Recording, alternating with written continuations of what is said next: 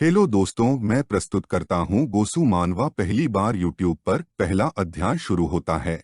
एक बूढ़ा martial arts का मास्टर अपने शिष्य को एक कहानी सुना रहा है। बहुत पहले एक खतरनाक जगह पर एक शक्तिशाली राजा हुआ करता था, जिसका नाम था डॉक्को। उसे हेवनली डिस्ट्रॉयर भी कहा जाता था। वो लगभग पूरी दुनिया को जीत चुका था। उसका मुकाबला कोई नहीं कर सकता था। पर एक दिन अचानक वो गायब हो गया। उसके लोग और उसकी सेना भी तितर बितर होकर बिखर गई। उसका शासन खत्म हो गया। पर ये गलत कहानी है। मुझे धोखा दिया गया था। हाँ, मैं ही वो राजा हूँ। मैं ही हूँ वो हेवनली डिस्ट्रॉयर। मुझे मेरे ही चार खास आदमियों ने मारने की कोशिश की थी। तुम मेरे शिष्य, जिसे मैं सब कुछ सिखा चुका हूँ। तुम्हें मेरा बदला लेना होगा। उन चारों को मौत के घाट उतारना होगा, समझे मेरे बच्चे। यह सुनकर उसका शिष्य बोला, मास्टर, आप यह कहानी मुझे पहले ही 1000 बार सुना चुके हो। आज ही आपने यह कहानी मुझे 10 बार सुना दी है। बूढ़ा मास्टर बोला, अच्छा ऐसी बात है। फिर भी तुम मुझे बताओ, जब तुम मेरा बदला ले लोगे उसके बाद तुम क्या करोगे? तो शिष्य बोला, मैं एक डम्पलिंग की दुकान खोलूंगा और दिन भर बड़े बड़े डम्पलिंग खाता रहूंगा। यह सुनकर उसके मास्टर को गुस्सा आ गया। यह देखकर शिष्य ने अपना जवाब बदल दिया और बोला, डम्पलिंग खाने का काम तो बुज़दिल करेंगे, मैं तो आपका बदला लेने के बाद हमारी कौम को शिखर पर ले जाऊंगा और पूरी दुनिया पर विजय प्राप्त करूंगा। आपका नाम रोशन करूंगा। यह सुनकर बूढ़ा मास्टर बहुत खुश हुआ और बोला, मुझे तुमसे यही उम्मीद है। मैंने तुम्हें मार्शल आर्ट के बारे में सब कुछ सिखा दिया है जो मुझे पता था। तुम्हें 12 दिव्य हेवनली विनाश की कलाओं में निपुण कर दिया है। अब मैं तुम्हें एक राज की बात बताता हूँ, तो ध्यान से सुनो। यह सुनकर शिष्य ने अंगड़ाई ली और बोला, सुनाइए। फिर बूढ़ा मास्टर फिर से अपनी वही कहानी दोहराने लगा। अपने मास्टर के साथ उस शिष्य की वो आखिरी रात थी। सुबह होने से पहले ही वह बूढ़ा मास्टर भगवान को प्यारा हो गया और उसका अंतिम संस्कार करके उसका शिष्य उसकी आखिरी इच्छा पूरी करने यानी उसका इंतकाम लेने निकल पड़ा। उस शिष्य का नाम था गंगरयोंग। पर जल्द ही गंगरयोंग को पता चलता है कि जिन चारों को वो ढूंढ रहा है वे तो कब के मर चुके हैं। यह बात उसे एक सराय में काम करने वाली लड़की से पता चलती है। वह लड़की, जिसका नाम येरिन था, उसे बताती है, उन चारों को हेवनली किंग्स के नाम से जाना जाता था, पर वह चारों राज्य के लिए आपस में ही लड़के मर गए।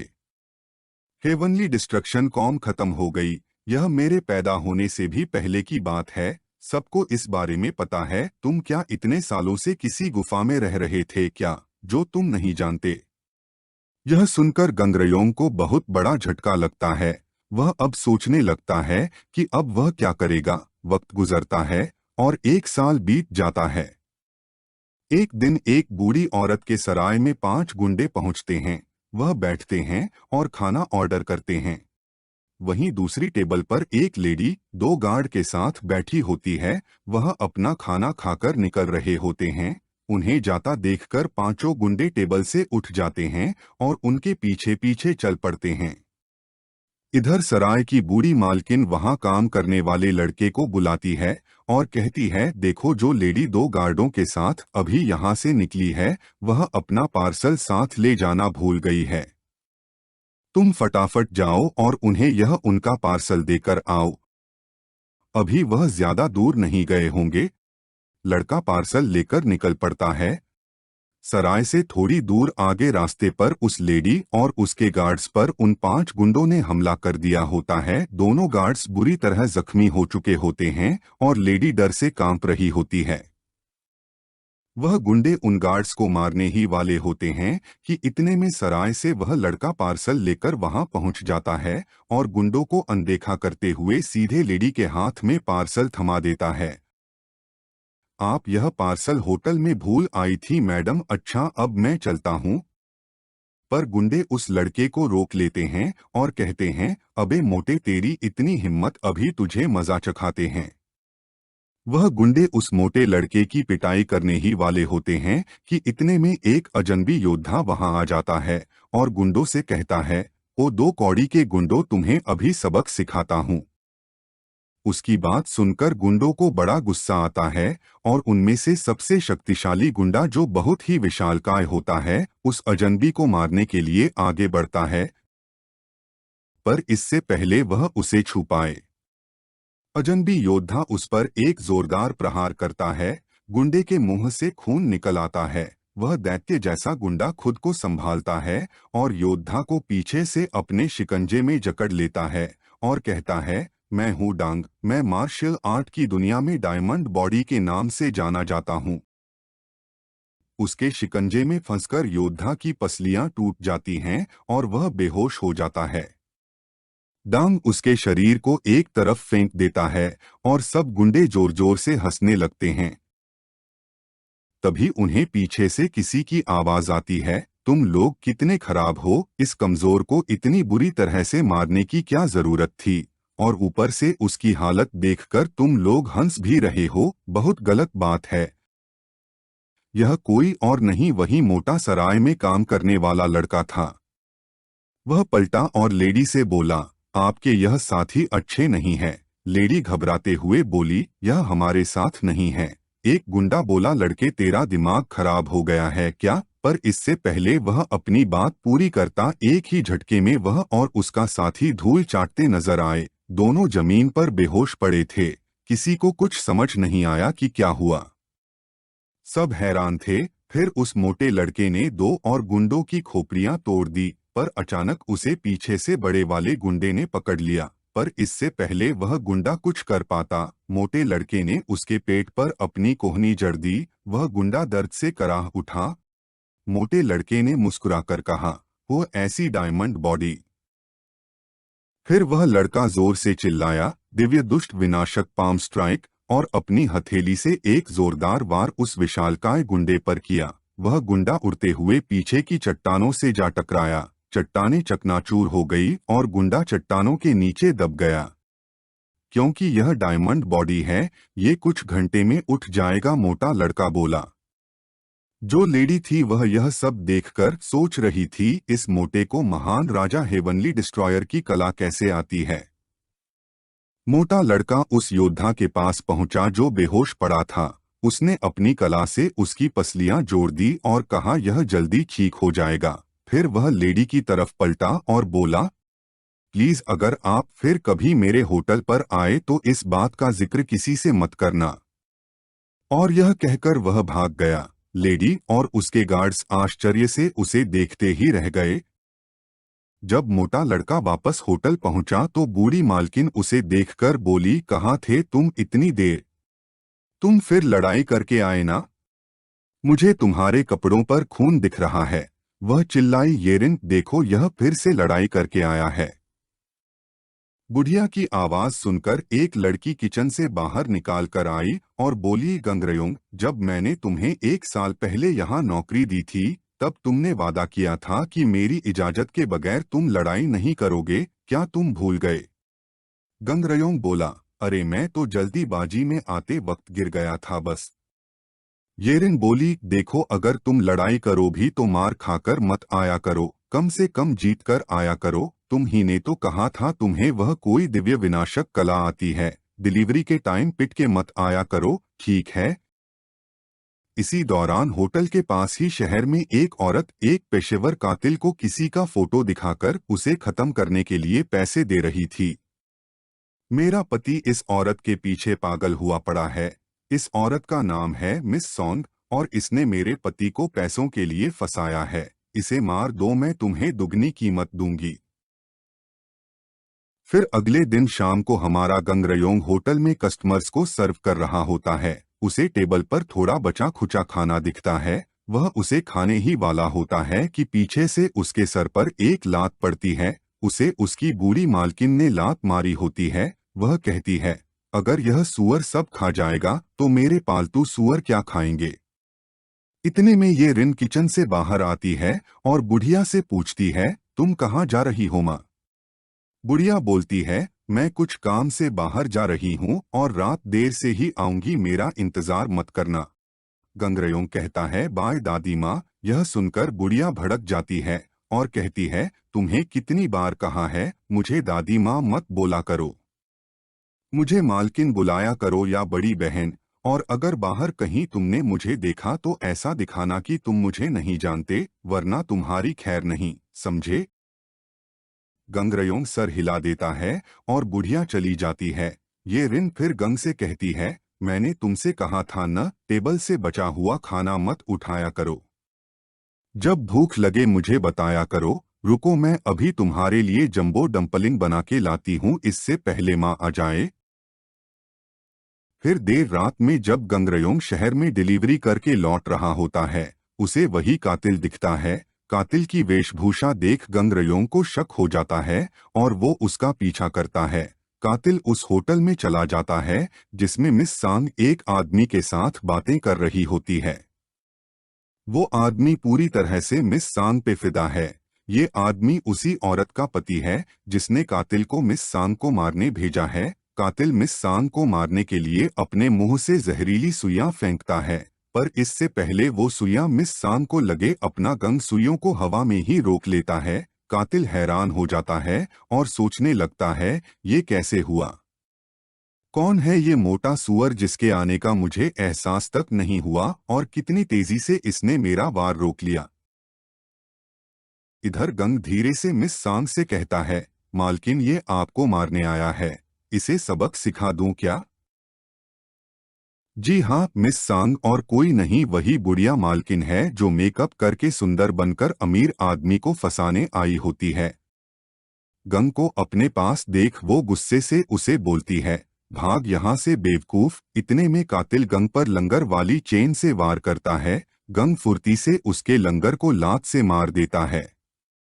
कातिल फिर सोच में पड़ जाता है कि मेरे 1000 सायों वाले इस लंगर ने कितने महारथियों को धूल चटाई है, पर ये मोटा इतनी आसानी से इससे बच गया। फिर गंगरयोंग उस कातिल को एक जोरदार हाथ मारता है और वो कातिल लमलेट हो जाता है, पर गंगरयोंग को एहसास होता है कि उसने कुछ ज्यादा ही जोर से मार दिया, क्योंकि उसके वार से पूरा होटल ही तहस नहस हो पानी में गिर जाता है। मिस सांग का मेकअप भी पानी से उतर जाता है और उसके नकली दांत भी गिर जाते हैं। उसका असली रूप देखकर वो आदमी जो उस पर मरता था चक्कर खाने लगता है। मिस सांग यानी बुढ़िया गुस्से में गंग को पकड़कर पीटने लग जाती है। शहर से थोड़ी दूर सीमा के पास एक रहस्यमयी फिक्सर्स की टोली रहा करती है। फिक्सर्स वो लोग होते हैं जो तरह तरह के जाल यानी ट्रैप्स बनाने में माहिर होते हैं। वो अपने शिकार को इस तरह से खत्म करते कि ऐसा लगता कि एक एक्सीडेंट था। इस फिक्सर्स की टोली का नाम था बीविचिंग फ्लावर्स, और मिस्ट्रेस ह्यू उनकी लीडर थी, जिसे आर्किटेक्ट ऑफ डेथ भी कहा जाता था। मिस्ट्रेस ह्यू खतरनाक ट्रैप्स बनाने में माहिर थी। उसके जाल से आज तक कोई भी बच नहीं पाया था। आज मिस ह्यू अपनी साथियों के साथ एक पुल पर जाल बिछाने में लगी थी। जब उसका ट्रैप पूरी तरह ब्रिज पर सेट हो गया तो वो बोली, अब एक गिलहरी के पैर रखने पर भी ये पुल ढह जाएगा।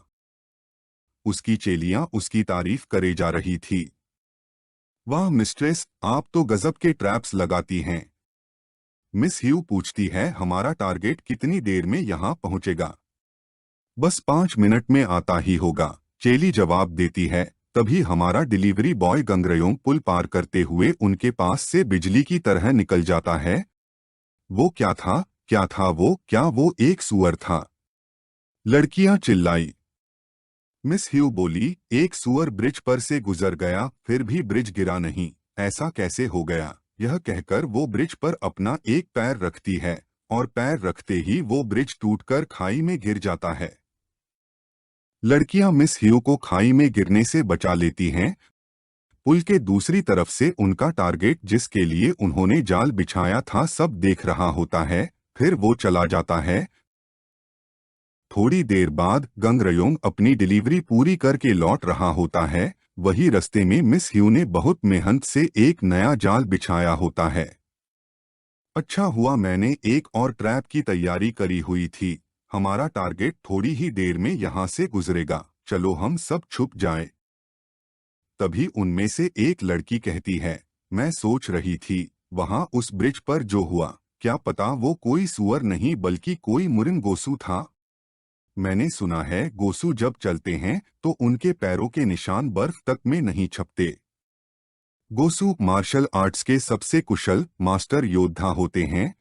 ये सुनकर मिस ह्यू बोलती है, सब बकवास है, ये सब फालतू के किस्से कहानियां है, असलियत में ऐसा कुछ नहीं होता। पर तभी फिर से गंगरयोंग वहां से गुजरता है और ह्यू के बिछाए जाल के ऊपर से भागते हुए निकल जाता है और उसे कुछ नहीं होता। ह्यू चिल्लाती है, हे सुनो, तुम इधर आओ। ये सुनकर गंगरयोंग वापस आता है और फिर से उसके जाल के ऊपर से होके आता है और उसे कुछ नहीं होता। ह्यू सोचती है, ऐसा कैसे हो रहा है? और वो एक पत्थर उस रास्ते पर फेंकती है। पत्थर गिरते ही पूरी जमीन पल भर में धंस जाती है और एक बड़ा गड्ढा हो जाता है। मिस ह्यू गंगरयोंग का कॉलर पकड़ लेती है और उससे चिल्ला के पूछती है, आखिर तुम हो कौन? इतने में तभी उनका टारगेट वहां पहुंच जाता है। उनका टारगेट एक खतरनाक असैसिन होता है।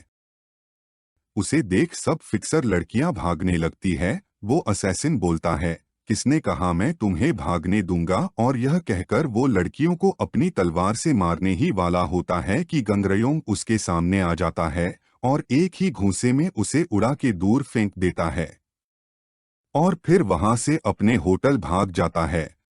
फिक्सर लड़कियां झाड़ी में छुपकर सब देख रही होती हैं। एक कहती है, मैंने कहा था न, ये मोटा एक अमेजिंग गोसु है। मिस ह्यू गंगरयोंग के बारे में सोच के हैरान परेशान हो रही होती है। फिर वो और उसके साथी गंग का पीछा करते करते होटल तक पहुंच जाते हैं और छुप के गंग को देखने लगते हैं। गंगरयोंग ये रिन के साथ बैठ के मजे से खा रहा होता है। एक फिक्सर बोलती है, इसकी तो पहले से ही गर्लफ्रेंड है, बेचारी हमारी मिस्ट्रेस ह्यू का अब क्या होगा? मिस ह्यू जब गंग को ये रिन के साथ देखती है तो जल भुन जाती है और गुस्से से आग बबूला हो जाती है।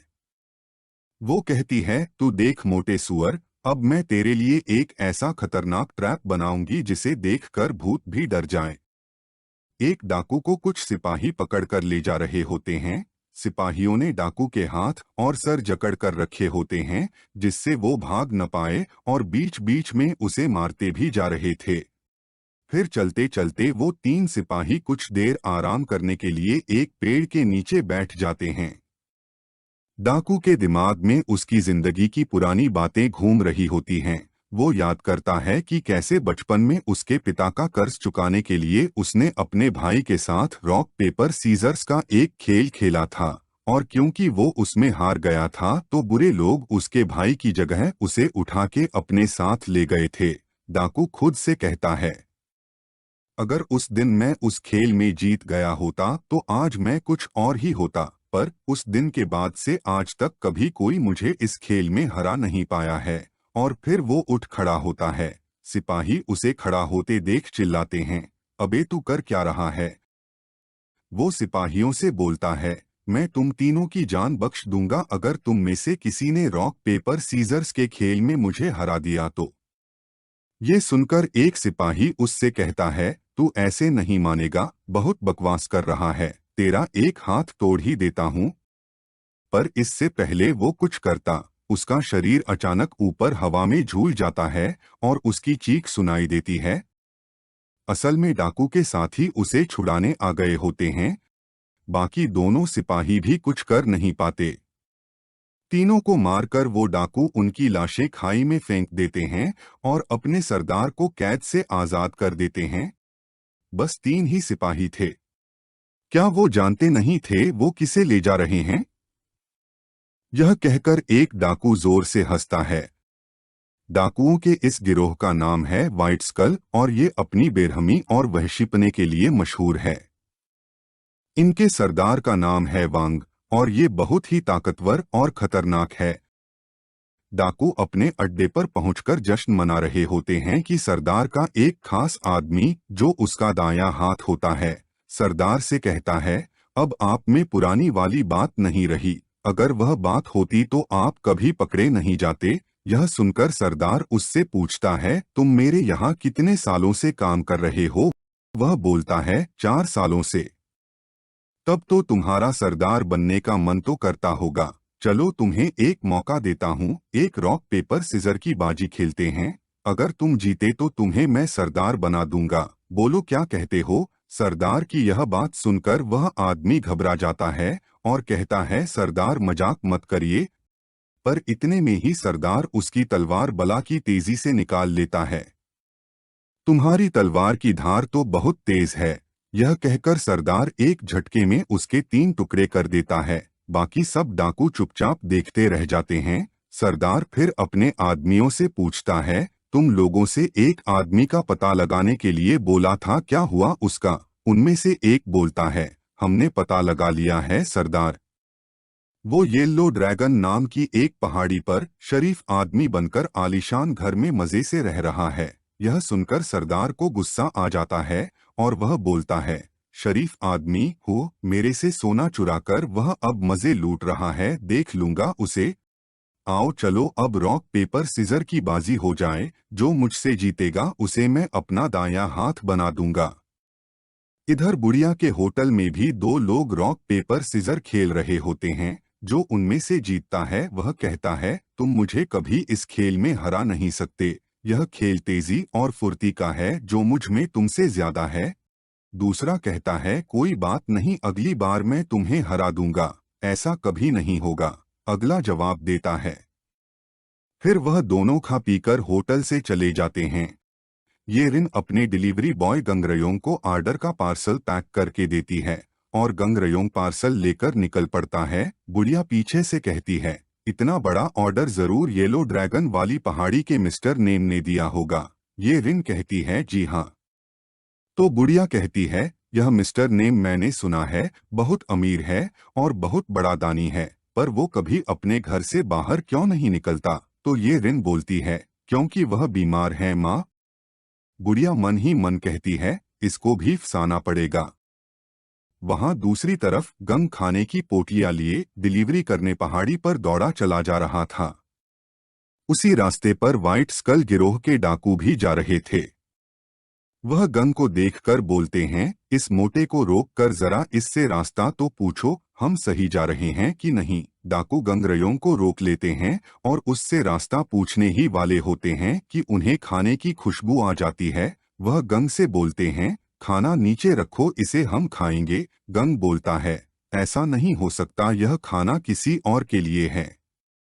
यह सुनकर डाकू बोलते हैं, तेरी अकल ठिकाने पर है मोटे, तू जानता है हम कौन है। तभी उनका सरदार बोलता है, रुको, इस लड़के में दम है, मुझे इससे बात करने दो। सुनो लड़के, आओ एक रॉक पेपर सीजर्स का गेम हो जाए। अगर तुम जीत गए तो तुम खाना लेकर जा सकते हो, पर अगर हार गए तो सारा खाना हमें देना पड़ेगा और साथ साथ अपना एक हाथ भी। गंग कहता है, बहुत सही, मुझे मंजूर है, तो शुरू करते हैं। रॉक पेपर सीजर्स और लो, अपना गंग जीत जाता है। सरदार खड़ा का खड़ा भौचक्का देखता ही रह जाता है। वह पहली बार इस खेल में किसी से हारा होता है। सारे डाकू भी सदमे में आ जाते हैं। अपना गंग तो बाय बोलकर निकल लेता है। सरदार जब शौक से बाहर निकलता है, वह चिल्लाता है, पकड़ो उस लड़के को, पर गंग तो बहुत दूर जा चुका होता है। गंग मिस्टर नेम को खाना डिलीवर करने पहुंच जाता है। खाना देखकर मिस्टर नेम बहुत खुश होता है और गंग को खाने के पैसे देता है। गंग बोलता है, यह तो बहुत ज्यादा हैं। तो मिस्टर नेम बोलता है, कोई बात नहीं, तुम रखो और रुको, यह थोड़े पैसे और लो, यह मेरी तरफ से गरीबों के लिए है। इन पैसों को तुम जाकर येलो ड्रैगन मंदिर में दे आओ। अचानक गंग को कुछ याद आता है और वह कहता है, अरे हाँ सुनिए। यह कहते हुए वह अपनी जेब में हाथ डालता है। उसी पल अचानक कहीं से बहुत सारे वॉरियर निंजा आ जाते हैं और उसके गले पर तलवार रख देते हैं। अगर तुम अपनी सलामती चाहते हो तो अपनी जेब से अपना हाथ धीरे से निकालो। यह देखकर मिस्टर नेम बोलता है, रुको तुम सब, इसे मैं जानता हूँ, यह अपना आदमी है। यह सुनकर एक पल में सारे निंजा जितनी तेजी से आए थे उतनी ही तेजी से गायब हो जाते हैं। मिस्टर नेम गंग से बोलता है, माफ करना, यह मेरी सुरक्षा के लिए है। गंग बोलता है, मुझे पता है मिस्टर नेम, और अपनी जेब से निकालकर एक जड़ी बूटी नेम को देता है। यह जड़ी बूटी बहुत ही दुर्लभ है। यह गांव वालों ने आपके लिए भेजी है क्योंकि आप उनकी इतनी मदद करते हैं। इससे आप जल्दी ठीक हो जाएंगे। मिस्टर नेम जड़ी बूटी ले लेता है। गंग कहता है, आप जब ठीक हो जाओ तब गांव में जरूर आना। गांव वाले आपसे मिलकर बहुत खुश होंगे। फिर गंग वहां से चला जाता है। उसके जाने के बाद मिस्टर नेम जड़ी बूटी खाते खाते बोलता है, यह गांव वाले भी बहुत ही बेवकूफ हैं। इन्हें नहीं पता कि जो पैसे मैं इन्हें देता हूँ सब चोरी का माल है। यह कहकर वह जोर जोर से हंसता है। व्हाइट स्कल गिरोह का सरदार वांग अभी तक सोच में डूबा था कि कैसे वह लड़का मुझसे जीत गया। उसका साथी आके उसे कहता है, हमने सबका सफाया कर दिया है। उसके आदमियों ने नेम के सारे वॉरियर निंजा को खत्म कर दिया होता है। नेम वांग के सामने अधमरा पड़ा होता है।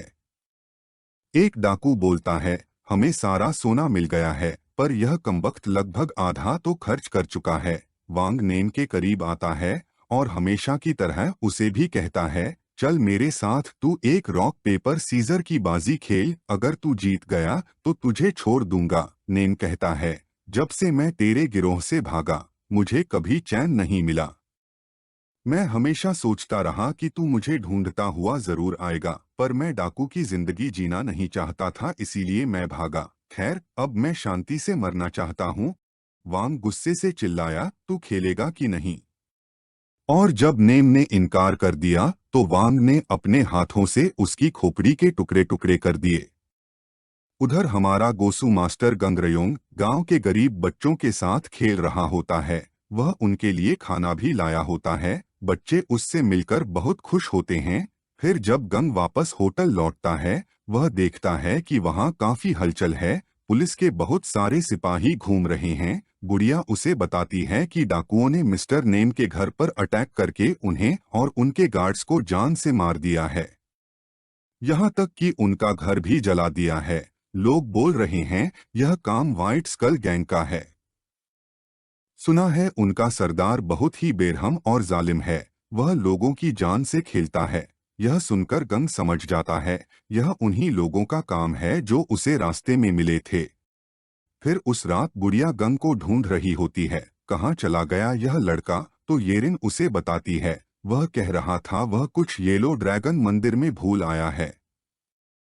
वह वही गया है, पर गंग येलो ड्रैगन मंदिर में नहीं बल्कि पहाड़ी पर होता है और मिस्टर नेम के जले हुए घर को दूर से देख रहा होता है। वहां पर सिपाही जली हुई लाशों को मलबे में से निकाल रहे होते हैं। गंग डाकुओं के पैरों के निशानों को ट्रैक करता है और हवा से बातें करता हुआ उनके अड्डे तक पहुंच जाता है। बाहर खड़े दो डाकुओं को ठिकाने लगाकर वह अंदर प्रवेश करता है। उसको देखकर डाकू कहते हैं, यह मोटा यहाँ कैसे पहुंच गया? यह तो वही डम्पलिन वाला डिलीवरी बॉय है। इसे अंदर आने किसने दिया? सब खामोश हो जाओ, सरदार उनसे कहता है। फिर वह गंग को बोलता है, तुम इतनी देर रात यहाँ क्या कर रहे हो? तुम रास्ता तो नहीं भूल गए डिलीवरी बॉय?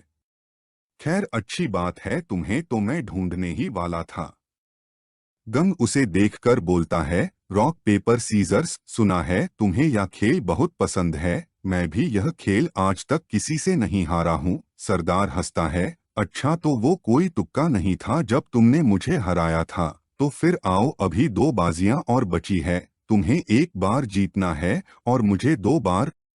गंग कहता है, जरूर, पर शर्त यह है, अगर तुम हार गए तो तुम्हें खुद को और अपने गैंग को पुलिस के आगे सरेंडर करना पड़ेगा, और अगर मैं हार गया तो मैं तुम्हें मुझे मारने का मौका दूंगा।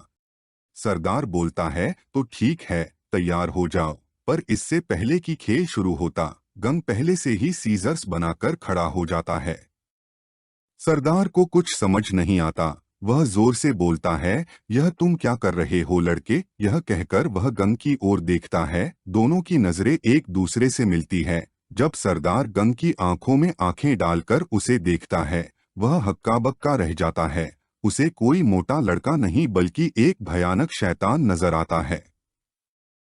सरदार की सिट्टी पिट्टी गुम हो जाती है और ना चाहते हुए भी उसका हाथ खुद ब खुद पेपर बन जाता है और वह हार जाता है। गंग कहता है, अब मैं चलता हूँ, तुम अपना वादा याद रखना और खुद को और अपने गैंग को पुलिस के हवाले कर देना। सरदार तो कुछ बोलने की हालत में होता ही नहीं है। गंग की आंखों में न जाने उसने क्या देख लिया होता है कि उसकी रूह कांप गई होती है। पर उसके साथ ही यह बोलकर कि सरदार अभी इस लड़के की खबर लेते हैं, गंग के पीछे बाहर जाते हैं, पर वह वापस नहीं लौटते। गंग सबकी अच्छे से धुलाई करता है, वो सब के सब 2 पलों में ही धूल चाटते नजर आते हैं। सरदार चुपचाप बस गंग को जाते हुए देखता रह जाता है। अगले दिन बुढ़िया के होटल में सब यही बात कर रहे होते हैं कि क्यों और कैसे व्हाइट स्कल गैंग ने खुद को पुलिस के हवाले कर दिया। एक आदमी बोलता है, मैंने तो सुना है कि कल रात किसी ने उन डाकुओं का मार मार के भुर्ता बना दिया था। उनके सरदार की हालत तो बहुत ही खराब थी, वह तो पागलों की तरह न जाने क्या क्या बड़बड़ करे जा रहा था। दूसरा आदमी बोलता है, कुछ भी हो सब कर्मों का फल है भाई, बुरे का अंत बुरा ही होता है। होटल की लड़की ये रिन और बुढ़िया भी आपस में बात कर रहे होते हैं, यह किसका काम हो सकता है। इतने में गंग वहां आ जाता है और बुढ़िया उससे पूछती है, लड़के कल रात तुम कहाँ थे? अच्छा छोड़ो, ये बताओ क्या तुमने कभी रॉक पेपर सीजर्स का खेल खेला है? और गंग हंसते हुए जवाब देता है, हाँ मालकिन, कल ही मैं 2 बार जीता। एक जमाने में एक ओझा हुआ करती थी जिसे सेलेस्टियल मेड भी कहा जाता था। उसकी मायावी शक्तियाँ इतनी मशहूर थी कि दूर दूर से लोग, यहाँ तक कि राजा महाराजा भी उससे मदद लेने आते थे। पर वह बहुत जल्दी जवानी में ही मर गई। उसकी एक बेटी थी। मरने से पहले उसने अपने साथियों से कहा कि मेरी बेटी को मेरे जैसा मत बनाना, इसे एक नॉर्मल जिंदगी जीने देना। पर उसके साथियों ने उसकी बात नहीं मानी। वह दौलत के लालची और ताकत के भूखे थे। उन्होंने तुरंत बात फैला दी कि सेलेस्टियल मेड की बेटी में भी अपनी मां के जैसी शक्तियां हैं और उनके फॉलोअर्स बढ़ते गए। वो इतने ज्यादा हो गए कि वहां के राजा को उनसे परेशानी होने लगी और राजा ने उन्हें सब कुछ बंद करने का हुक्म दिया। पर वह नहीं माने और राजा ने उन पर आक्रमण कर दिया। वो सबके सब मारे गए। बच गई तो सिर्फ वो बच्ची जिसने अभी चलना ही सीखा था। वक्त बीतता गया और वो लड़की बड़ी हो गई। वो लड़की और कोई नहीं, होटल में खाना बनाने वाली अपनी येरिन है। पर यह बात कोई नहीं जानता, यहाँ तक कि गंग रियोग भी नहीं। सिर्फ बूढ़ी मालकिन ही यह बात जानती है। उसी ने येरिन को बचपन से पाला है। होटल में कुछ लोग आज बात कर रहे होते हैं एक बूढ़े मुरीम मास्टर की, जो मरने के बाद भूत बन गया है और उसका घर अब एक भूत बंगला बन गया है। बूढ़े मास्टर का भूत किसी को वहां आने नहीं देता है। वहां जाने की हिम्मत किसी की नहीं होती और जो जाता है वो लौटकर नहीं आता। कहते हैं कि भूतिया घर में मास्टर का खजाना और गुप्त कलाओं की कई किताबें कहीं दबी हुई हैं, जिन्हें भूत किसी को ले जाने नहीं देता। वह भूत बहुत शक्तिशाली और खतरनाक है। सब लोग परेशान हैं क्योंकि उन्हें अब दूसरे रास्ते से शहर जाना पड़ता है, पर कोई कुछ नहीं करता, सब डरते हैं। ये रिन उनकी बातें ध्यान से सुन रही होती है। जब वो लोग चले जाते हैं तो वह गंग से कहती है, क्या तुम्हें पता है यह भूत बंगला कहाँ है?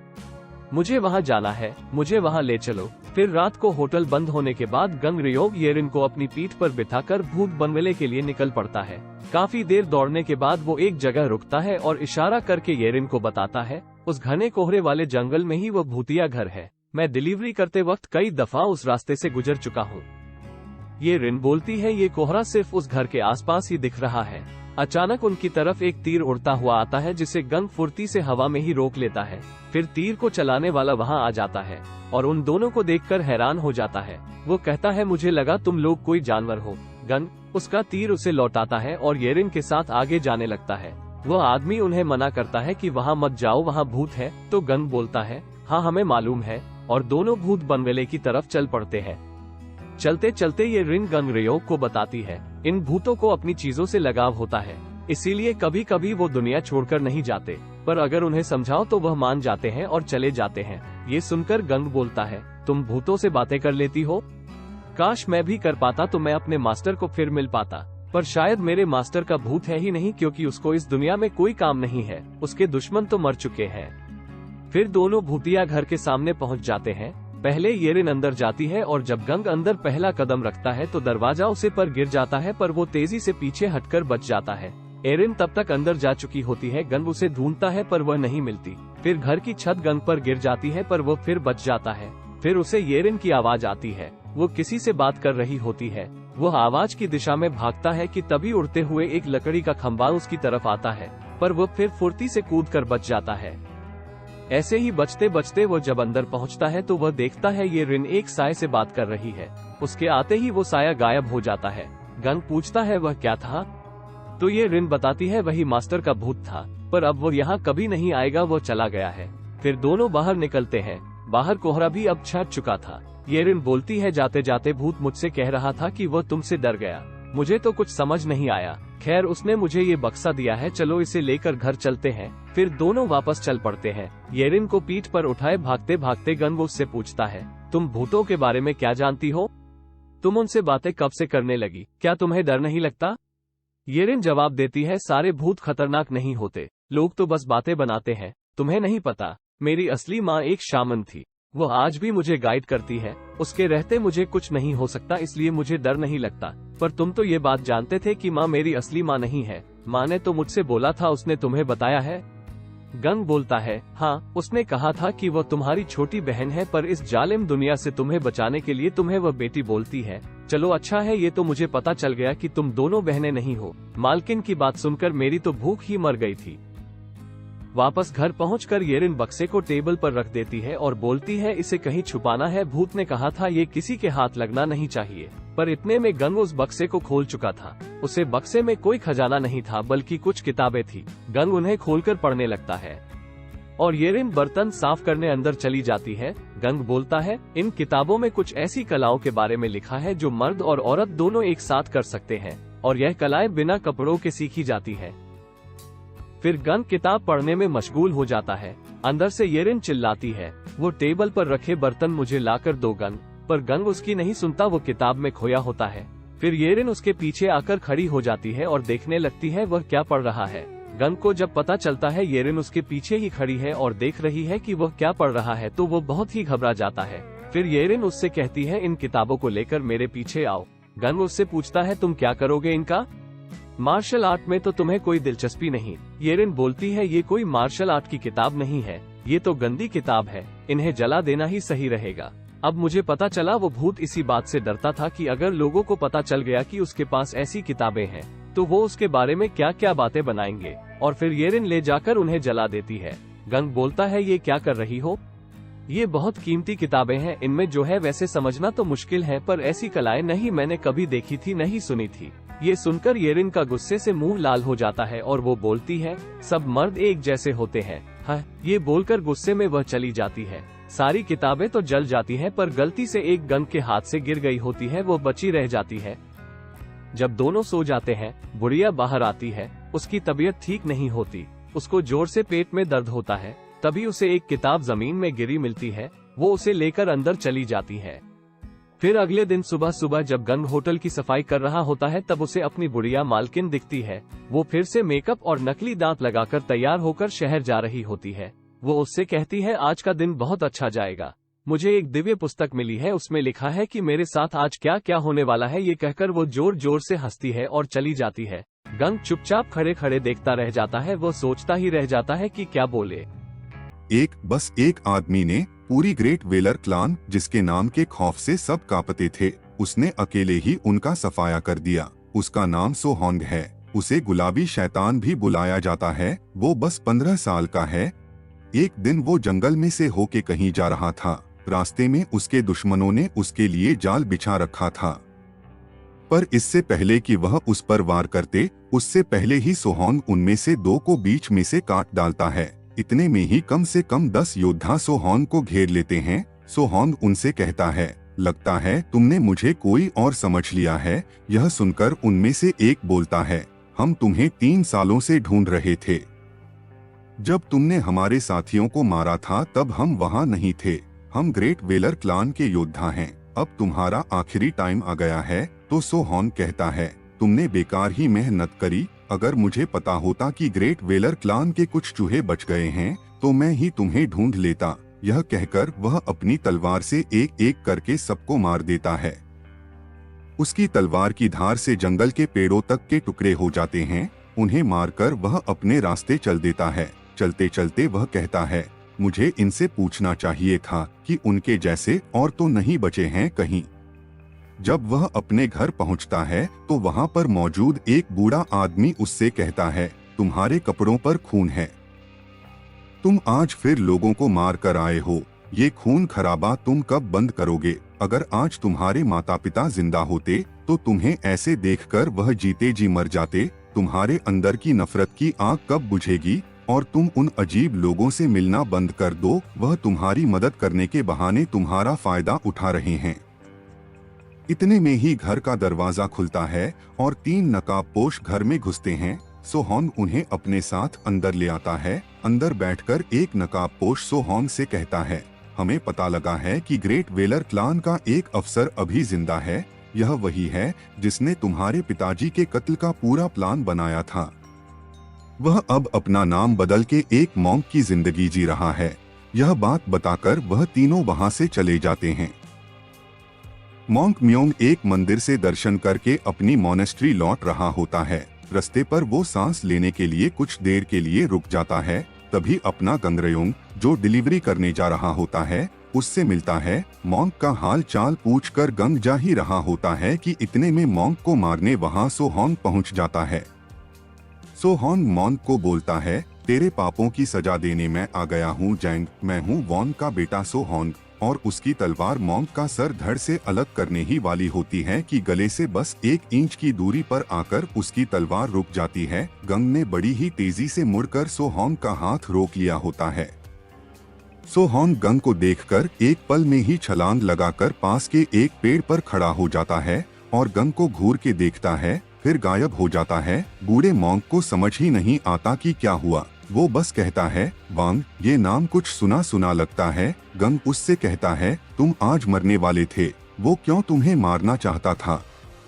मॉन्क बोलता है, मुझे मारना पता नहीं। फिर गंग मॉन्क से कहता है, आप खुद का ध्यान रखिए, वो जो आपको मारने आया था वो बहुत खतरनाक है। ये कहते हुए गंग अपने हाथ को देखता है जिसमें एक कट से खून टपक रहा होता है। मॉन्क गंग से कहता है, मेरी फिक्र मत करो, तुम जाओ डिलीवरी करने, डम्पलिंग्स ठंडे हो जाएंगे।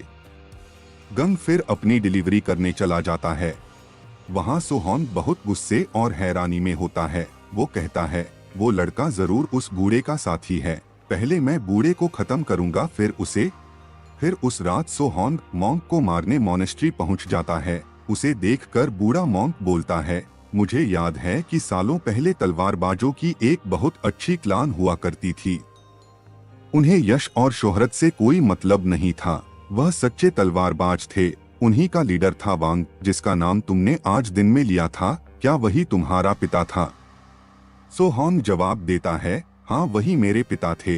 मॉन्क कहता है, मैंने सुना था कि जब उसकी पत्नी एक बीमारी से मर गई, वह भी शराब पीते पीते उसके गम में उसी साल मर गया।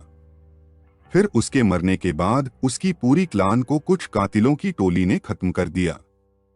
सोहॉन के घर में जो बूढ़ा आदमी रहता था, उसी ने उसे पाल पोस के बड़ा किया था। उसने सोहॉन को बताया था कि तुम्हारे माता पिता को साजिश से जहर दे दिया गया था और मरते दम तक तुम्हारे पिताजी ग्रेट वेलर क्लान का सामना करते रहे। उनके जैसा तलवारबाज कोई नहीं था। वो उनसे तब तक लड़ते रहे जब तक मैं तुम्हें लेकर वहां से भाग नहीं गया।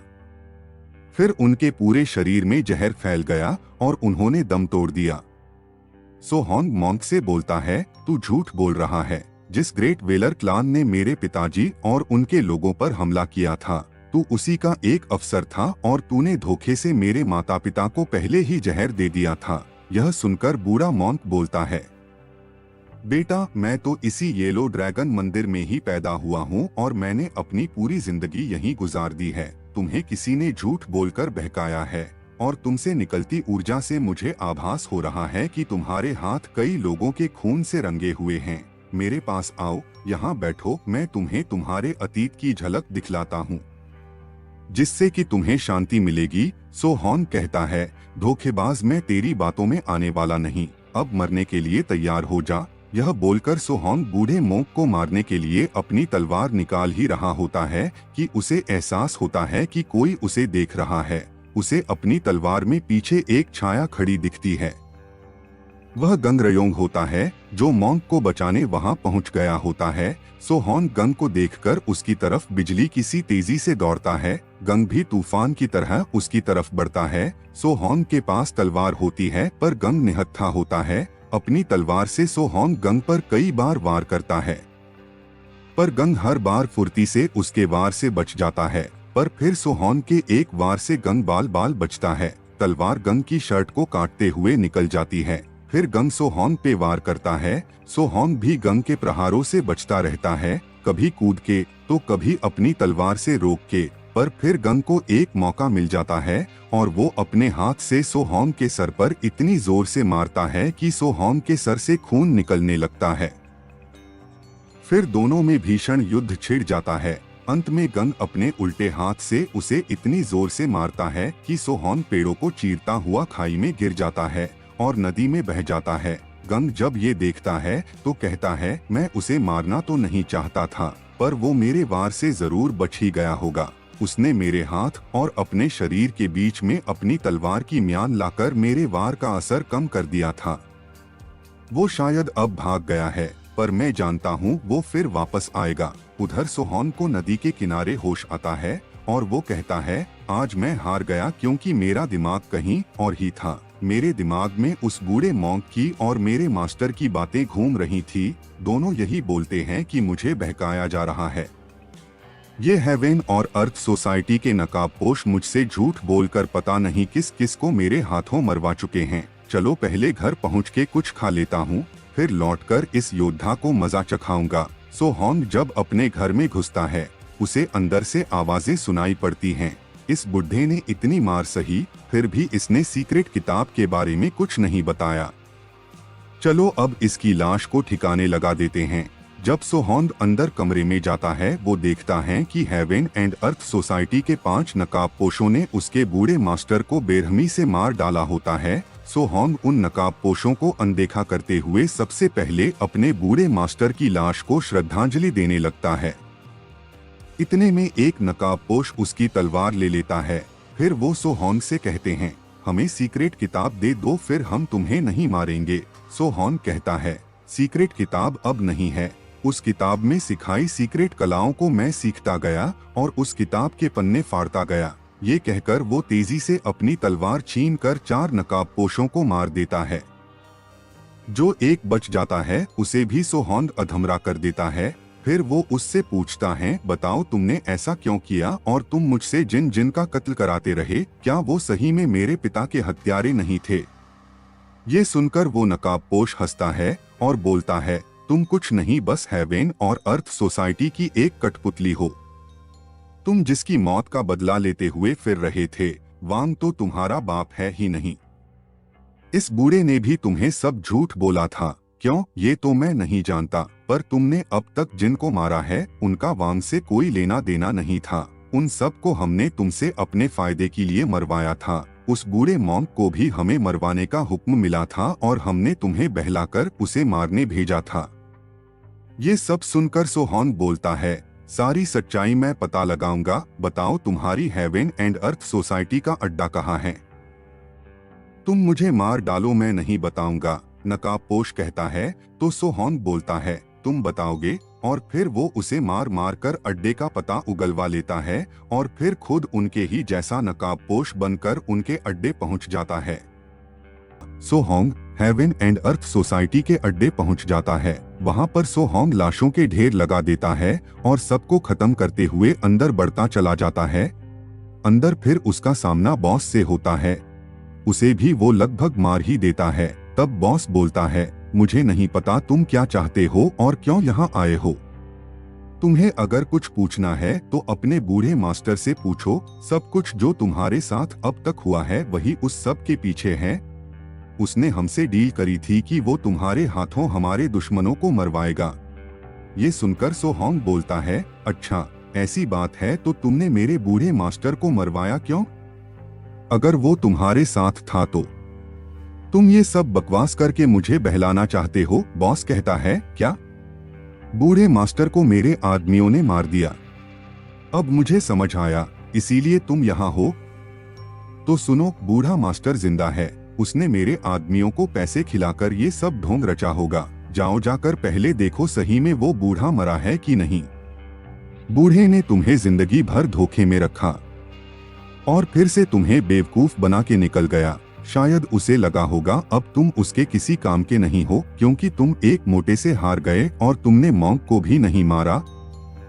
तुम शायद जानना चाहते हो कि तुम कौन हो, पर उससे पहले तुम्हें जानना चाहिए कि वो बूढ़ा कौन है, समझे बच्चे। इससे पहले बॉस कुछ और बोल पाता, सोहोंग उसे अपनी तलवार से बीच में से काट डालता है, ये कहते हुए कि उसे ये सब बकवास नहीं सुननी। हेवन एंड अर्थ सोसाइटी का नामो निशान मिटा करके सोहोंग वहां से चला जाता है। जब वो अपने घर वापस पहुंचता है तो उसका सर घूम जाता है। वो देखता है वहां बूढ़े की लाश नहीं है, बल्कि ऐसे लगता है जैसे कि वहां कुछ हुआ ही न हो। सारी लाशें वहां से गायब हो चुकी होती है, यहाँ तक कि फर्श पर खून के छींटे तक नहीं होते। सोहोंग को कुछ समझ नहीं आता, फिर चक्कर खाकर वो गिर जाता है। फिर अगले दिन सोहोंग हताश सा घर के एक कोने में बैठा हुआ होता है। उसके दिमाग में लोगों की बातें घूम रही होती हैं। वो सोच में डूबा होता है, क्या वो वांग का बेटा नहीं है? क्या उसका बूढ़ा मास्टर अब तक उसे धोखा देता रहा? उसे कुछ समझ नहीं आ रहा होता कि सच्चाई क्या है। तभी दो अनजान लोग उसके घर उससे मिलने आते हैं। उनमें से एक सोहोंग से कहता है, हम व्हाइट हॉर्स स्क्वाड के आदमी हैं, तुमने हमारे बारे में सुना ही होगा। तुमने बहुत ही बहादुरी से हेवन एंड अर्थ सोसाइटी का अकेले ही सफाया कर दिया। हम तुम्हें अपने स्क्वाड में शामिल करने आए हैं। हमारे पास तुम्हारे सारे सवालों के जवाब हैं, बोलो क्या कहते हो? सोहोंग कहता है, चले जाओ यहाँ से। ये सुनकर वो अनजान शख्स कहता है, लगता है अभी सही वक्त नहीं है, हम बाद में आते हैं। हम तुम्हारे लिए खाना लाए हैं, खा लेना। यह कहकर वो खाना रखकर अपने साथी के साथ चला जाता है। सोहोंग अपनी जगह से हिलता तक नहीं है। वो इसी कशमकश में है कि वो है कौन, वो किसका बेटा है और उसका बूढ़ा मास्टर आखिर है कौन। उसका खाना चूहे कुतर रहे होते हैं। जब वो व्हाइट हॉर्स स्क्वाड के लोग वापस आते हैं, सोहोंग उनसे पूछता है, जो लाशें यहाँ थी उन्हें तुम लोगों ने हटाया है क्या? नहीं, पर मैं जानता हूँ ये किसने किया है। वो आदमी जवाब देता है, वो कहता है, और मैं तुम्हें अभी इतना बता सकता हूँ कि वो तुम्हारा बूढ़ा मास्टर अभी जिंदा है। जो लाश तुमने देखी थी वो उसकी नहीं थी। ये सब बूढ़े की चाल थी। उसको हेवन एंड अर्थ क्लान से पीछा छुड़ाना था, इसीलिए उसने ये सब ढोंग करके तुम्हारे हाथों उन्हें मरवा दिया। और उसे भनक लग गई थी कि व्हाइट हॉर्स स्क्वाड उसके पीछे है, इसीलिए वो यहाँ से भाग गया। इससे ज्यादा तुम्हें अगर जानना है तो तुम्हें हमारे स्क्वाड में शामिल होना पड़ेगा। और जब तुम हमारे अड्डे आओ तो येलो ड्रैगन पहाड़ी से होके मत आना। वहाँ एक बीस्ट है जो तुम्हें ढूंढ रहा है। वो अलग ही लेवल का है, तुम उसे नहीं मार पाओगे और हम नहीं चाहते तुम उसके हाथों मारे जाओ। तो ध्यान रखना, अब हम चलते हैं और दोबारा नहीं आएंगे। ये कहकर वो चले जाते हैं। उनकी बात सुनकर सोहोंग खुद से कहता है, उस बीस्ट और मेरा हिसाब अभी बाकी है। और फिर वो उठ खड़ा होता है।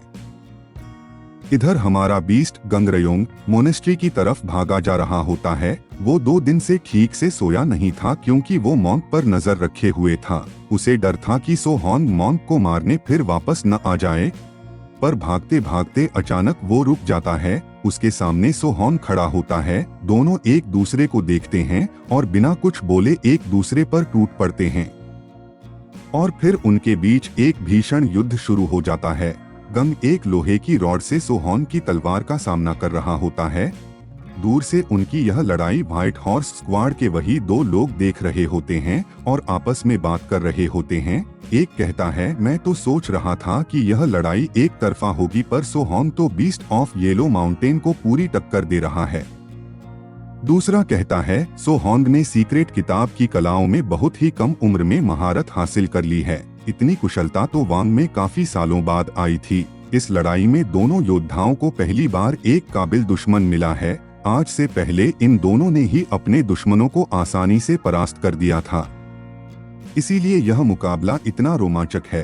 पर अब ये लड़ाई खत्म होने वाली है। सोहोंग काफी थक चुका है और उसने 2 दिनों से कुछ खाया भी नहीं है। यह ताज्जुब की बात है कि कैसे वो अभी भी लड़ रहा है। फिर गंग को एक मौका मिल जाता है। वह अपनी रॉड से सोहोंग पर एक इतना जोरदार प्रहार करता है कि सोहोंग के पैरों तले एक बहुत बड़ा गड्ढा हो जाता है। सोहोंग उस रॉड को अपनी तलवार से रोक तो लेता है, पर गड्ढे में गिरकर बेहोश हो जाता है। फिर गंग भी नीचे गड्ढे में उतरता है और सोहॉन के करीब जाकर उससे पूछता है, क्या तुम सो रहे हो असैसिन? इतने में सोहॉन फिर उठ खड़ा हो जाता है और बड़ी ही फुर्ती से गंग पर एक के बाद एक वार करता ही चला जाता है। जब सोहॉन की तलवार गंग की रॉड के 2 टुकड़े कर देती है, तब गंग तूफान की तेजी से सोहॉन के पीछे जाकर उसकी गले की नस अपने अंगूठे से दबा देता है और उसे बेहोश कर देता है। सोहॉन जमीन पर बेहोश पड़ा होता है। उसे देखकर गंग को अपने मास्टर की बात याद आ रही होती है। उसका मास्टर उससे कहता था, जब तुम्हारी ट्रेनिंग खत्म हो जाएगी तो दुनिया में मेरे 4 दुश्मनों के अलावा कोई भी वॉरियर तुम्हें मारना तो दूर तुम्हें छू भी नहीं पाएगा। आज सोहॉन से लड़कर गंग कहता है कि दुनिया में इतने काबिल योद्धा भी हैं, मुझे पता नहीं था। अगर ऐसे और योद्धा मुझे मिल जाए तो मैं अपने मास्टर की पाकोन क्लान को फिर से बना दूं। उधर वो दोनों व्हाइट हॉर्स स्क्वाड वाले आपस में कहते हैं, ये तो होना ही था। फिर भी सोहॉन इतनी देर तक टिक गया, ये बड़ी बात है। हम कुछ नहीं करेंगे। अगर सोहॉन सही में हमारे स्क्वाड के काबिल है तो कैसे भी वो हमारे पास पहुंच जाएगा। ये बोलकर दोनों चले जाते हैं। फिर गंग सोहॉन को मॉन्क के पास ले आता है। मॉन्क सोहॉन की मरहम पट्टी कर देता है और कहता है, ये जल्दी ही ठीक हो जाएगा। इसका शरीर बहुत कमजोर हो गया है, शायद इसने कुछ दिनों से खाना नहीं खाया है। गंग बोलता है, इसे आपके पास छोड़ना ठीक नहीं होगा। क्या पता ये फिर आपको मारने की कोशिश करे। तो मॉन्क कहता है, तुम चिंता मत करो, इसे जब होश आएगा ये उठकर बैठ तक नहीं पाएगा। इसकी मांसपेशियां कमजोरी से सिकुड़ गई है, तुम इसे यहाँ छोड़ जाओ। फिर गंग होटल लौट आता है। दूर कहीं व्हाइट हॉर्स स्क्वाड के अड्डे पर उनकी लीडर मिस जिन कैप्टन हक से बात कर रही होती है। कैप्टन हक वही आदमी है जो सोहॉन से मिला था।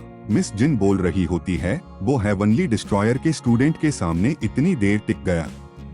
मैंने कहा था न, सोहॉन एक अच्छा योद्धा है। फिर कैप्टन हक उससे पूछता है, उसके बूढ़े मास्टर का कुछ पता चला क्या?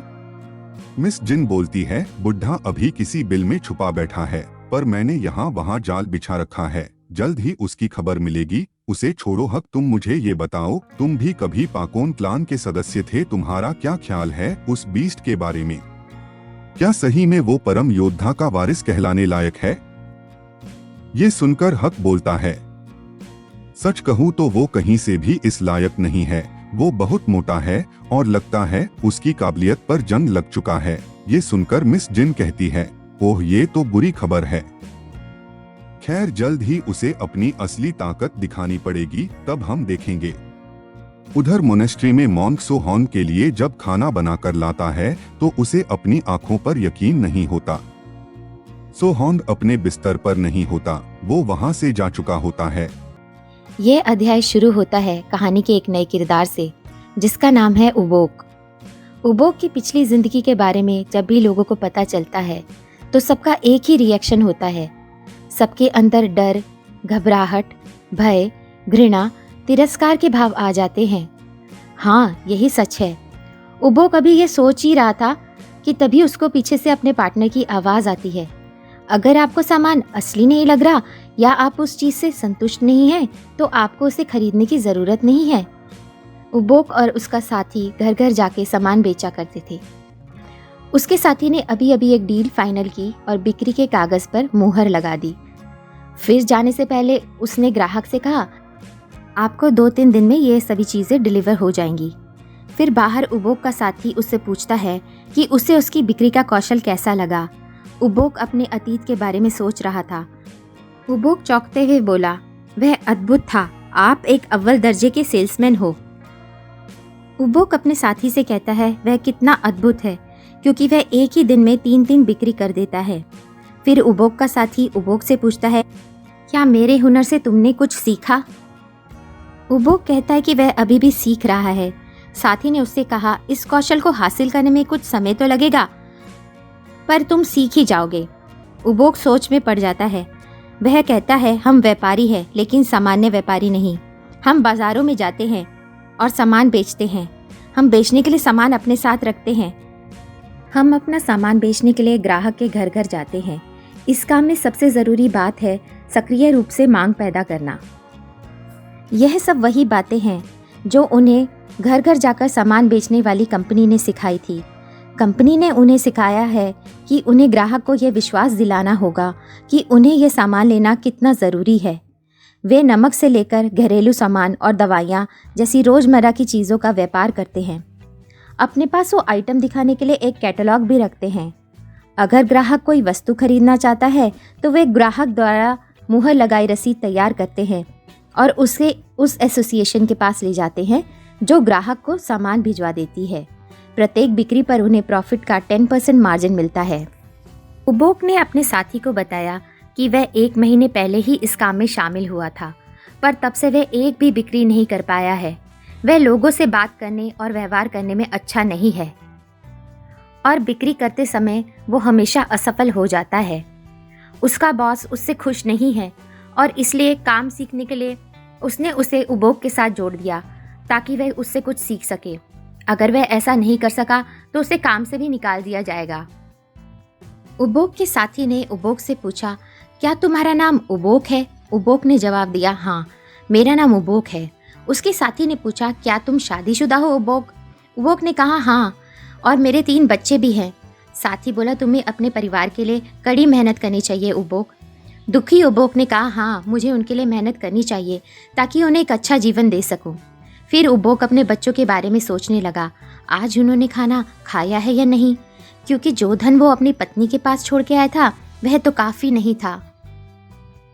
उबोक की पत्नी कभी कभी बुढ़िया के होटल में काम मांगने जाया करती थी। वो अभी वहीं थी। उसके बच्चे अपनी माँ के पास पहुँचने के लिए भागे जा रहे थे। तभी उन्होंने वहाँ एक मोटे लड़के को देखा जिसे देख के वे डर गए। उसके चलने से ज़मीन भी थपथपा रही थी। जब मोटा लड़का चला गया तो वे अपनी माँ के पास पहुँचे। उनकी माँ ने जब उन्हें देखा तो होटल के बाहर जाने के लिए कहा। बच्चों ने अपनी माँ को नहीं पहचाना। वे बोले, तुम कौन हो? क्योंकि वह मेकअप लगाए हुए थी। तभी पास खड़ी महिला हंस पड़ी। वो होटल की वही बुढ़िया मालकिन थी जो खुद भी नकली दांत और मेकअप पहने हुई थी। उस बूढ़ी औरत ने कहा, वह तुम्हारी माँ है बच्चों। बच्चे चिल्लाते हैं, हमारी माँ इतनी सुंदर नहीं है। होटल में बैठे लोग उनका मेकअप देखकर हंसने लगे और गपशप करने लगे। होटल के अंदर बैठे बूढ़े मंक ने लोगों को कहा, दोस्तों, आप नहीं जानते, वहाँ खड़ी बड़ी बहन प्रसिद्ध मेकअप आर्टिस्ट है। बड़ी बहन मतलब बूढ़ी औरत, और वह नहीं चाहती थी कि उसका राज खुल जाए। वो मंक के सर पर एक शराब का बर्तन मार देती है।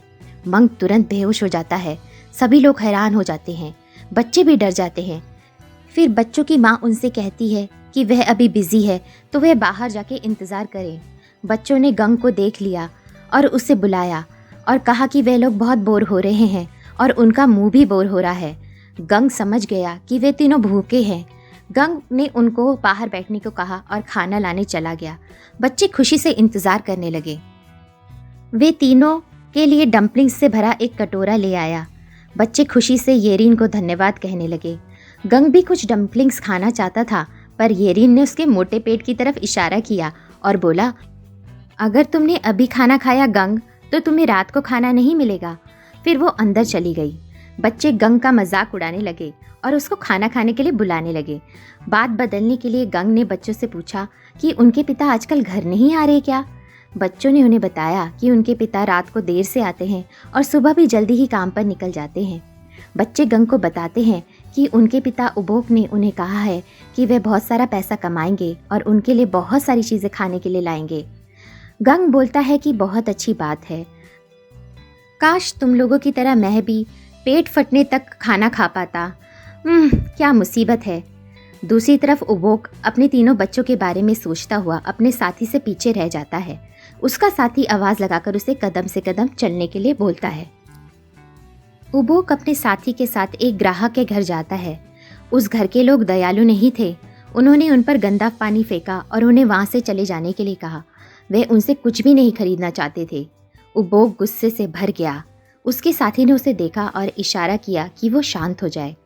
फिर वहाँ से वे दोनों चले गए। वह और लोगों के घर जाकर सामान बेचने की कोशिश करने लगे। हर जगह से लोग उन्हें डांट के भगा देते। उबोक के साथी ने उबोक से कहा, कभी कभी बार बार जाने पर गुस्सा करने वाले लोग भी सामान खरीद ही लेते हैं। उबोक ने कहा, पता नहीं उनको थोड़ा सा सामान बेचने के लिए इतना अपमान क्यों सहना पड़ता है। उबोक के साथी ने उसको सब कुछ भूलकर अपना काम ठीक से करने के लिए कहा। उबोक के साथी का नाम डूक था। उबोक सोचने लगा, डूक का सामान बेचने का तरीका बहुत ही अनोखा है। डूक कितना शानदार है। सभी लोग अपना दिल उसके सामने खोल कर रख देते हैं। फिर वह लोग एक घर पर पहुंचे तो वहाँ एक गुस्से से भरा मोटा आदमी उनसे लड़ने लगा। उसने एक बड़ा चाकू दिखाया जिस पर जंग लगा था। वह मोटा आदमी बोला कि यह चाकू मैंने तुमसे खरीदा था, बताओ अब इस खराब सामान का मैं क्या करूं? उबोक मोटे आदमी की बात सुनकर गुस्सा हो रहा था। डूक ने चाकू को देखा और बोला कि यह हमने आपको नहीं बेचा है, पर मैं इसे ठीक कर सकता हूँ। यह बोलकर डूक ने धार तेज करने वाले पत्थर को निकाला और उस पर चाकू घिसने लगा और सारा जंग निकाल दिया। फिर डूक ने मोटे आदमी को चाकू दिया और बोला, देखिए सर, यह एकदम नया हो गया है। मोटा आदमी अब उन लोगों से वह पत्थर खरीदना चाहता था। डूक ने उस मोटे आदमी को वह पत्थर चालाकी से बेच दिया। मोटे आदमी को पत्थर बेचने के बाद वह आगे निकल पड़े। वे लोग एक ढाबे पर जाकर खाना खाते खाते बात करने लगे। डूक ने उबोक को बताया कि उसे हर तरफ नज़र रखनी चाहिए, जैसे उनके सामने वाला घर खाली पड़ा है और उसमें आज नए किराएदार आने वाले हैं। नए किराएदार को नए सामान की ज़रूरत तो पड़ेगी ही, तो हम लोग उनको अपना सामान बेच सकते हैं। उबोक अपने साथी की बिक्री की रसीद देखने लगा। वह बोला, कमाल हो गया, एक दिन में 14 सेल। ये बताओ तुम आज तक करोड़पति क्यों नहीं बने? उबोक का साथी हंसकर बोला, काश ऐसा हो पाता उबोक। फिर उसने उबोक से पूछा, क्या तुमने मुझसे कुछ आज सीखा? उबोक बोला, मेरे दोस्त, तुम एक पत्थर को भी बेच सकते हो, तुम लाजवाब हो। डूक मुस्कुराकर बोला, तुम प्रैक्टिस करते रहो उबोक, तुम सीख ही जाओगे। पर हमेशा ध्यान रखना, कभी भी किसी ग्राहक को ज़बरदस्ती कुछ भी नहीं बेचना। अपनी नेचुरल क्षमता को बढ़ाओ और तुम भी सामान बेच पाओगे।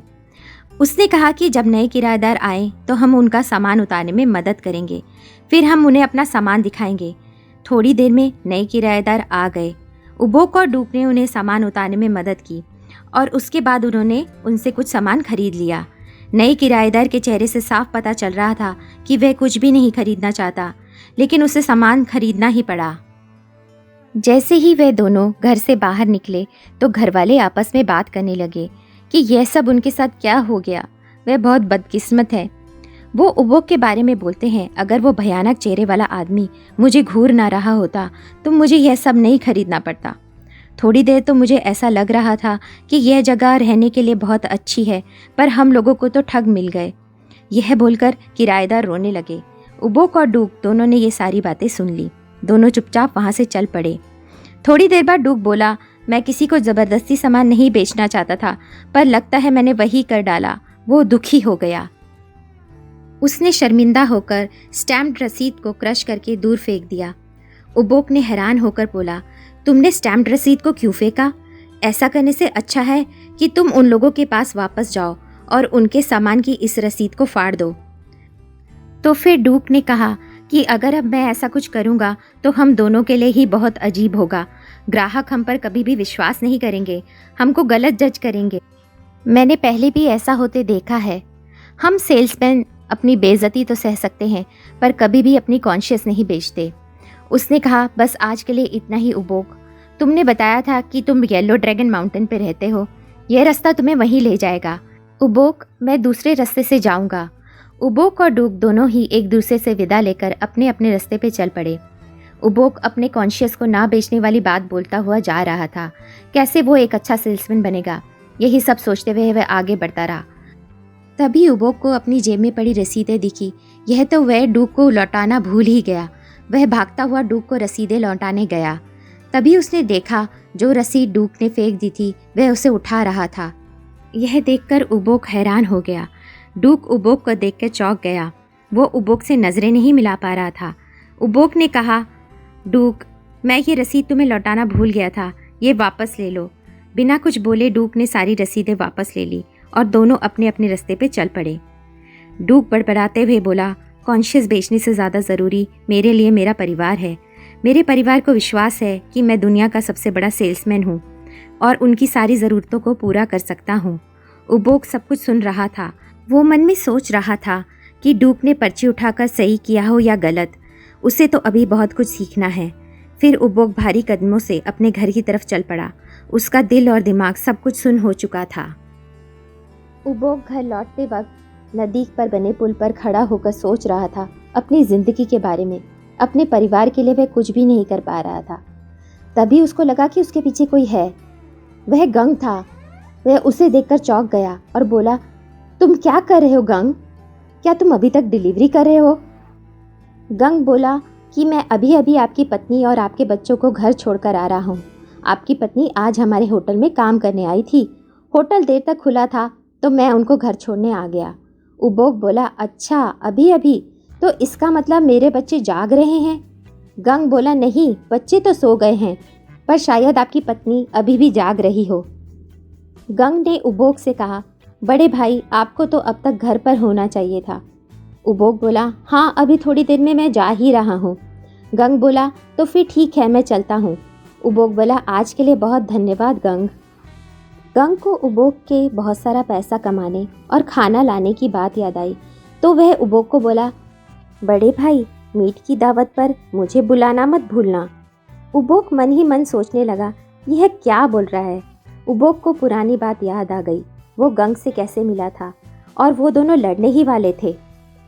उबोक को याद आया कि गंग ही एक इकलौता ऐसा व्यक्ति था जो उबोक की पिछली जिंदगी के बारे में पता चलने पर भी उससे डरा नहीं था।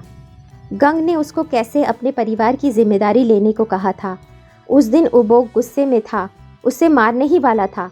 उबोक सोचने लगा, अच्छा हुआ उस दिन मैं रुक गया। गंग सच में बहुत अच्छा लड़का है। अगले दिन सुबह सुबह उबोक अपनी एसोसिएशन में पहुंच गया। उसका पार्टनर डूक, जिसने कभी एक दिन की भी छुट्टी नहीं ली थी, वह वहाँ नहीं था। उबोक ने सोचा कि कल जो हुआ उसे डूक ने परेशान कर दिया होगा। वह उससे मिलना चाहता था और उसे बताना चाहता था कि दुनिया इसी तरीके से चलती है। उबोक ने अपने ऑफिस से डूक का पता लिया और उससे मिलने निकल पड़ा। पहाड़ी पर एक टूटा हुआ पुराना अकेला घर डूक का घर था। डूक बिस्तर पर एक लाश की तरह पड़ा हुआ था। उसकी पत्नी ने उसे उठाकर बोला कि उसको कोई मिलने आया है। वो कुछ गुंडे थे जो उससे मिलने आए थे। उधर उबोक भी डूक के घर पहुंच गया। उबोक ने देखा कि घर के बाहर कुछ गार्ड जैसे लोग खड़े हैं। घर के अंदर कुछ लोग डूक से बात कर रहे थे कि तुम एक बड़ी रकम लेकर भाग गए थे। मैंने तो सोचा कि तुम एक बड़े आलीशान बंगले में रहते होंगे। उस आदमी ने कहा, अगर मिस्टर माँ को तुम्हारी ऐसी हालत का पता होता तो वो तुम्हें मरवाने के लिए हमें कभी नहीं भेजती। पर अफसोस अब वो नहीं रहे और हमने तुम्हारी सुपारी ले ही ली है। डूक उनसे बोला कि रहम करो, मेरी पत्नी और बच्चे इस बारे में कुछ भी नहीं जानते। हत्यारा बोला कि मैं यह सब नहीं करना चाहता, पर यह सब हमारे काम का हिस्सा है। बाहर खड़ा उबोक सारी बात सुन लेता है और घर के अंदर जाने लगता है। बाहर खड़े गार्ड्स उसको रोकते हैं। कौन हो तुम? यहाँ से जाओ, अपना रास्ता नापो। उबोक उनकी बात अनसुनी करते हुए आगे बढ़ता रहता है। गार्ड्स गुस्से से फिर बोलते हैं, अरे गधे, क्या बहरा है? घर के अंदर के हत्यारों को बाहर किसी के पिटने की आवाज़ आती है। तभी दरवाज़ा खुलता है और उबोक अंदर आता है। डूक उबोक को देखकर हैरान हो जाता है। हत्यारे उबोक को बोलते हैं, पागल कुत्ते, तुझे किसने अंदर आने दिया? और वह उबोक पर हमला करते हैं। उबोक दो हत्यारों को बुरी तरह से पीट डालता है और दो हत्यारे जो बचते हैं वो भी उबोक पर हमला कर देते हैं और उनमें से एक हत्यारे को उबोक गले से पकड़ लेता है। वो बोलता है कि अगर मैं पागल कुत्ता हूँ तो तुम क्या हो बताओ? क्या किसी कमज़ोर को डराना ठीक बात है? उबोक एक हत्यारे की गर्दन तोड़ देता है और बचे हुए हत्यारे की तरफ मुड़ता है। वो हत्यारा चीखता है, रुकिए मास्टर गा, ये मैं हूँ जाओ चुंग, हम लोग कुछ समय पहले ही मिले थे बाकमा घाटी में, वाइट हॉर्स स्क्वाड, क्या आपको याद है? उबोक रुक जाता है और मन ही मन में बोलता है, वाइट हॉर्स स्क्वाड? वो हत्यारे को पहचान लेता है। हत्यारा घायल साथियों को उठाता है और उबोक से बोलता है, मास्टर गा, मैं पूरी कोशिश करूँगा इस मसले को हल करने की। अब हम चलते हैं, फेयरवेल मास्टर। वो लोग जाते जाते मुड़कर उबोक को डर से देखते हैं और याद करते हैं, गा उबोक, हैंड ऑफ डेथ, वो इंसान जो कभी बाकमा वैली का सबसे महान किलर था, जिसके नाम से सब कांपते थे, वो इस झोपड़ी में क्या कर रहा है? सुना था कि गा मास्टर ने रिटायरमेंट ले ली है और मुरीम को पूरी तरह से छोड़ दिया है। हत्यारों के जाने के बाद उबोक ने डूक से बोला, मैंने सोचा कि अगर तुम कल जो हुआ उस बात से परेशान हो तो तुमको कुछ तसल्ली दे दूं और तुमसे मिलने चला आया। उबोक डूक और उसके परिवार को देखता है। वो सभी उबोक को देखकर बहुत डरे हुए होते हैं। वो मन में सोचता है, ओह फिर से नहीं। बिना कुछ बोले उबोक अपना सामान उठाकर वापस चल पड़ता है। दूसरी तरफ होटल में गंग, होटल की मालकिन बूढ़ी औरत और उसकी बेटी येरिन खाना खाते खाते आपस में बात करते हैं। गंग बोलता है, अच्छा तो बड़े भाई उबोक पहले बाकमा वैली के कुख्यात व्हाइट हॉर्स गिरोह में शामिल थे। बुढ़िया बोली, तुमको पता नहीं था? गंग बोला, नहीं, उबोक कभी भी अपने बारे में बात नहीं करते। अब मैं समझा तभी उबोक इतना कम बोलते हैं। येरिन बोली, तुमको पता है बाकमा वैली कैसी जगह है गंग? गंग बोला, थोड़ा अंदाज़ा है। उबोक चलते चलते वापस अपने घर का रास्ता पकड़ लेता है। जब उसको एहसास होता है कि वो घर की तरफ क्यों जा रहा है तो वह सोचता है, चलो छोड़ो, आज काम से छुट्टी ले लेता हूँ और घर चलकर बच्चों के साथ खेलता हूँ। जब वो घर के करीब पहुँचता है तो उसको लगता है कि कुछ गड़बड़ है। चारों तरफ बहुत शांति है। वो आवाज़ लगाता है, बाहर आओ, जो भी है बाहर आओ। तभी घर से एक हत्यारा निकलता है। उबोक उसको पहचान लेता है, बोलता है, हॉक तुम यहाँ? वो हत्यारा मिस जिन का आदमी हॉक होता है। वो कहता है, अगर तुम रिटायर हो गए हो तो तुमको अपना सर नीचे रखकर शांति से अपनी ज़िंदगी को जीना चाहिए। तुम दूसरों की समस्या में अपनी टांग क्यों अड़ा रहे हो और संगठन के साथ पंगा क्यों ले रहे हो?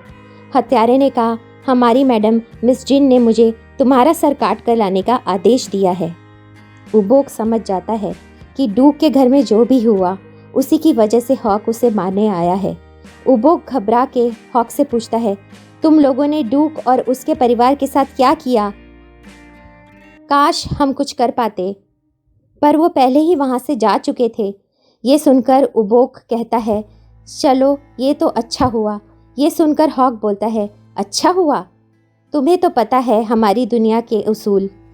अब सारी बात तुम पर आ गई है।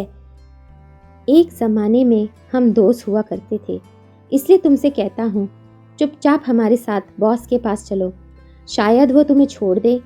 यह कहकर हॉक अपने आदमियों को इशारा करता है।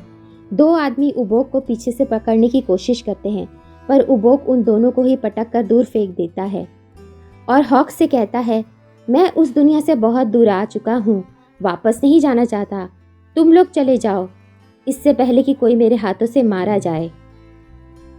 हॉक बोलता है, यही बात तुम चलकर बॉस से भी बोल सकते थे उबोक, पर तुम ऐसे नहीं मानोगे। फिर हॉक अपने साथी को आवाज़ देने लगता है। उसका एक साथी अंदर से उबोक के छोटे बेटे को बाहर लेकर आता है और उबोक के सामने ही उसे बेहोश कर देता है। उबोक गुस्से से चिल्लाने लगता है तो हॉक उसे बोलता है, चिंता मत करो, अभी तो वो बस बेहोश ही हुआ है। अगर तुमने हमारी बात नहीं मानी तो और बहुत बुरा हो सकता है। उबोक कहता है, व्हाइट हॉर्स गिरोह इतना नीचे कब से गिर गया कि बच्चों का सहारा लेने लगा है। फिर हॉक के लोग उबोक को मारकर बेहोश कर देते हैं और उसे अपने साथ लेकर चल पड़ते हैं। उन लोगों के जाने के बाद उबोक की पत्नी और उसके दो बच्चे बाहर आकर सबसे छोटे लड़के को उठाते हैं, जिसे हॉक के आदमी बाहर फेंक के चले गए थे। उनकी माँ कहती है, ज़रा देखो तो वह ठीक तो है। उबोक का बड़ा लड़का रोते हुए चिल्लाता है, पिताजी। फिर वहाँ से वह भागता है और अपने पिता को ढूंढने लगता है। वह भागते भागते होटल पहुँच जाता है और गंग को सारी बात बताता है। गंग सारी बात सुनकर बिना वक्त गवाए बाकमा घाटी के लिए निकल पड़ता है। जब वो बाकमा घाटी के बाहर पहुँचता है तो वह देखता है घाटी में जाने वाला रास्ता पानी से भरा हुआ है और पानी के ऊपर आउटपोस्ट है जहाँ कुछ गार्ड्स बैठे हुए हैं। वो जाकर गार्ड से बोलता है, मुझे यहाँ से जाना है। गार्ड्स बोलते हैं, तुझे यहाँ किसने भेजा? भाग यहाँ से, तू जानता नहीं हम कौन हैं। यह सुनकर गंग कहता है, मुझे पता है तुम लोग व्हाइट हॉर्स गिरोह के आदमी हो। मैं सोचता था कि तुम व्हाइट हॉर्स स्क्वाड वाले अच्छे लोग होंगे, पर मैं गलत था। मेरे दोस्त को तुम्हारे कुछ लोग उठाकर यहीं से लेकर गए हैं। बताओ वो कब यहाँ से गुजरे? यह सुनकर 2 गार्ड्स गंग पर हमला कर देते हैं। गंग दोनों को मारकर बेहोश कर देता है। फिर कहीं दूर से गंग पर कोई छुपकर तीर चलाता है। गंग तीरों को अपने हाथ से पकड़ लेता है और उन्हें तोड़ देता है। गंग गुस्से से भर जाता है। वो अपने हाथों के बीच एक ऐसी शक्ति पैदा करता है जिससे वहाँ पर जो पानी होता है वो आउटपोस्ट को ही बहा कर ले जाता है। पूरी बाकमा घाटी में पानी फैल जाता है। ऐसा लगता है मानो भूकंप आ गया हो। फिर जब थोड़ी देर में सब शांत हो जाता है, गंग घाटी के अंदर जाने का रास्ता ढूंढ लेता है। थोड़ी दूर पहाड़ी पर जहाँ हॉक के आदमियों ने उबोक को बांध कर रखा था, वो आपस में बात कर रहे होते हैं। लगता है ये मर जाएगा। तुम चिंता मत करो, ये मरने वाला नहीं है। तुम नए हो, तुम इसे नहीं जानते। चलो अब यहाँ से इसे इस कोठरी में बंद करके निकलो। अगर इसे होश आ गया तो हम में से कोई भी जिंदा नहीं बचेगा। तभी उनमें से एक की नज़र दूर से आते गंग पर पड़ती है। वो चौंक जाता है।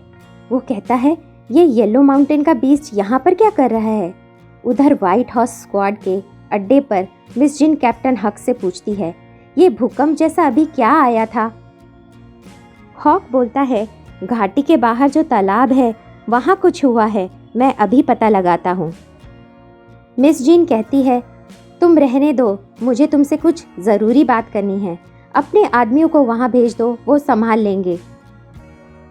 ये सुनकर हॉक अपने आदमियों को ऑर्डर देता है, जो कुछ भी वहाँ बाहर प्रॉब्लम है उसे सॉल्व करो, फिर मुझे रिपोर्ट करो। जाओ देखो वहाँ क्या हो रहा है। वहीं नज़दीक ही एक कमरे में अपना सो होंग भी अकेले बैठकर रेस्ट कर रहा होता है। मोनेस्ट्री से भागकर वो सीधे व्हाइट हॉर्स के अड्डे पर आ गया होता है। उधर गंग गुस्से में अड्डे की तरफ बढ़ रहा होता है।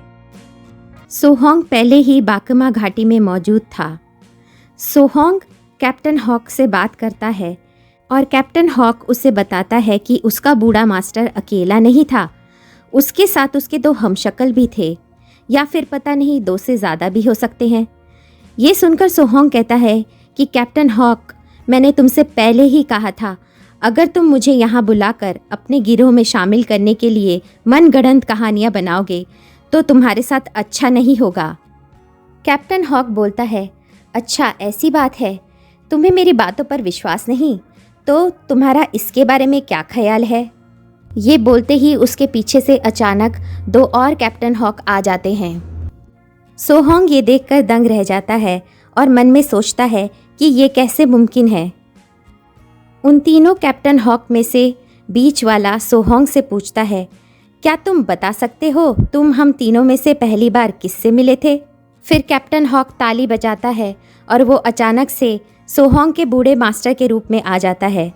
अब बताओ, तुम उसी आदमी को ढूंढ रहे हो ना जैसा मैं दिख रहा हूँ? फिर वो चुटकी बजाता है और अपने असली रूप में आ जाता है। उसके दोनों हमशक्ल भी गायब हो जाते हैं और वो सोहोंग से कहता है, सोहोंग, ये सब सिंपल ट्रिक्स हैं जो कोई भी इल्यूजन का मास्टर आसानी से कर सकता है। तुम्हारा बूढ़ा मास्टर भी तुम्हें और हेवन एंड अर्थ क्लैन के लोगों को अपने इशारों पर नचा रहा था। फिलहाल अभी इतना ही तुम्हें बता सकता हूँ। अब तुम सोच लो तुम्हें आगे क्या करना है, हमारा साथ देना है या नहीं। मैं चलता हूँ। ऐसा कहकर कैप्टन हॉक वहाँ से चला जाता है। उसके जाने के बाद सोहोंग सोच में डूब जाता है। उसका बूढ़ा मास्टर कौन था? वो क्यों उसे धोखा दे रहा था? अगर वो वोंग का बेटा नहीं है तो कौन है? वो यह सब सोच ही रहा था कि व्हाइट हॉर्स स्क्वाड का एक आदमी उसके पास आता है और उससे कहता है, तुम यहाँ पड़े हो, उधर वो येलो माउंटेन का बीस्ट तुम्हें ढूंढते हुए यहाँ तक पहुँच गया है। सोहोंग उस आदमी की बात का कोई जवाब नहीं देता। वो आदमी झुंझला के वहाँ से चला जाता है। सोहोंग अपनी सोच में डूबा रहता है। उधर बाहर घाटी में गंग ने तबाही मचा रखी होती है। वो व्हाइट हॉर्स स्क्वाड के न जाने कितने आदमियों को धूल चटाकर आगे बढ़ता जा रहा था। गंग जोर से चिल्लाते हुए बोलता है, मुझसे मुकाबला करने का कोई फ़ायदा नहीं। या तो तुम मेरे दोस्त को जिसे तुम किडनैप करके लाए हो छोड़ दो, या मेरी अपनी लेडी बॉस से बात कराओ। उसकी ये बात सुनकर व्हाइट हॉर्स स्क्वाड का एक फाइटर जो ऊपर पहाड़ी पर खड़ा होता है गुस्से से भरकर बोलता है, तूने हमारे फाइटर्स की 3 टुकड़ियों को हरा दिया, पर वो सब छोटे मोटे सिपाही थे। अब तुझे हम मसल कर रख देंगे, तेरे टुकड़े टुकड़े कर देंगे। और फिर व्हाइट हॉर्स स्क्वाड के बहुत सारे आदमियों ने गंग पर हमला कर दिया। गंग बोला, मैंने सोचा था कि तुम बातों से मान जाओगे, पर लातों के भूत कभी बातों से नहीं मानते। अब तुम लोगों को मैं असली मज़े चखाता हूँ। हत्यारे जैसे ही गंग को मारने के लिए उसके नज़दीक पहुँचे तो गंग बोला, अब देखो मेरी heavenly destruction thunder hawk technique. और फिर एक धमाका होता है। हत्यारे जितनी तेज़ी से उसे मारने आए थे उसकी डबल तेज़ी से वापस उड़ते हुए बिखर जाते हैं।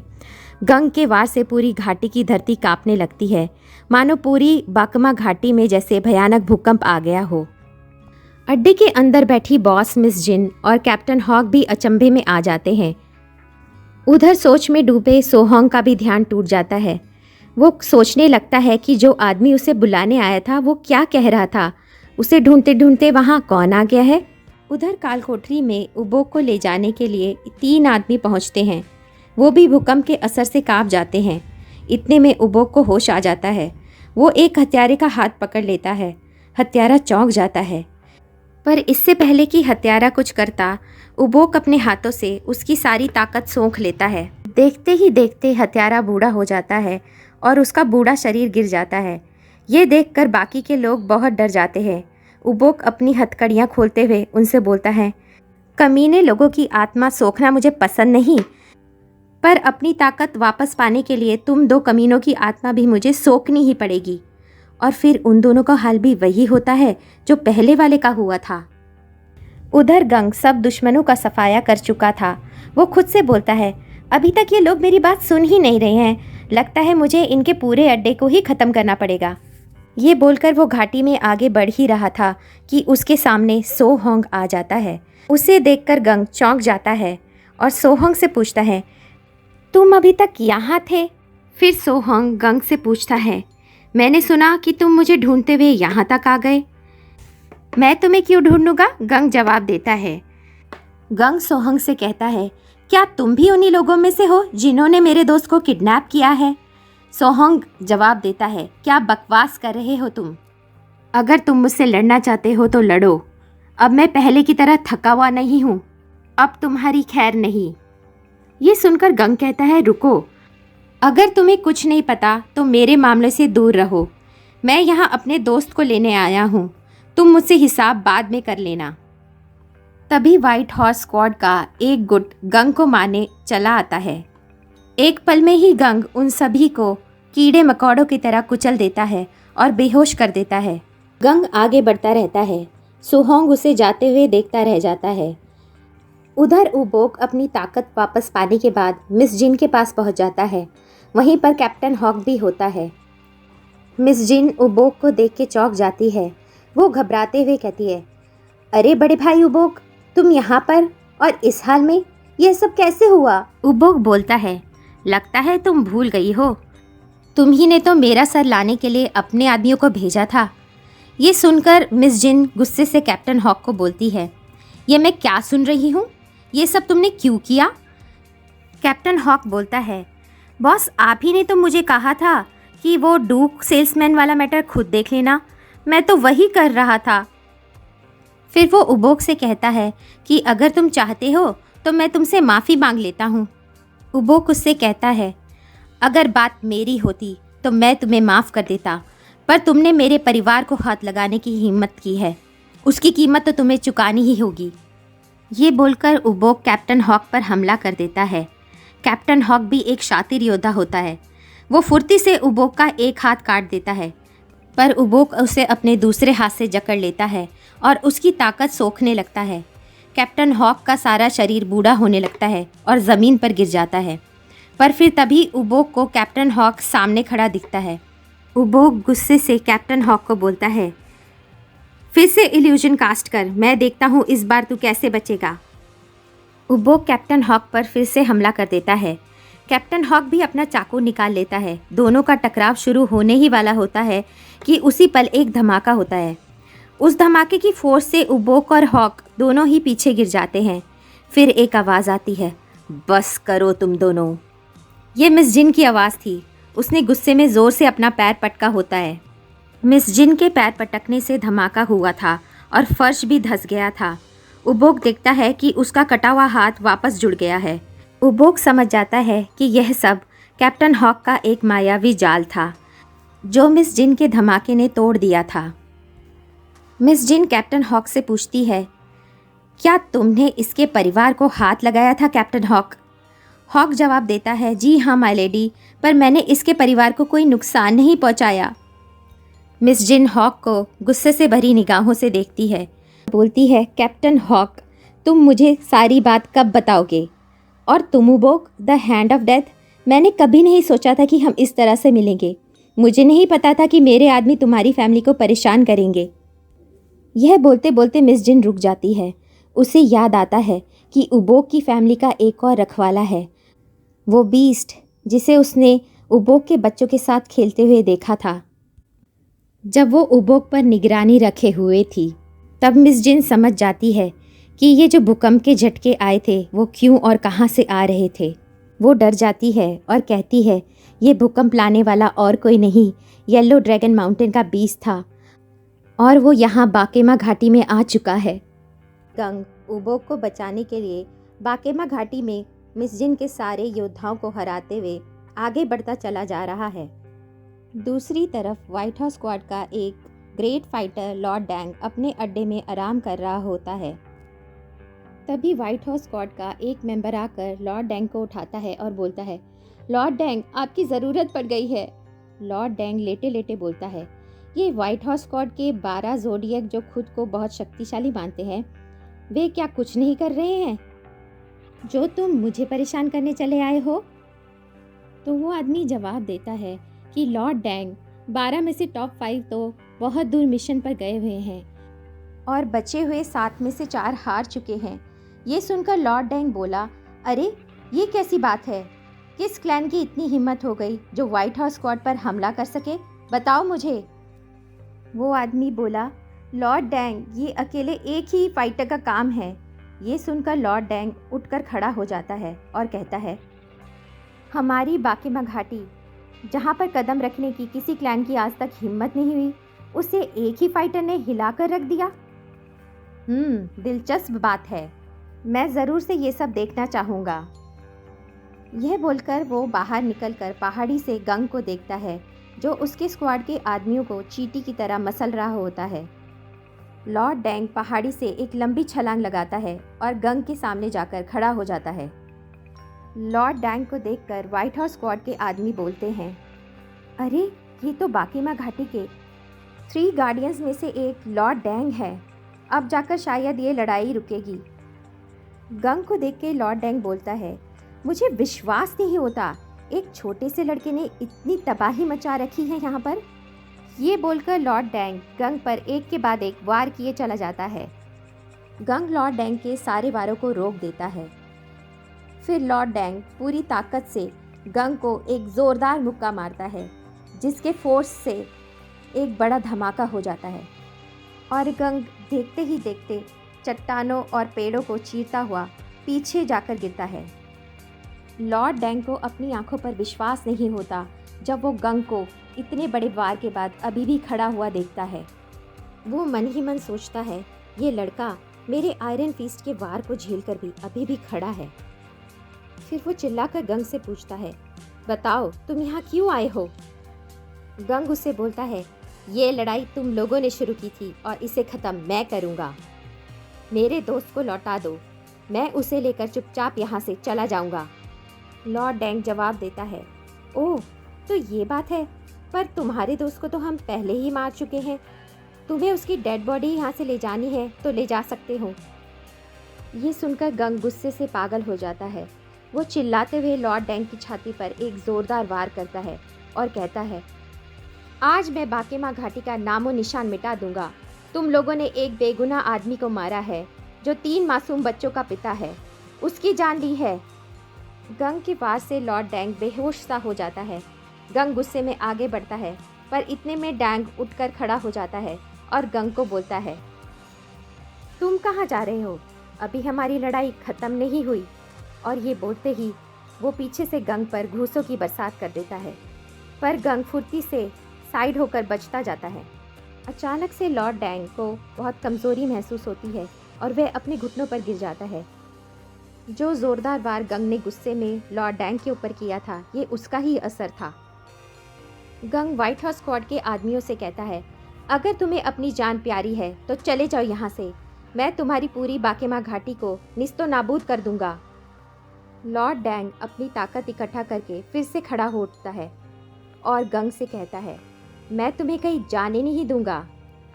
गंग गुस्से से लॉर्ड डैंग की खोपड़ी पर एक ज़ोरदार वार करता है, जिससे लॉर्ड डैंग का शरीर धरती में धंस जाता है। गंग फिर से घाटी में आगे बढ़ने लगता है।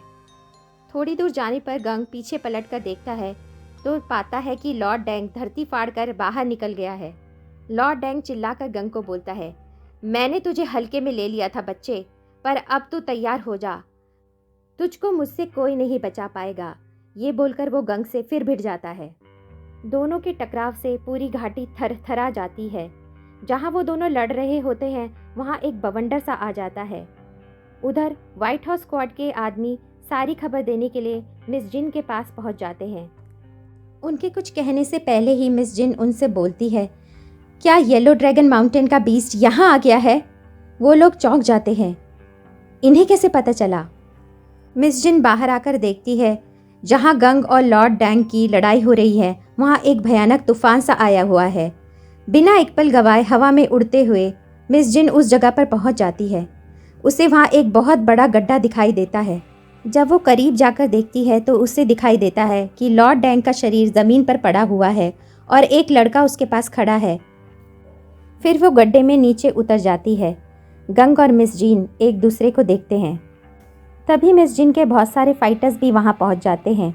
वो मिस जिन से कहते हैं, मिस जिन आप पीछे हटिए, इसे हम यहाँ देखते हैं। मिस जिन उन्हें जवाब देती है, तुम वहीं रुको, इस मैटर को मैं यहाँ खुद संभालूंगी। ये बोलकर मिस जिन गंग के पास जाती है और उससे पूछती है, ये आदमी जो यहाँ पड़ा हुआ है, क्या ये मर गया है? गंग मिस जिन को बोलता है, तो तुम हो इनकी लीडर। मिस जिन गुस्से में कहती है, मैं तुमसे कुछ पूछ रही हूँ, उसका जवाब दो। क्या ये आदमी मर गया है? क्या तुमने इसे मार डाला है? अगर ये आदमी मर गया है तो तुम भी जिंदा यहाँ से लौट नहीं पाओगे। ये सुनकर गंग बोलता है, मेरे डिवाइन हेवनली वार को कोई झेल नहीं सकता, कोई जिंदा नहीं बच सकता। ये सुनकर मिस जिन को बहुत गुस्सा आ जाता है। वो अपने भयंकर रूप में आ जाती है और कहती है, तुमने ये सब क्यों किया? मेरी तुमसे कोई दुश्मनी नहीं थी, अब तुम मेरा कहर देखोगे। इतने में लॉर्ड डैंग फिर से खड़ा होने की कोशिश करता है, पर वो 2 पल खड़ा रहकर ही फिर से ढेर हो जाता है। गंग बोलता है, मैंने अपनी पावर बीच में रोक दी थी, इसलिए अभी तक ये जिंदा है। कैप्टन हॉक लॉर्ड डैंग के शरीर को जाकर चेक करता है और बोलता है, इनकी सांसें अभी भी चल रही है मैम, इन्हें जल्दी ही हीलर के पास ले जाना होगा।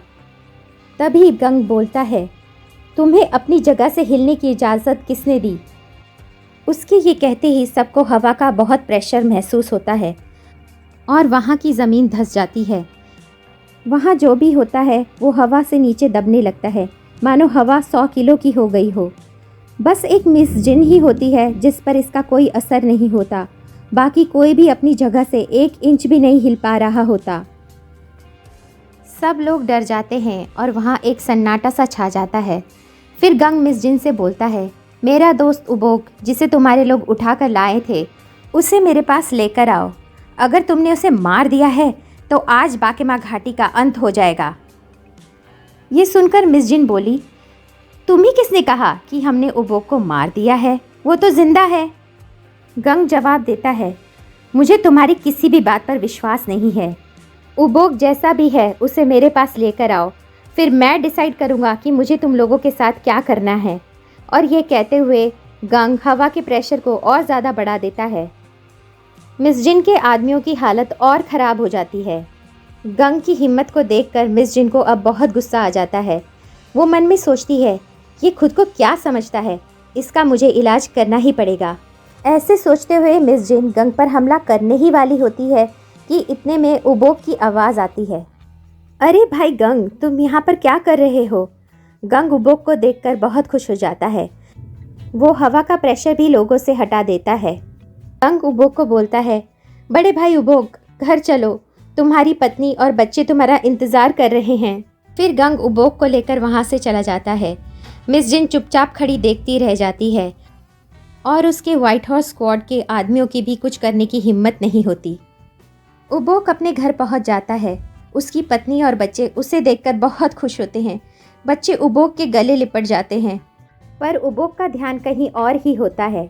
वो गंग के बारे में सोचता है कि मुझे तो ये पता ही नहीं था कि ये लड़का मार्शल आर्ट्स जानता है और महान सुप्रीम ओवरलॉर्ड का चेला है।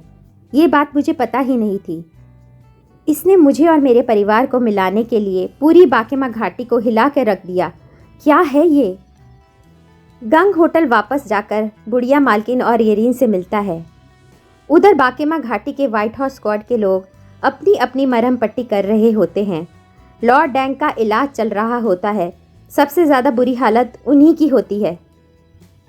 मिस जिन कैप्टन हॉक को बुलाती है और गुस्से में पूछती है, अब तुम मुझे बताओगे ये सब क्यों और कैसे हुआ? कैप्टन हॉक बोलता है, सब कुछ जो हुआ मुझे पता था वो होगा ही। ये सुनकर मिस जिन भड़क जाती है और बोलती है, क्या तुम्हें पता था? क्या तुम पागल हो? उस बीस ने आधी घाटी को उजाड़ दिया। उसे कोई भी रोक नहीं पाया जब तक वो खुद नहीं रुका, और तुम कहते हो तुम्हें सब पता था। ये सुनकर कैप्टन हॉक बोलता है, जो कुछ भी हुआ वो आपकी माँ के ऑर्डर से हुआ। तब मिस जिन को याद आता है कि कैप्टन हॉक को उसकी माँ ने बाकेमा घाटी में शरण दी थी जब कैप्टन हॉक की अपनी हेवनली डिस्ट्रक्शन क्लैन टूटकर बिखर गई थी। तब से कैप्टन हॉक मिस जिन की माँ का राइट हैंड है। वो हॉक से बोलती है, मुझे पूरी बात बताओ, मेरी माँ ने तुमसे क्या कहा था? हॉक जवाब देता है कि आपकी माँ व्हाइट हाउस स्क्वाड की मौजूदा हालत से खुश नहीं है। उनका मानना है कि हमारे स्क्वाड में लोग तो बहुत ज़्यादा हो गए हैं, पर उनमें से काम के बहुत ही कम लोग हैं। उन्होंने क्लैन को फिर से खड़ा करने का सोचा है, इसलिए उनके कहने पर ही मैंने ये सब किया। मिस जिन कहती है, वाह, मेरी माँ हज़ारों मील दूर से भी व्हाइट हाउस स्क्वाड को अपने इशारों पर नचा रही है। अच्छा ये बताओ कि गंग क्या सच में वही है जिसकी हमें तलाश है? हॉक कहता है, मुझे लगता है, पर उसका स्वभाव अलग है। उसने किसी एक को भी जान से नहीं मारा। वो सॉफ्ट है। सुप्रीम ओवरलॉर्ड की हेवनली डिस्ट्रक्शन क्लैन ऐसी नहीं थी। अगर आज उसकी जगह खुद सुप्रीम ओवरलॉर्ड होते तो आज कोई भी जिंदा नहीं बचता। उसके साथ अब जो भी होगा उसमें उसकी ये सॉफ्टनेस उसकी जान ले सकती है। गंग वो है या नहीं जिसकी हमें तलाश है, ये बात सिर्फ एक ही आदमी से पता चल सकती है, और वो है उबोक, द हैंड ऑफ डेथ। इसलिए उबोक को मैंने इस सब मामले में घसीटा। मिस जिन कहती है, तुम अब आगे चाहे जो कुछ भी करो, कैसे भी उबोक को तैयार करो, बस उसके परिवार को हाथ मत लगाना। अब तुम जाओ। कुछ दिन बीत जाते हैं। बूढ़ी मालकिन और येरीन होटल का काम कर रही होती है। बूढ़ी मालकिन, जो इस वक्त मिस सॉन्ग के भेष में होती है, कहती है, ये मोटा गंग 4 दिनों से सो रहा है, तुम्हें पता है ना येरीन? 2 लोगों से होटल चलाना कितना मुश्किल काम है। येरीन कहती है, छोड़ो माँ, उसे सोने दो। वो जब उबोक को बाकेमा घाटी से वापस लाया था तो वो बहुत थका हुआ था। वैसे भी उसके आने से पहले होटल को हम दोनों ही संभाल रहे थे। बूढ़ी मालकिन कहती है, मुझे तो डर इस बात का है कि वो मोटा जब उठेगा तो कितना खाएगा। उसने कब से खाना नहीं खाया है। उधर गंग बिस्तर पर आराम से सोया पड़ा होता है और सपने में देखता है कि मिस जिन उसे बोल रही है कि तुम्हारे मास्टर के दुश्मन आज भी जिंदा हैं, अब तुम क्या करोगे? ये देखकर उसकी नींद टूट जाती है और वो एकदम से उठ जाता है। और तभी एक उल्लू आकर उसे एक संदेश देता है। संदेश देखकर वो बाकेमा घाटी में एक सुनसान जगह पर पहुंच जाता है। वहाँ कोई उसका पहले से ही इंतज़ार कर रहा होता है। वो और कोई नहीं, मिस जिन स्काउट के भेष में उसका वेट कर रही होती है। गंग उसे देखकर गुस्से से बोलता है, जब मैं तुमसे पहली बार मिला था तो तुमने मुझसे कहा था कि तुम्हारा स्क्वाड पैसों के लिए लापता लोगों का पता लगाता है। तुमने ये नहीं बताया था कि तुम लोग गुंडागर्दी और अपहरण भी करते हो, और ऊपर से तुम तो उस स्क्वाड की लीडर ही निकली। वाह! ये सुनकर मिस जिन गंग को बोलती है, जो सब कुछ हुआ उसे भूल जाओ, वो सब गलतफहमी से हुआ। मैंने तुमसे कहा था कि हम पैसों के लिए लोगों का पता लगाते हैं, पर मैंने ये नहीं कहा था कि हम और कोई काम ही नहीं करते। और हाँ, मैं ही स्क्वाड की लीडर हूँ। जब मुझे पता चला कि महान हेवनली डिस्ट्रॉयर के शागिर्द को हमसे काम है, तो तुम्हारा केस मैं खुद ही हैंडल करने लगी। अब सुनो, जिन मरे हुए लोगों के बारे में तुमने मुझे पता लगाने को कहा था, उनमें से एक शायद अभी भी जिंदा है। ये सुनकर गंग उछल पड़ता है और कहता है, क्या उनमें से एक अभी भी जिंदा है? कौन है वो? बताओ मुझे।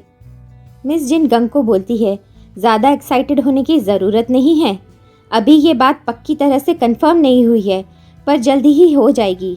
उसके लिए तुम्हें और पैसा देना होगा। ये काम कोई आसान काम नहीं है। ये सुनकर गंग गुस्सा हो जाता है और बोलता है, अरे और पैसे? क्या तुम्हारा दिमाग खराब हो गया है? मैं पहले ही तुम्हें बहुत पैसा दे चुका हूँ। अब मैं तुम्हें एक फूटी कौड़ी भी नहीं दूंगा। तुम्हें मेरा काम उन्हीं पैसों में करना होगा। ये सुनकर मिस जिन कहती है, अच्छा ठीक है, पर जो तबाही तुमने बाकेमा घाटी में मचाई है, उसके मुआवजे का बिल बताओ। क्या मैं तुम्हारे होटल में भेज दूँ? ये सुनकर गंग घबरा जाता है और बोलता है, बड़ी बहन तुम क्या बोल रही थी? तुम्हें और कितने पैसे चाहिए? मैं देता हूँ ना। वहीं कहीं पास में उबोक और कैप्टन हॉक भी मिलकर बात कर रहे होते हैं। उबोक हॉक को बोलता है, व्हाइट हाउस स्क्वाड में अब वो बात नहीं रही। बताओ, एक आदमी ने तुम्हारी पूरी क्लैन की हालत खस्ता कर दी। मैं अगर रिटायर नहीं होता तो ऐसा कभी नहीं होता। हॉक बोलता है कि वो कोई आम आदमी नहीं है, सुप्रीम ओवरलॉर्ड का शागिर्द है। खैर छोड़ो उस बात को, ये बताओ कि तुम हमारा एक काम करोगे? उबोक जवाब देता है, मेरी इच्छा तो नहीं है तुम लोगों का कोई भी काम करने की, पर चलो तुम बताओ कि क्या बात है, तुम मुझसे क्या चाहते हो? हॉक फिर उसे सब बताने लगता है। अगली सुबह गंग होटल के बाहर झाड़ू लगा रहा होता है और बुढ़िया मालकिन उसे डांट रही होती है कि जब वो इतने दिनों से सो रहा था तो बुढ़िया मालकिन को कितना काम करना पड़ गया था। फिर येरिन आकर उसे समझाती है कि माँ, उसकी कोई गलती नहीं है, वो बहुत थका हुआ था, जाने दो। तभी गंग को याद आता है कि उसे मिस जिन को फीस देनी है, तो वो बुढ़िया से पैसे मांगता है। बुढ़िया और ज़्यादा गुस्सा हो जाती है। बुढ़िया गुस्से से चिल्लाने लगती है कि ये मोटा इतने पैसों का आखिर करता क्या है? इसका ज़रूर किसी लड़की के साथ चक्कर है, उसी पर ये सारे पैसे लुटाता है। गंग कुछ बोल नहीं पाता और येरिन मुस्कुरा कर किचन पर लौट जाती है। गंग बुढ़िया की खरी खोटी सुनने के बाद कुछ खाना उबोक के बच्चों के लिए लेकर उसके घर जाता है। बच्चे उसे देखकर बहुत खुश हो जाते हैं और अपने पिता उबोक से बोलते हैं, पिताजी देखो, बड़े भाई गंग हमारे लिए खाने के लिए कुछ लाए हैं, आइए खा लीजिए, इससे पहले कि खाना ठंडा हो जाए। उबोक उन्हें बोलता है, जाओ तुम अपनी माँ के साथ खा लो। फिर उबोक गंग से बोलता है, आओ गंग, मुझे तुमसे कुछ बात करनी है। उबोक गंग से पूछता है, क्या तुम सच में हेवनली डिस्ट्रॉयर के शागिर्द हो? तुमने कभी बताया क्यों नहीं? तो गंग हंसकर बोलता है, बड़े भाई उबोक, ये तो यहाँ सभी को पता है, क्या तुम्हें ये बात पता नहीं थी? उबोक सोचते हुए बोलता है, अच्छा, खैर मुझे तुम्हारी एक हेल्प चाहिए। मैं कुछ दिनों के लिए काम से बाहर जा रहा हूँ, क्या तुम मेरे पीछे मेरे परिवार का ख्याल रखोगे? मेरा और कोई नहीं है जिसे मैं ये बोल सकूं। ये सुनकर गंग कहता है, तुम चिंता मत करो उबोक भाई, मैं उनका ख्याल रखूंगा। तुम अपने काम पर जाओ और ठीक ठाक वापस लौट आना। फिर उबोक गंग का शुक्रिया करता है और गंग वापस होटल लौट जाता है। उस रात को उबोक अचानक सोते हुए उठ जाता है और अपना सामान बांधकर घर से निकल जाता है। घर के बाहर कैप्टन हॉक उसका इंतज़ार कर रहा होता है। फिर दोनों साथ में एक सफ़र पर निकल पड़ते हैं। अगली सुबह येरिन शहर किसी काम से जंगल के रास्ते से जा रही होती है। अचानक वहाँ उसे एक अजनबी यात्री मिलता है। वो उससे कहता है, माय लेडी, मैं यहाँ एक योद्धा की तलाश में आया हूँ। उसने मेरी छोटी बहन की जान बचाई थी। मुझे खबर है कि वो यहीं कहीं पास में रहता है। मैंने सुना है कि वो योद्धा बहुत ही खूबसूरत है और उसका चांद सा सुंदर चेहरा है। क्या आप उसके बारे में कुछ जानती हो? येरिन जवाब देती है, चांद से मुखड़े वाला कोई योद्धा? ऐसे किसी को तो मैं नहीं जानती हूँ। ये कहकर वो आगे जाने लगती है। यात्री उसे रोकता है और फिर उससे पूछता है, अच्छा मैम, मैं इस इलाके में नया हूँ, क्या आप मुझे रॉक विलेज का रास्ता बता सकती हो? येरिन उसे रास्ता बता देती है और वहाँ से जाने लगती है। वो यात्री उसका शुक्रिया अदा करता है और बोलता है, आपका ये एहसान मैं कभी नहीं भूलूंगा। येरिन जाते जाते कहती है, नहीं कोई बात नहीं, तुम ये एहसान भूल ही जाओ तो अच्छा है। फिर येरिन जल्दी जल्दी में अपने रास्ते चली जाती है। वो यात्री उसे जाते हुए देखता है और सोचता है, ये लड़की खूबसूरत है और बड़े दिल वाली है, पर थोड़ी अकड़ू है। येरिन शाम को शहर से लौट रही होती है। इतने में उसे आवाज़ सुनाई देती है, माय लेडी, ज़रा सुनिए तो। येरिन देखती है, ये वही अजनबी यात्री है जो उसे सुबह मिला था। यात्री उससे कहता है, आप तो देखने में बिल्कुल उस लड़की की तरह हो जिसे मैं कुछ घंटे पहले येलो ड्रैगन पहाड़ी के जंगल में मिला था। वो बहुत अच्छी थी, पर थोड़ी अकड़ू थी। खैर वो सब आप जाने दीजिए। आप मुझे प्लीज़ ये बता दीजिए कि रॉक विलेज जाने का रास्ता किधर से है। उसकी बातें सुनकर येरिन को गुस्सा आ जाता है। वो उससे कहती है, हे मिस्टर, मैंने तुम्हें रॉक विलेज का रास्ता बता तो दिया था, फिर तुम इस तरफ कैसे आ गए? ये सुनकर यात्री घबरा के कहते हैं, ओह अच्छा, आप वही पहले वाली दयालु लड़की हो, मुझे लग ही रहा था। येरिन फिर मिट्टी पर मैप बनाकर उससे रास्ता एक बार फिर से समझा देती है और बोलती है, इस बार जैसा मैंने कहा है वैसे ही करना, और चली जाती है। फिर येरिन चलते चलते सोचती है, रात होने वाली है, कहीं ये यात्री अंधेरे में रास्ता तो नहीं खो जाएगा, उसकी मदद कर ही देती हूँ। ये सोचकर वो वापस उसी जगह पहुँच जाती है जहाँ वो आखिरी बार उससे मिली थी। उस जगह पर कोई नहीं होता। वो सोचती है, मैं बेकार ही चिंता कर रही थी, और जाने लगती है। पर तभी उसे झाड़ियों में से कोई आवाज़ आती है, हेलो, ज़रा सुनिए, मैं यहाँ पर नया हूँ, मुझे रॉक विलेज जाना है। उसकी बात ख़त्म करने से पहले ही येरिन उससे कहती है, अगर तुम्हें रॉक विलेज पहुँचना है तो चुपचाप मेरे पीछे चलो, जल्दी जल्दी। जंगल में चलते चलते येरिन उस यात्री से कहती है, अब हम पहुँचने ही वाले हैं, बस थोड़ी और दूर। यात्री येरिन से कहता है, मैं आपका जितना शुक्रिया अदा करूं वो कम है माय लेडी, क्या मैं आपका नाम जान सकता हूं? तभी एक आवाज़ आती है, अरे येरिन, ये तुम हो क्या? ये आवाज़ एक बूढ़े आदमी की होती है। उसे देखकर येरिन कहती है, अरे बाबा, आप यहाँ क्या कर रहे हो? बूढ़ा आदमी जवाब देता है, बेटा, मैं तो यहाँ जड़ी बूटियों की तलाश में आया था। तुम बताओ, तुम होटल से इतनी दूर यहाँ क्या कर रही हो? येरिन कहती है, कुछ नहीं बाबा, मैं इस मुसाफिर को रास्ता दिखा रही हूँ। चलो अब मैं चलती हूँ, आप अपना ख्याल रखना। फिर वो यात्री से बोलती है, और तुम ज़्यादा मत बोलो, चुपचाप मेरे पीछे पीछे चलते रहो। अच्छा जी, यात्री कहता है। जब वो रॉक विलेज पहुँच जाते हैं, येरिन उसे वहाँ छोड़कर जाने लगती है। यात्री येरिन से कहता है, सुनिए लेडी येरिन, आपने मेरी इतनी मदद की है तो कम से कम मुझे आपको खाना खिलाने का मौका तो दो। मुझे सुबह से घूमते घूमते ज़ोरों की भूख लग गई है, आपको भी शायद लगी होगी। येरिन उससे गुस्से में घूरती है और पूछती है, पहले ये बताओ तुम्हें मेरा नाम कैसे पता चला? यात्री कहता है, वो बूढ़ा आदमी, मैंने सुना उसने आपको येरिन कहा था। येरिन कहती है, ओह अच्छा, मुझे भूख तो लगी है, चलो चलती हूँ तुम्हारे साथ। ये सुनकर यात्री बहुत खुश हो जाता है और कहता है, मेरा नाम डोगाई है, मैं पंगजिन सेक्टर का एक छोटा सा मास्टर हूँ, चलिए चलकर कुछ खा लेते हैं।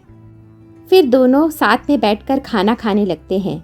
येरिन डोगाई से पूछती है, अच्छा, तुम जिस योद्धा को ढूंढ रहे हो उसका क्या नाम है? डोगाई कहता है, उसने अपना नाम मिस्टर ऑकवर्ड बताया था।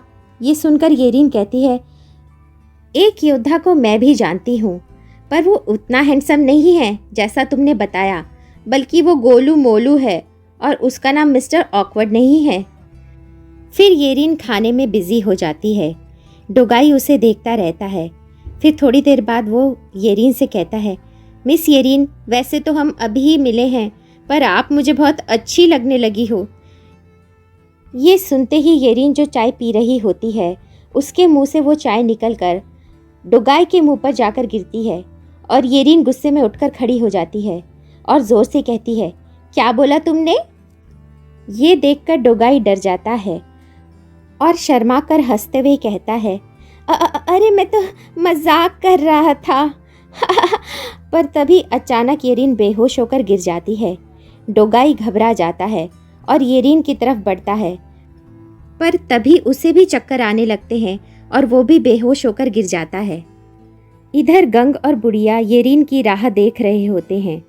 बुढ़िया कहती है, ऐसा पहले कभी भी नहीं हुआ कि रात को येरिन अकेले बाहर घूम रही हो। उसे अब तक लौट आना चाहिए था। गंग कहता है, जरूर कुछ गड़बड़ है। उधर रॉक विलेज में डोगाई और येरिन उस सराय में बेहोश पड़े होते हैं। उनके पास खड़े कुछ गुंडे आपस में बात कर रहे होते हैं।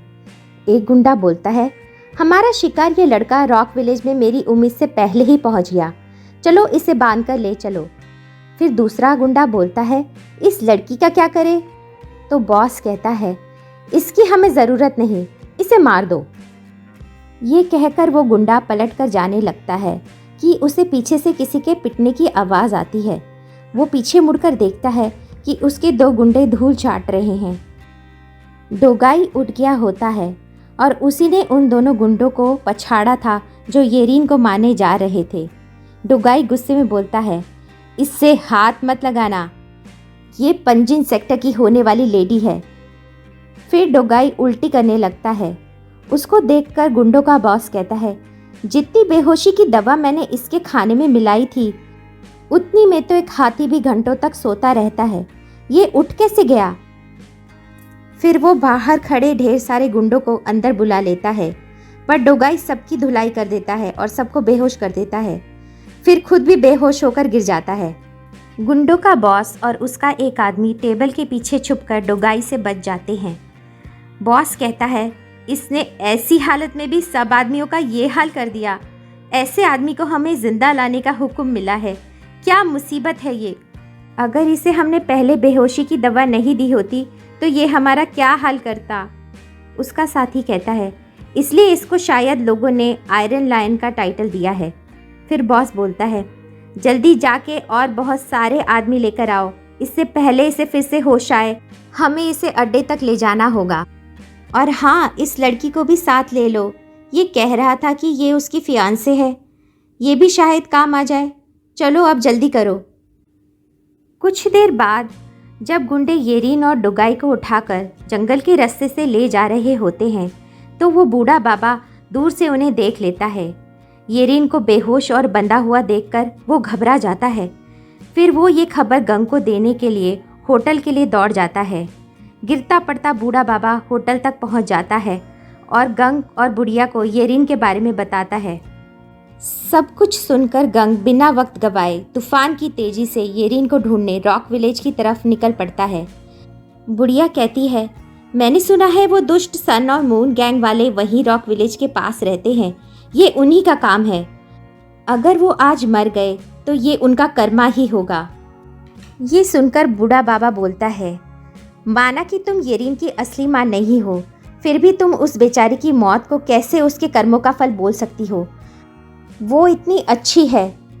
बुढ़िया बाबा को बोलती है, अबे सन की बुढ़े, मैं येरिन की मरने की बात नहीं, सन और मून गैंग वालों के मरने की बात कह रही हूँ। बुढ़ा एकदम कंफ्यूज हो जाता है। फिर बुढ़िया कहती है, तुम येरिन के बारे में सब कुछ नहीं जानते। गंग उसे वापस लाने गया है। अब बचना तो उसके किडनैपर्स को पड़ेगा, क्योंकि अगर देर हो गई तो पूरे रॉक विलेज में आज रात भर भूत प्रेत नाचेंगे। गंग को इस बात का डर है कि जहाँ येरिन है उस जगह भूत प्रेत हमला ना कर दे, क्योंकि ऐसा पहले भी हो चुका है। अब आगे की कहानी सुनिए। सन एंड मून गैंग के लीडर को उनका एक आदमी आकर खबर देता है।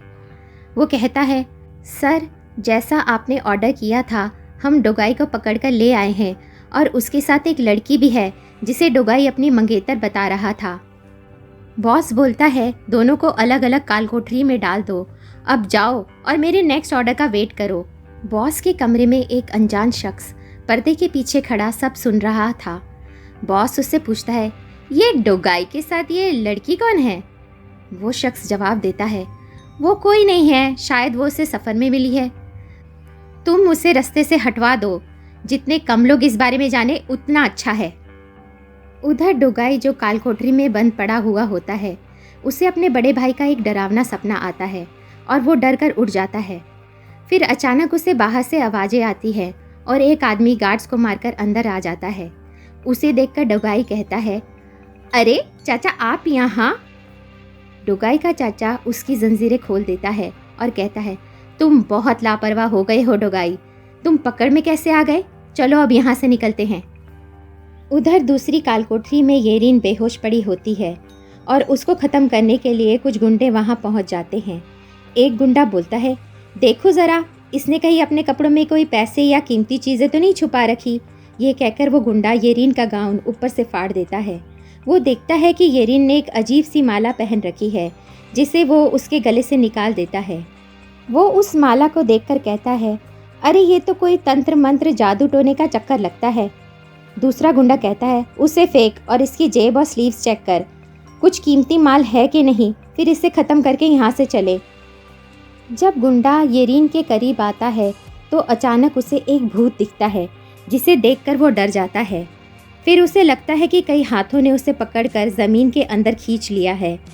असल में उसके शरीर पर बुरी आत्माओं ने कब्जा कर लिया होता है। दूसरा गुंडा उसे पीछे से बोलता है, अबे तो क्या कर रहा है, कुछ मिला कि नहीं? पर वो इसके आगे कुछ भी नहीं बोल पाता। उसमें भी बुरी आत्माएं घुस जाती हैं। उस कालकोठरी में बहुत सारे काले साए मंडराने लगते हैं। अड्डे के बाहर जो गार्ड्स खड़े होते हैं, उन पर मुर्दों की सेना हमला कर देती है। अंदर कालकोठरियों में जितने भी कैदी होते हैं, उन सबको प्रेत आत्माएं अपने वश में कर लेती हैं और वो सब अपने अपने कालकोठरियों से बाहर आ जाते हैं और आगे बढ़ने लगते हैं। असल में येरीन ने जो माला पहनी हुई थी, वो बुरी आत्माओं को रोकने के लिए ही पहनी थी। माला के निकलते ही वो सारी आत्माएं जागृत हो गई थी। येरीन के ऊपर भी एक काली छाया मंडरा रही थी, जो किसी चुड़ैल की थी। वो येरीन को लोरी सुनाकर सुला रही थी, जिससे कि येरीन सोती रहे, क्योंकि उन आत्माओं को एक येरीन ही थी जो वापस भेज सकती थी। उधर डोगाई को उसका चाचा लेकर जा रहा होता है। वो उसको बताता है कि पंजिन सेक्टर पर मुरीम अलायंस ने अटैक कर दिया है। ये सुनकर डोगाई डर जाता है और पूछता है, मेरे पिताजी और मेरी बहन को कुछ हुआ तो नहीं? वो कैसे हैं? चाचा उससे कहता है, उनकी चिंता मत करो, वो और सेक्टर के बचे हुए लोग सोडो माउंटेन पर जा चुके हैं और सेफ हैं। फिर डोगाई चाचा से कहता है, पर मुरीम अलायंस ने हम पर हमला क्यों किया? हमारी तो उनसे कोई दुश्मनी नहीं थी। डोगाई का चाचा उसे बताता है, डोगाई तुम तो जानते हो, तुम्हारे पिता 1 साल से लाइलाज बीमारी से जूझ रहे हैं और तुम अभी इतने काबिल नहीं हो कि उनकी जगह मास्टर आयरन लायन का टाइटल संभाल सको। मुरीम अलायंस को यही सही मौका लगा पंजिन सेक्टर के खजाने को हथियाने का, इसलिए उन्होंने हम पर हमला किया। तभी सन और मून गैंग के कुछ गुंडे उन्हें ढूंढ लेते हैं और उन्हें पकड़ने आ जाते हैं। चाचा उनको मार देता है। फिर वो डोगाई से कहता है, देखो बेटा, हम दोनों का यहाँ से निकलना मुश्किल है। मैं इन गुंडों को रोकने की कोशिश करता हूँ और तुम यहाँ से भाग जाओ। और सुनो, हमारी क्लैन के खजाने को खोलने वाली चाबी के बारे में तुम्हें तुम्हारे पिता ने बताया होगा। ये सब उसी चाबी के पीछे हैं। सिर्फ एक मास्टर और उसके बेटे को ही पता होता है कि चाबी कहाँ रखी है। तुम्हें अगर पता है तो किसी को भी ना बताना। अब तुम निकलो यहाँ से। ये सब सुनकर डोगाई अपने चाचा से कहता है, जाने से पहले मैं आपको उस चाबी के बारे में बताना चाहता हूँ। क्या पता मैं जिंदा बचूँ या नहीं। और फिर चाचा को चाबी का राज बता देता है। डोगाई चला जाता है। उसका चाचा गुंडों की तरफ बढ़ता है और जब वो उनसे मिलता है तो उन्हें बोलता है, मेरा काम पूरा हो गया, अब जाओ उसे मार दो।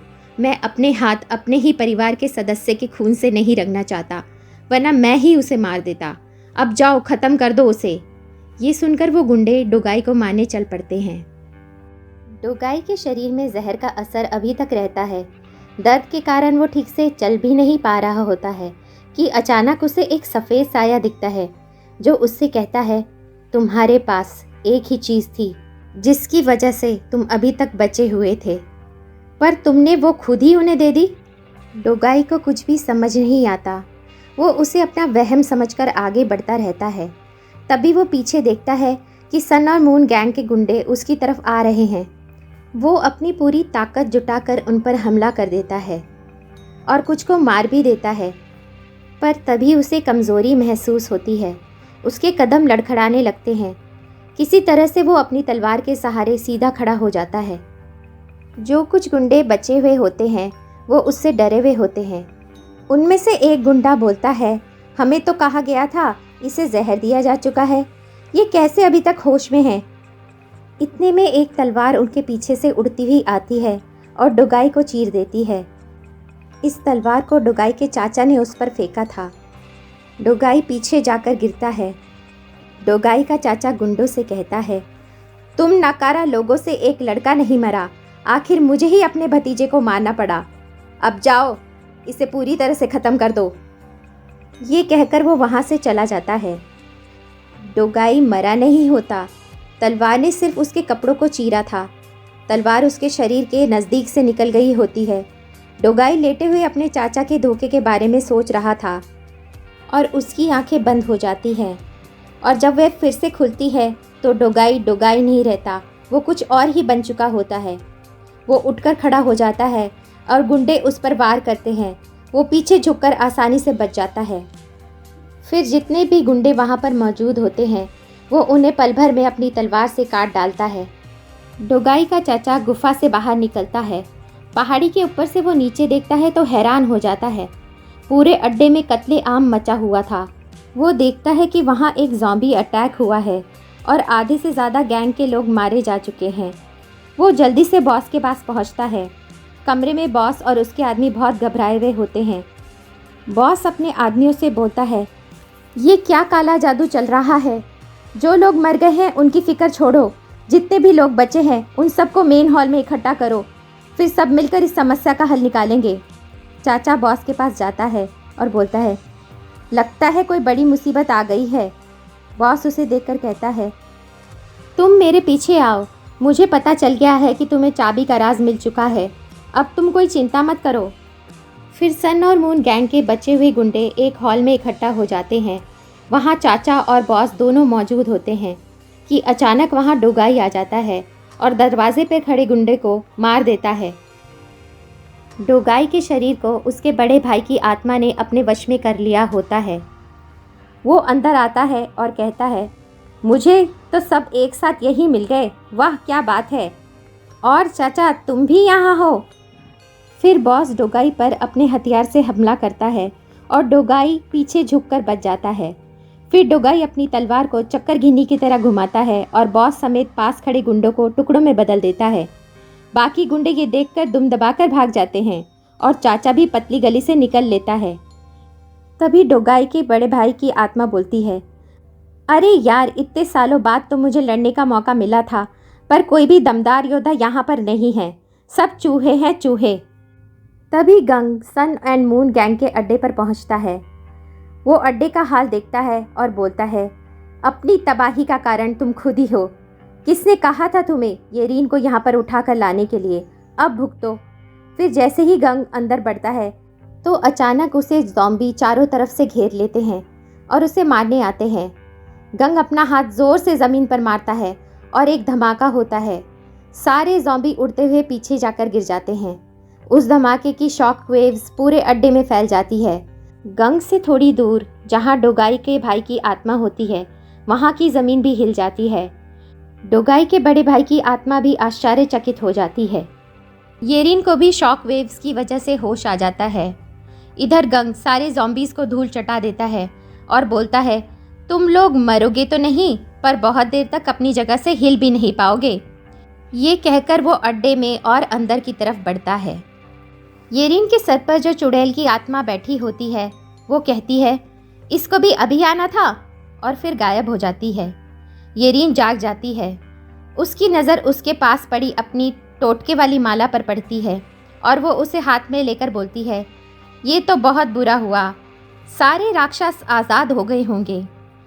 फिर जब वो अड्डे से बाहर निकलती है तो देखती है कि हर तरफ तबाही मची हुई है, लाशों के ढेर लगे हुए हैं।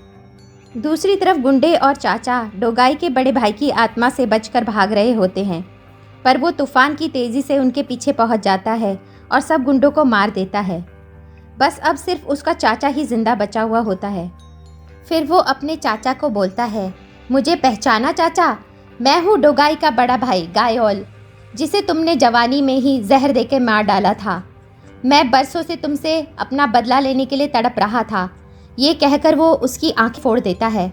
उसका चाचा चीखने चिल्लाने लगता है और बोलता है, मुझे मार दो, मैंने अपने ही परिवार को पैसों के लालच में धोखा दिया है। बड़ा भाई बोलता है, तुम्हें ये बोलने की ज़रूरत नहीं है चाचा, मैं तुम्हें मारने ही वाला हूँ। ये कहकर वो अपने चाचा को मारने के लिए तलवार चलाने ही वाला होता है कि इतने में येरीन वहाँ आ जाती है और चिल्लाती है, रुक जाओ।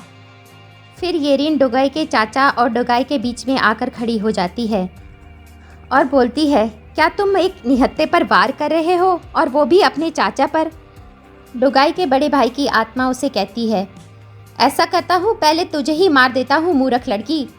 पर उसके मारने से पहले ही येरीन उस पर अपना जादू चला देती है और उसे लगने लगता है कि वो डूब रहा है। येरीन उसे देखकर बोलती है कि ऐसा तो मैं पहली बार देख रही हूँ, ये वो नहीं है जिसे मैं मिली थी, और ऐसा भी नहीं लगता कि इसके शरीर को किसी ने अपने वश में कर लिया है। क्या इसे सील करना सही रहेगा? येरीन अभी ये सोच ही रही थी कि गंग उसे देख लेता है और उसे पुकारता है, येरीन। गंग उसकी तरफ दौड़ता है और गंग की आवाज़ से येरीन का ध्यान उस पर चला जाता है और उसका जादू टूट जाता है। डोगाई के बड़े भाई की आत्मा जब इल्यूजन से बाहर आती है तो उसे येरीन पर बहुत गुस्सा आता है। वो बोलता है, तूने मुझ पर अपना जादू टोना किया, तेरी इतनी हिम्मत। ये कहते हुए वो अपने भाले से येरीन की गर्दन उड़ाने ही वाला होता है कि गंग अचानक से आकर उसका भाला रोक देता है। ये देखकर बड़ा भाई फिर से अपना भाला चक्कर गिनी की तरह घुमाता है, पर गंग तेज़ी से खुद को सिर्फ बचाता ही नहीं बल्कि उसके बड़े भाई पर एक करारा वार भी कर देता है। गंग के वार से बड़ा भाई चट्टानों से टकराते हुए बहुत पीछे जाकर गिरता है। फिर येरीन गंग से बोलती है, गंग, तुमने उसे जान से तो नहीं मारा ना? गंग बोलता है, नहीं, मैंने तो थोड़ा सा हल्का हाथ ही मारा था। इतने में ही पीछे से बड़ा भाई कूद के गंग पर अपने भाले से वार करता है, पर गंग फिर से बच जाता है और येरीन को भी उठाकर पीछे दूर ले जाता है, पर कोई फ़ायदा नहीं होता। बड़े भाई के प्रहार से पहाड़ टूट जाता है और गंग और येरीन के ऊपर गिरता है। येरीन और गंग बड़ी बड़ी चट्टानों के नीचे दब जाते हैं। ये देखकर बड़े भाई की आत्मा हंसती है और बोलती है, मेरे वार को स्टॉर्म स्लैश बोलते हैं। ये एक पंजिन सेक्टर की स्पेशल टेक्निक है, पर अफसोस सिर्फ 2 लोगों को मारने के लिए मुझे इसे चलाना पड़ा। चलो अब चाचा की खबर लेता हूँ। फिर वो पीछे पलटता है और उसे चट्टानों के हिलने की आवाज़ आती है। वो देखकर हैरान हो जाता है कि येरीन और गंग बिल्कुल सही सलामत बाहर आ गए हैं। गंग येरीन से बोलता है, इसकी खबर तो लेनी ही पड़ेगी येरीन। येरीन कहती है, बस ध्यान रखना गंग, इसे मारना नहीं। गंग बोलता है, ठीक है, इसे जान से ही नहीं मारना ना, बाकी तो मैं इसके साथ कुछ भी कर सकता हूँ। फिर दोनों योद्धा एक दूसरे के सामने आ जाते हैं और एक भयंकर टकराव के लिए तैयार हो जाते हैं। येरीन के हिसाब से डोगाई में कोई आत्मा वात्मा नहीं है, पर उसे भी समझ नहीं आ रहा है कि चक्कर क्या है। सीधा साधा डोगाई जिसे वो सुबह मिली थी, ऐसा खूनी कैसे बन गया? खैर, अब वो भी चुपचाप दोनों की लड़ाई देख रही होती है।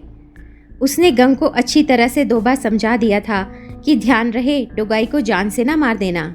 डोगाई गंग के ऊपर एक के बाद एक वार करता है। गंग बच जाता है।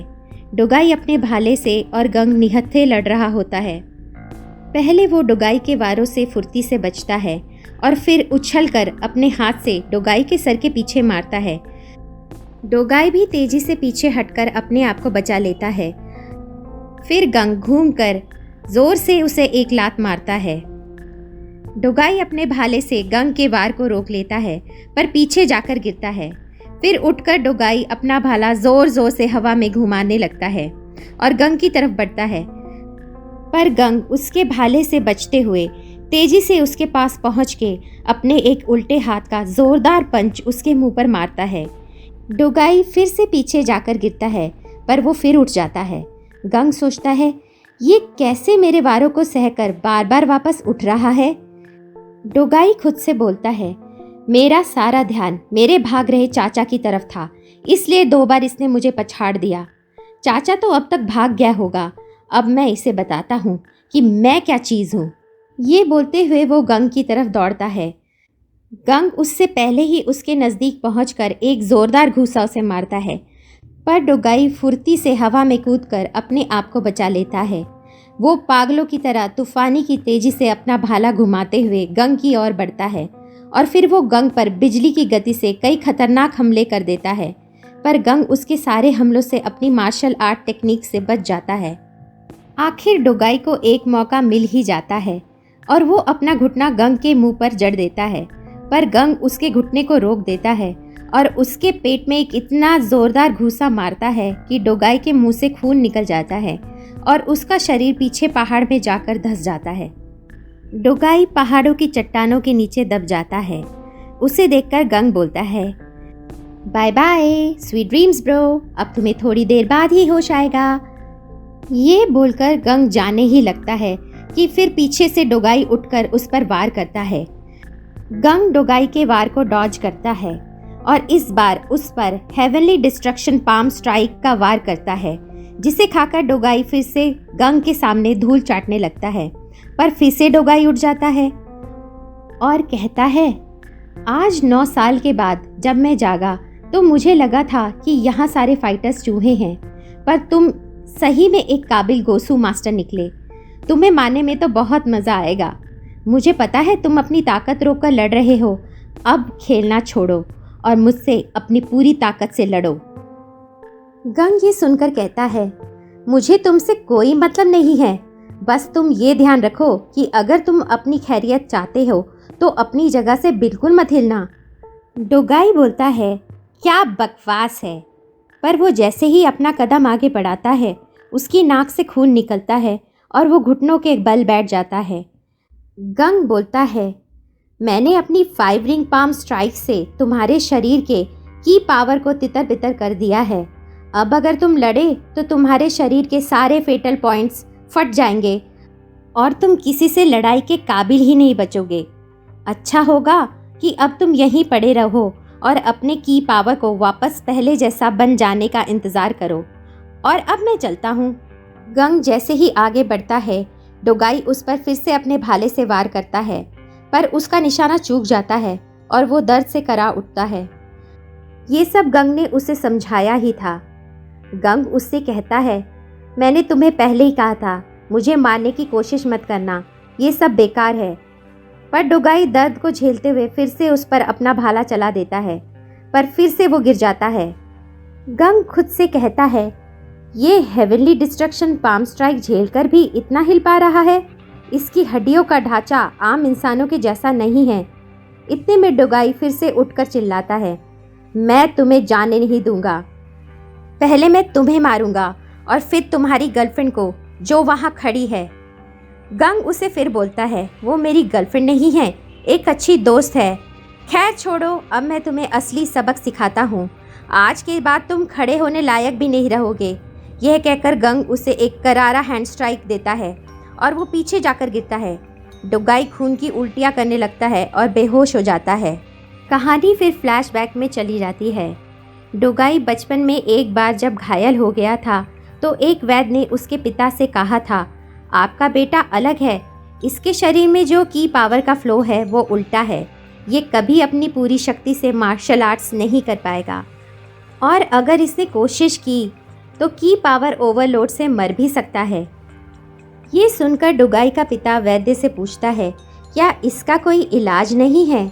तो वैद्य उसे बताता है, इसका कोई इलाज तो नहीं है, पर मैंने ये सुना है कि अगर कोई बड़ा मार्शल आर्ट मास्टर अपनी टेक्निक से की पावर को रिवर्स कर दे और किसी तरह से की पावर ओवरलोड हो जाए तो लाखों में एक का शरीर नॉर्मल कंडीशन में आ जाता है और मानो उसका पुनर्जन्म हो जाता है। यही टेक्निक इधर गंग ने डोगाई के ऊपर अनजाने में कर दी थी। बहुत देर तक की पावर के ओवरलोड के दर्द से तड़पने के बाद डोगाई एक नए रूप में और भी ज़्यादा शक्तिशाली बनकर फिर से खड़ा हो जाता है। गंग हैरान होकर ये देखता रह जाता है। डोगाई के बालों का रंग भी बदल गया होता है और वो ऐसे खड़ा हो जाता है कि जैसे उसे अभी तक कुछ नहीं हुआ हो।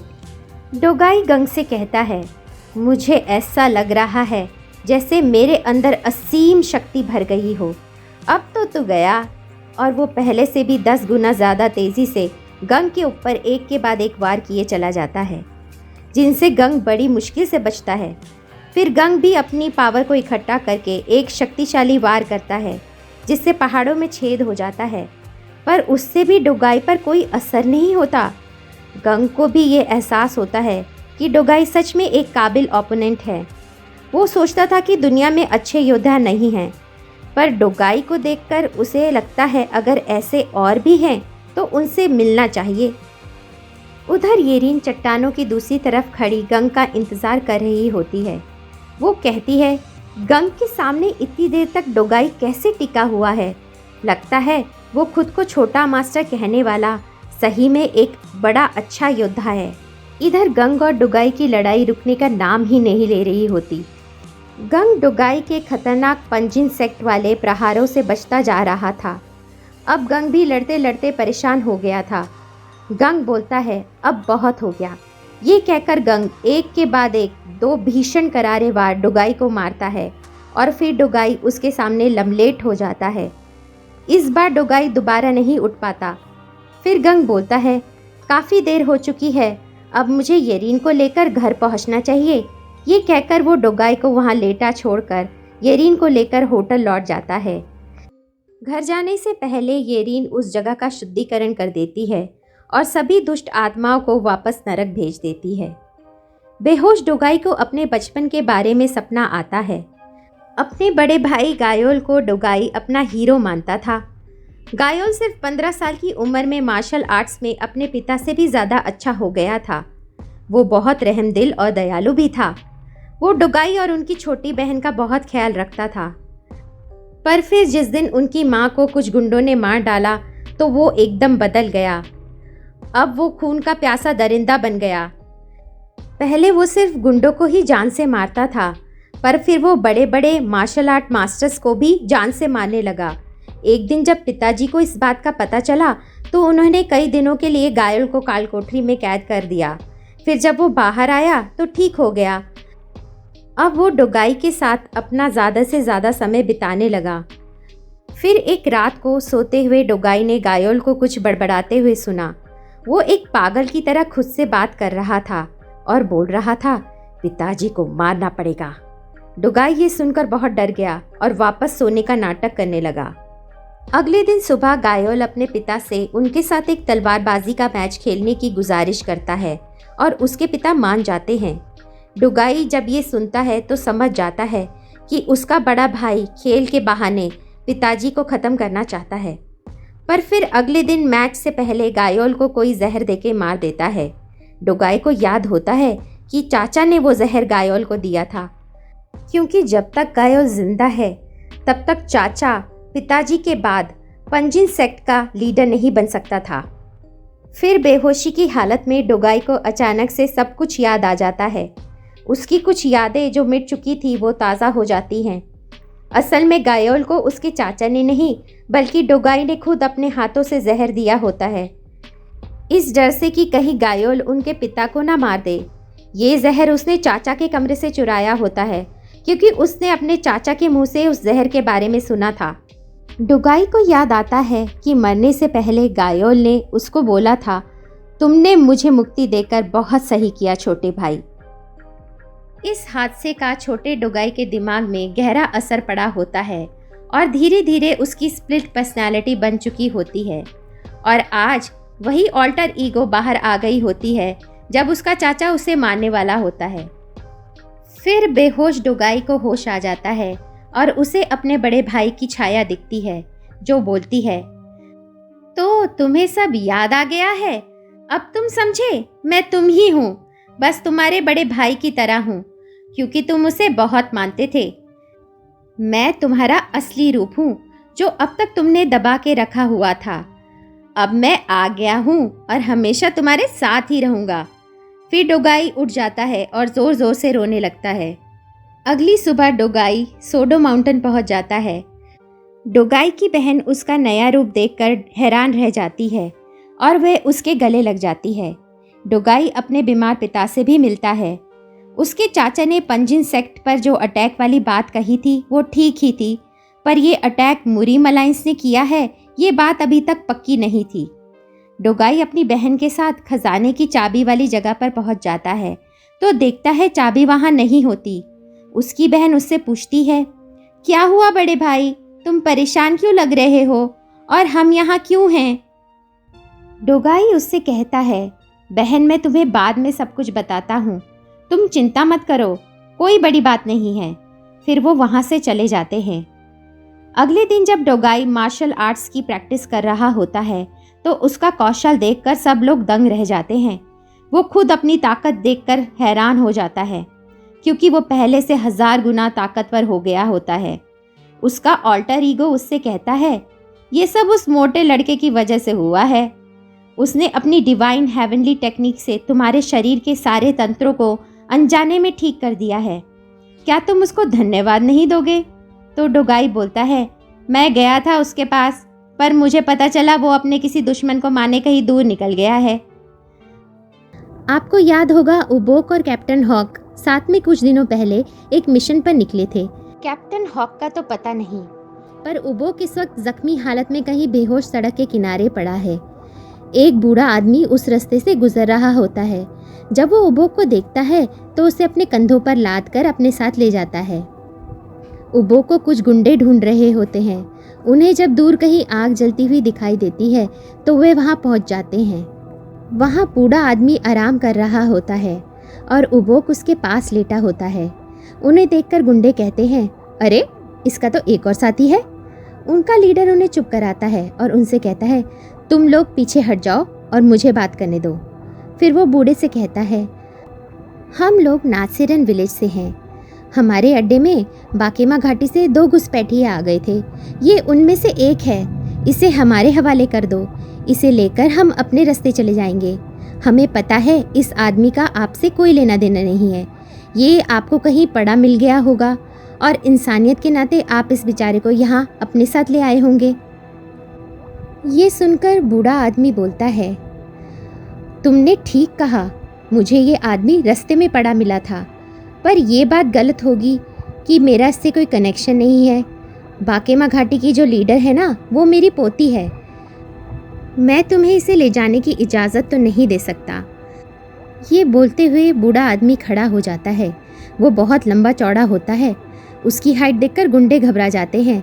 एक गुंडा कहता है, ये बुढ़ा बैठे हुए तो इतना लंबा नहीं लग रहा था। हे भगवान, ये तो राक्षस है, राक्षस। लीडर का ध्यान बुढ़े के हाथ पर बने टैटू पर जाता है। ब्लैक स्नेक टैटू को देखकर वो सोचता है, ये मैंने पहले कहीं देखा है। फिर वो बुढ़े से बोलता है, तुम्हारी ऊर्जा को मैंने महसूस किया था। मुझे पता चल गया था कि तुम एक मार्शल आर्ट्स के मास्टर हो, इसलिए मैं तुमसे भिड़ना नहीं चाहता था। पर अब जब तुमने बता दिया है कि तुम भी इसके साथ हो, तो अब हम तुम दोनों को ही पकड़कर अपने अड्डे पर ले जाएंगे। बुढ़ा कहता है, आओ बच्चों, कोशिश कर लो। और गुंडे जब उस बूढ़े आदमी पर हमला करते हैं, वो कुछ ही देर में सबको बेहोश कर देता है और फिर उबोक को लेकर बाकेमा घाटी की तरफ निकल पड़ता है। इस बूढ़े आदमी का नाम हुईगू है। इधर येलो ड्रैगन विलेज में शाम के समय अपना गंग कमरे में आराम कर रहा होता है कि तभी वहाँ मिस जिन का उल्लू उसके लिए संदेश लेकर आता है। ये बात डुगोई के गंग को ढूंढते हुए होटल आने से एक दिन पहले की है। उल्लू का संदेश देखकर गंग बाकेमा घाटी में उस जगह पहुंच जाता है जहां उसे मिस जिन मिलती थी, पर वहां पर कोई नहीं होता। तभी अचानक गंग पर कोई हमला कर देता है। हमलावर के हाथ से गंग का हाथ टकराता है और हमलावर पीछे जाकर गिरता है। गंग ये देखकर हैरान हो जाता है कि उस पर हमला करने वाला कोई और नहीं बल्कि उबोक है। गंग उबोक को बोलता है, अरे बड़े भाई तुम, ये कैसे हो सकता है? उबोक ज़मीन पर पड़े पड़े खांसते हुए बोलता है, बताता हूँ छोटे भाई, सब कुछ बताता हूँ, ज़रा 1 मिनट सांस तो ले लूँ। तुम्हारे रिएक्शन को देखकर मुझे लग रहा है कि हम सही थे। चलो चलकर वहाँ बैठते हैं, फिर मैं तुम्हें सारी बात समझाता हूँ। फिर दोनों एक जगह पर बैठ जाते हैं और उबोक कहता है, मैं जानता हूँ तुम हैरान हो कि जिस ऊर्जा को तुमने अभी मेरे वार को रोकते हुए महसूस किया वो मेरे अंदर कैसे आ गई। तो सुनो, मैं हूँ उबोक, द हैंड ऑफ डेथ। मेरी खासियत है कि मैं किसी की भी ऊर्जा को छीन सकता हूँ। कैप्टन हॉक के कहने पर मैंने ये सब किया। मैं नासेरन विलेज गया और वहाँ जाके उनका कैदी बन गया। नासेरन विलेज के लीडर तक मैंने ये इन्फॉर्मेशन भिजवाई कि हेवनली डिस्ट्रॉयर का एक शागिर्द उसे मारने के लिए ढूंढ रहा है। ये बात सुनकर वो मुझसे मिलने चला आया। तब मैं उसकी थोड़ी सी ऊर्जा खींचने में कामयाब रहा और फिर बड़ी मुश्किल से किसी तरह नासेरन विलेज से बचकर यहाँ वापस लौटा हूँ। जो ऊर्जा तुमने मेरे वार में महसूस की थी वो उसी लीडर की थी। अब तुम्हें देखकर मुझे लगता है कि नासेरन विलेज का लीडर वही है जिसने तुम्हारे मास्टर को धोखा दिया था और जिसकी तुम्हें तलाश थी। फिर उबोक से विदा लेकर गंग मिस जिन से मिलने बाकीमा घाटी के अड्डे पर पहुंच जाता है। मिस जिन उसे नासेरन पहुंचने का एक नक्शा और एक ट्रैवल पास देती है। गंग मिस जिन का शुक्रिया अदा करके जाने लगता है। तभी मिस जिन उसे बोलती है, ज़रा सुनो, तुमने अभी तक हमारी फीस पूरी नहीं भरी है, पर जाओ, तुम्हारे लौटने के बाद तुमसे उसका पूरा हिसाब लूँगी। गंग चुपचाप सर झुकाए वहाँ से चला जाता है। बाकेमा घाटी से होटल लौटते वक्त रास्ते में एक घर की छत पर सोहोंग बैठा होता है। वो गंग को देखता है और कहता है, ओ मोटे मास्टर, इतनी रात को भी तुम डम्पलिंग डिलीवर करने जा रहे हो या मुझसे हिसाब बराबर करने आए हो? गंग उसे जवाब देता है, तुम्हारे जैसे छोटे बच्चे को इस वक्त सोना चाहिए। सोहोंग फिर से कहता है, जिन लोगों की तुमने उस दिन पिटाई की थी ना, वो उनमें से कोई तुमसे बदला लेना चाहता है और तुम्हारा इंतजार कर रहा है। ज़रा ध्यान रखना, मैंने सोचा तुम्हें बता दूँ। ये सुनकर गंग सतर्क हो जाता है और आगे बढ़ने लगता है। थोड़ा आगे चलकर गंग को कुछ एहसास होता है और वो बहुत तेज़ी से अपनी जगह से कूदकर हट जाता है। तभी उसके पास एक बहुत बड़ा पत्थर आके गिरता है। अगर गंग की जगह कोई और होता तो अब तक पत्थर के नीचे कुचलकर मर गया होता। गंग आसपास अपनी नज़रें घुमाता है पर उसे कोई नहीं दिखता। उसे समझ नहीं आता कि ये पत्थर उसके पास उड़कर कैसे आया। फिर वो अपने रास्ते चला जाता है। असल में वो पत्थर उसी बूढ़े आदमी हुईगू ने फेंका था। वो छुपकर गंग को देख रहा था और उसके पास में ही लॉर्ड डैंग, जिसकी गंग ने बहुत पिटाई करी थी, पड़ा हुआ होता है। हुईगू कहता है, जब मैंने सुना कि तुम एक मोटे लड़के से हार गए हो तो मुझे तुम पर बड़ा गुस्सा आया था, क्योंकि तुमने बाकेमा घाटी का नाम डुबो दिया था।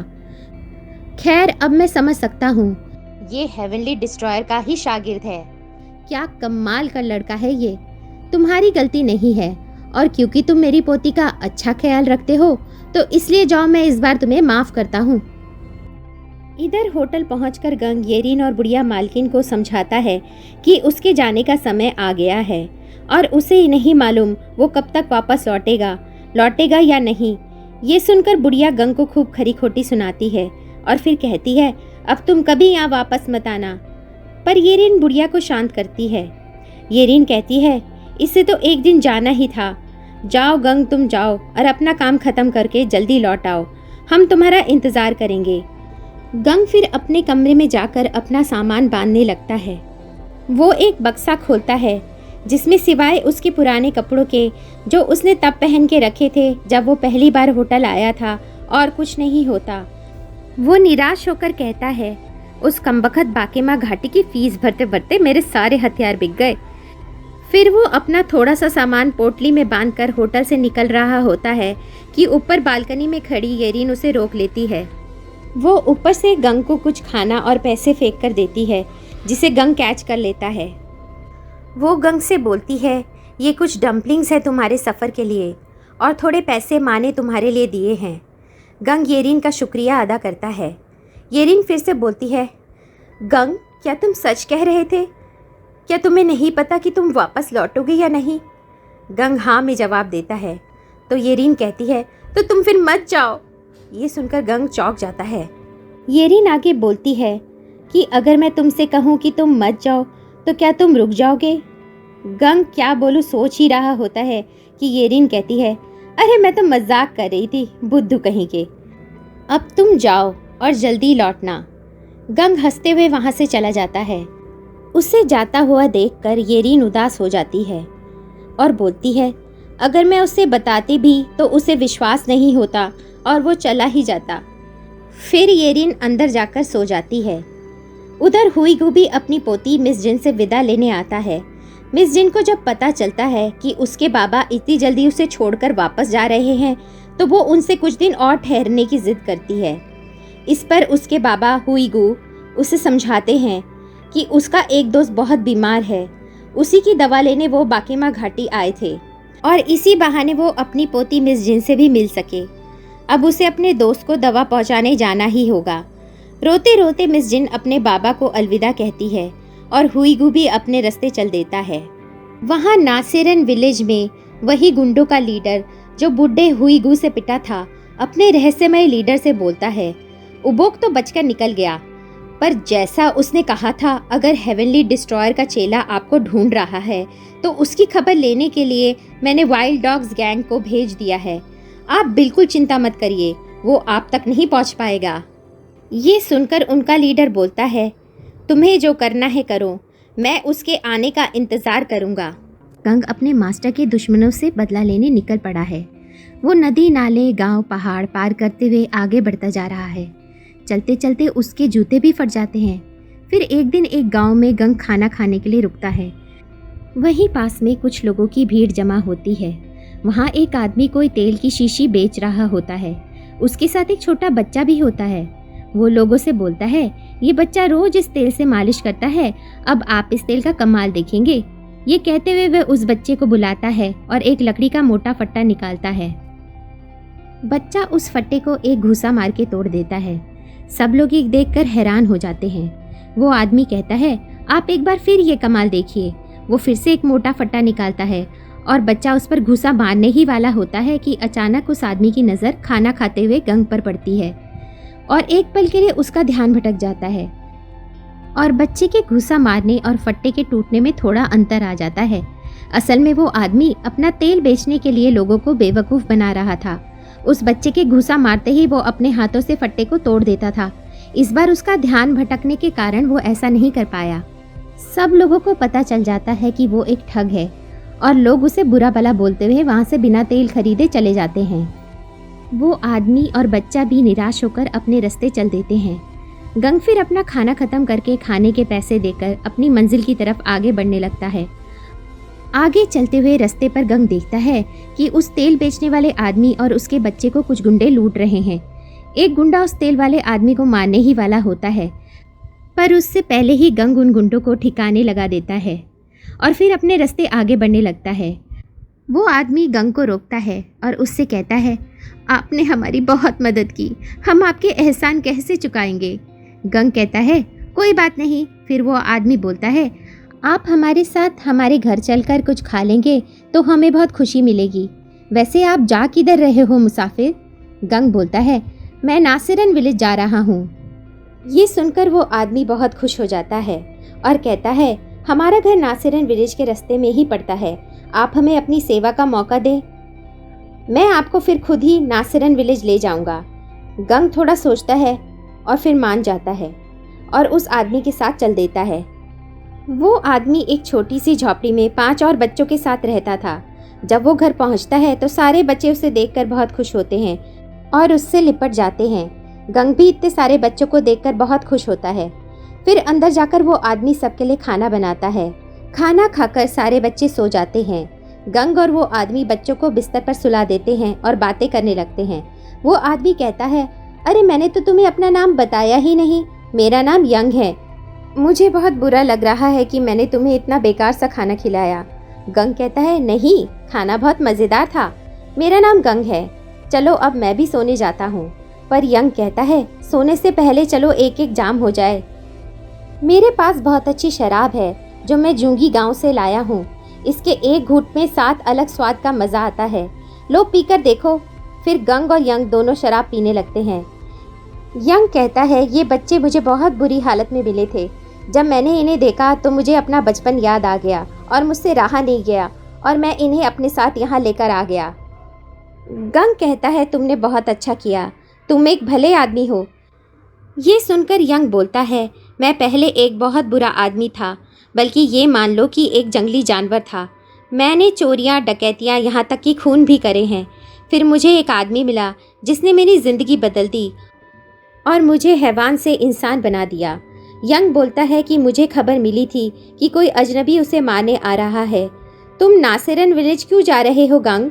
गंग कहता है, तुम जिस अजनबी के बारे में बात कर रहे हो शायद मैं वही हूँ, और ये बात तुम भी जानते हो यंग, तभी तुमने मुझे जहर वाले गिलास में शराब दी। मैंने अपने शरीर को इतना ट्रेन कर लिया है कि बहुत से जहर मुझ पर असर ही नहीं करते।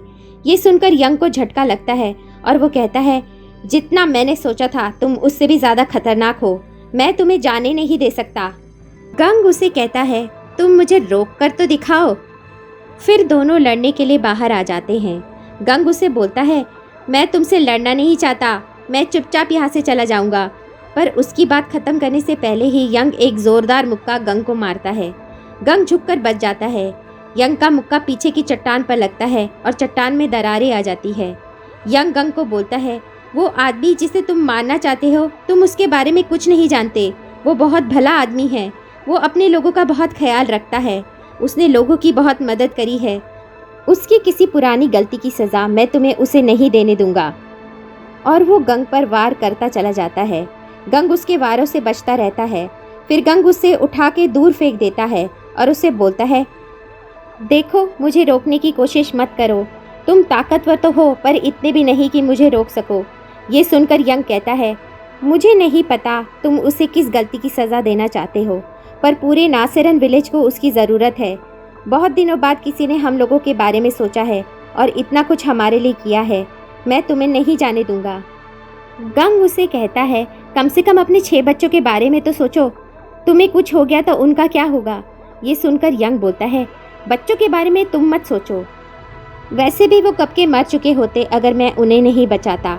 वो अब मर भी गए तो खुश होकर ही मरेंगे कि उन्हें एक अच्छा जीवन मिला। ये सुनकर गंग को गुस्सा आ जाता है और वो एक ज़ोरदार घुसा यंग के मुंह पर जड़ देता है और उसे उठाकर दूर फेंक के मारता है और उससे पूछता है, बताओ मुझे, क्या तुम बच्चों के बारे में यही सोचते हो? तभी गंग का ध्यान झोपड़ी पर जाता है जिस पर किसी ने आग लगा दी होती है। मौके का फ़ायदा उठाकर यंग गंग की आंखों में मिट्टी फेंक देता है और उस पर अंधाधुंध वार करने लगता है। गंग की आंखों में धूल जाने की वजह से उसे कुछ भी नहीं दिखाई देता। वो बड़ी मुश्किल से यंग के वारों से बचता है और चिल्लाता है, तुम्हारे घर में आग लगी है, देखो वहाँ। यंग नहीं रुकता और गंग को एक लात मारता है। गंग इस बार बच नहीं पाता। लात उसके पेट पर पड़ती है और उसका शरीर पीछे चट्टान में धंस जाता है। फिर यंग एक जोरदार वार से पूरी चट्टान के टुकड़े टुकड़े कर देता है और गंग पत्थरों के नीचे दब जाता है। गंग चट्टानों को तोड़कर उठता है और कहता है, अब बहुत हुआ, और एक पाम स्ट्राइक यंग की छाती पर मारता है। यंग अधमरा होकर ज़मीन पर गिर जाता है।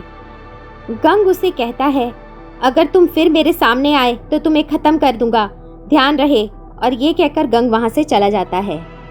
बहुत देर बाद यंग को होश आता है और वो अपनी जली हुई झोपड़ी के पास पहुँचता है। वो बच्चों के बारे में सोचता है और डर जाता है, पर फिर वही बेहोश होकर झोपड़ी की राख में गिर जाता है। सुबह हो जाती है। यंग को अचानक बच्चों की आवाज़ आती है। वो एकदम उठ जाता है और देखता है कि उसके सारे बच्चे वहीं उसके पास बैठे हैं और उसके उठने का इंतज़ार कर रहे हैं। वो बच्चों को देखकर खुश हो जाता है और बच्चों से पूछता है, तुम सब ठीक हो? कल रात को क्या हुआ था? सबसे बड़ा बच्चा उसे बताता है, वही गुंडे जो हमें रास्ते में परेशान कर रहे थे आके झोपड़ी में आग लगा गए और हमें उठाकर अपने अड्डे पर ले गए। पर सही वक्त पर वही मोटा लड़का वहां आ गया और उसने उन गुंडों को सही सबक सिखाया, हमें यहाँ बचा कर ले आया और उसने हमें पैसे भी दिए। यंग उन बच्चों को गले लगाता है और कहता है, मैं तुम लोगों से कभी भी अलग नहीं होऊंगा। इधर गंग नासिरन विलेज की तरफ बढ़ रहा होता है कि रास्ते में अचानक उसे कोई बुलाता है। सड़क के किनारे एक घोड़ा गाड़ी खड़ी होती है जिसके पिंजरे में एक आदमी बंद होता है। कोई और वहाँ नहीं होता। वो आदमी गंग से कहता है, तुम मुझे यहाँ से आज़ाद कर दो, मैं तुम्हें सबसे अमीर आदमी बना दूंगा। पर गंग उसे अनसुना कर आगे निकल जाता है। पीछे दो बुढ़े उस घोड़ा गाड़ी के पास पहुंचते हैं और चिल्लाते हैं, ये कहाँ चला गया? मैंने उसे कहा था कि घोड़ा गाड़ी के पास ही खड़े रहना जब तक हम वापस ना आ जाएं। तभी फिर झाड़ियों से एक तीसरा बुढ़ा निकल कर आता है और कहता है, मेरा पेट खराब हो गया था भाई। फिर तीनों गाड़ी में बैठते हैं और आगे चलने लगते हैं और चलते चलते गंग से आगे निकल जाते हैं। वो आपस में बात कर रहे होते हैं। एक बुढ़ा बोलता है, ये मास्टर ने इस मनहूस को हमारे साथ क्यों लाद दिया? वो तो हमेशा इसको अपने साथ ही रखते हैं। तो दूसरा बोलता है, मास्टर कहीं बाहर गए हुए हैं, जब तक वो वापस नहीं आ जाते इसे हमें अपने साथ ही रखना पड़ेगा। तभी फिर रास्ते में चढ़ाई आ जाती है और दो बुढ़े गाड़ी को पीछे से धक्का लगाने लगते हैं, पर फिर गाड़ी वापस पीछे गिरने लगती है और दोनों बुढ़े भी पीछे की ओर लुढ़क जाते हैं। तभी गंग फुर्ती से हाथ लगाकर गाड़ी को पीछे गिरने से रोक लेता है और गाड़ी को चढ़ाई पार करा देता है। तीनों बुढ़े उसका शुक्रिया अदा करते हैं। एक बुढ़ा उसे बोलता है, आओ अब पूरे रास्ते ढलान है, हम तुम्हें अपनी गाड़ी में बैठा लेते हैं और तुम्हें आगे तक छोड़ देते हैं। गंग बोलता है, कोई बात नहीं बाबा, मैं खुद ही चला जाऊंगा। पर बुढ़ा बोलता है, ये रास्ता एक ही जगह जाता है, आगे झील पार करके खत्म हो जाएगा। मुझे नहीं पता तुम कहाँ जा रहे हो, पर झील तक तो हमारे साथ चल ही सकते हो। गंग कहता है, ठीक है बाबा, और गाड़ी में बैठ जाता है। फिर आगे झील पर वो सब एक बड़ी नाव में बैठकर झील को पार करने लगते हैं। नाव में फिर वही पिंजरे वाला आदमी गंग से कहता है, तू मेरी मदद कर सकता था पर तूने नहीं की। मैं जब आज़ाद होऊंगा तब सबसे पहले तुझे ढूंढकर तुझे मारूंगा और तेरी हड्डियों को कुत्तों को खिला दूंगा। गंग उसकी बातों पर ध्यान नहीं देता। फिर झील पार करके बुढ़े गंग को बोलते हैं, बेटा हमारा ठिकाना यहीं पास में है, आओ कुछ खा लो फिर चले जाना। गंग उनके साथ चल देता है। वो सब एक टूटे फूटे मकान के आगे पहुंचते हैं जहां पर दो दूसरे बुढ़े खड़े होते हैं। वो उनका स्वागत करते हैं और कहते हैं, बस तुम लोग ही रह गए थे, बाकी सब तो पहुंच चुके हैं। फिर वो गंग को देखकर पूछते हैं, ये तुम्हारे साथ लड़का कौन है? तो वो बताते हैं कि इसने हमारी बहुत मदद की है। फिर वो मकान के अंदर घुस जाते हैं। अंदर उनके जैसे कम से कम 100 बुढ़े और मौजूद होते हैं। एक जगह खाना बन रहा होता है। वो गंग को वहाँ ले जाते हैं और खाना खाने के लिए देते हैं। खाते खाते बुढ़े आपस में बात करने लगते हैं कि मास्टर ने हम सबको यहाँ क्यों इकट्ठा किया है। तो एक बुढ़ा बोलता है, तुम्हें नहीं पता, हमें किसी को नासिरिन विलेज पहुँचने से रोकना है, इसलिए मास्टर ने हम सबको यहाँ पर बुलाया है। ये सुनकर दूसरा बुढ़ा बोलता है, कौन है वो जिसे रोकने के लिए मास्टर ने हम सभी को यहाँ बुलाया है? खैर हमें क्या मतलब, जो हमें मास्टर कहते हैं हमें तो वही करना पड़ेगा। गंग चुपचाप खाना खा लेता है और बोलता है, अब मुझे निकलना चाहिए, मुझे देर हो रही है। बुढ़ा बोलता है, आओ मैं तुम्हें बाहर तक छोड़कर आऊं। गंग कहता है, बाबा आप फिक्र मत करो, मैं चला जाता हूँ। पर इतने में ही उन बुढ़ों का मास्टर वहाँ आ जाता है और गंग को देखकर चिल्लाता है, यही है वो। ये सुनकर बुढ़े गंग को देखने लगते हैं। मास्टर फिर चिल्लाता है, मार डालो इसे। सब बुढ़े गंग पर टूट पड़ते हैं और एक धमाका होता है। पूरा मकान टूटकर बिखर जाता है। गंग वहां से निकलकर भाग जाता है। बुढ़े उसका पीछा करते हैं। गंग खुद से बोलता है, ये तो एक कातिलों की टोली है।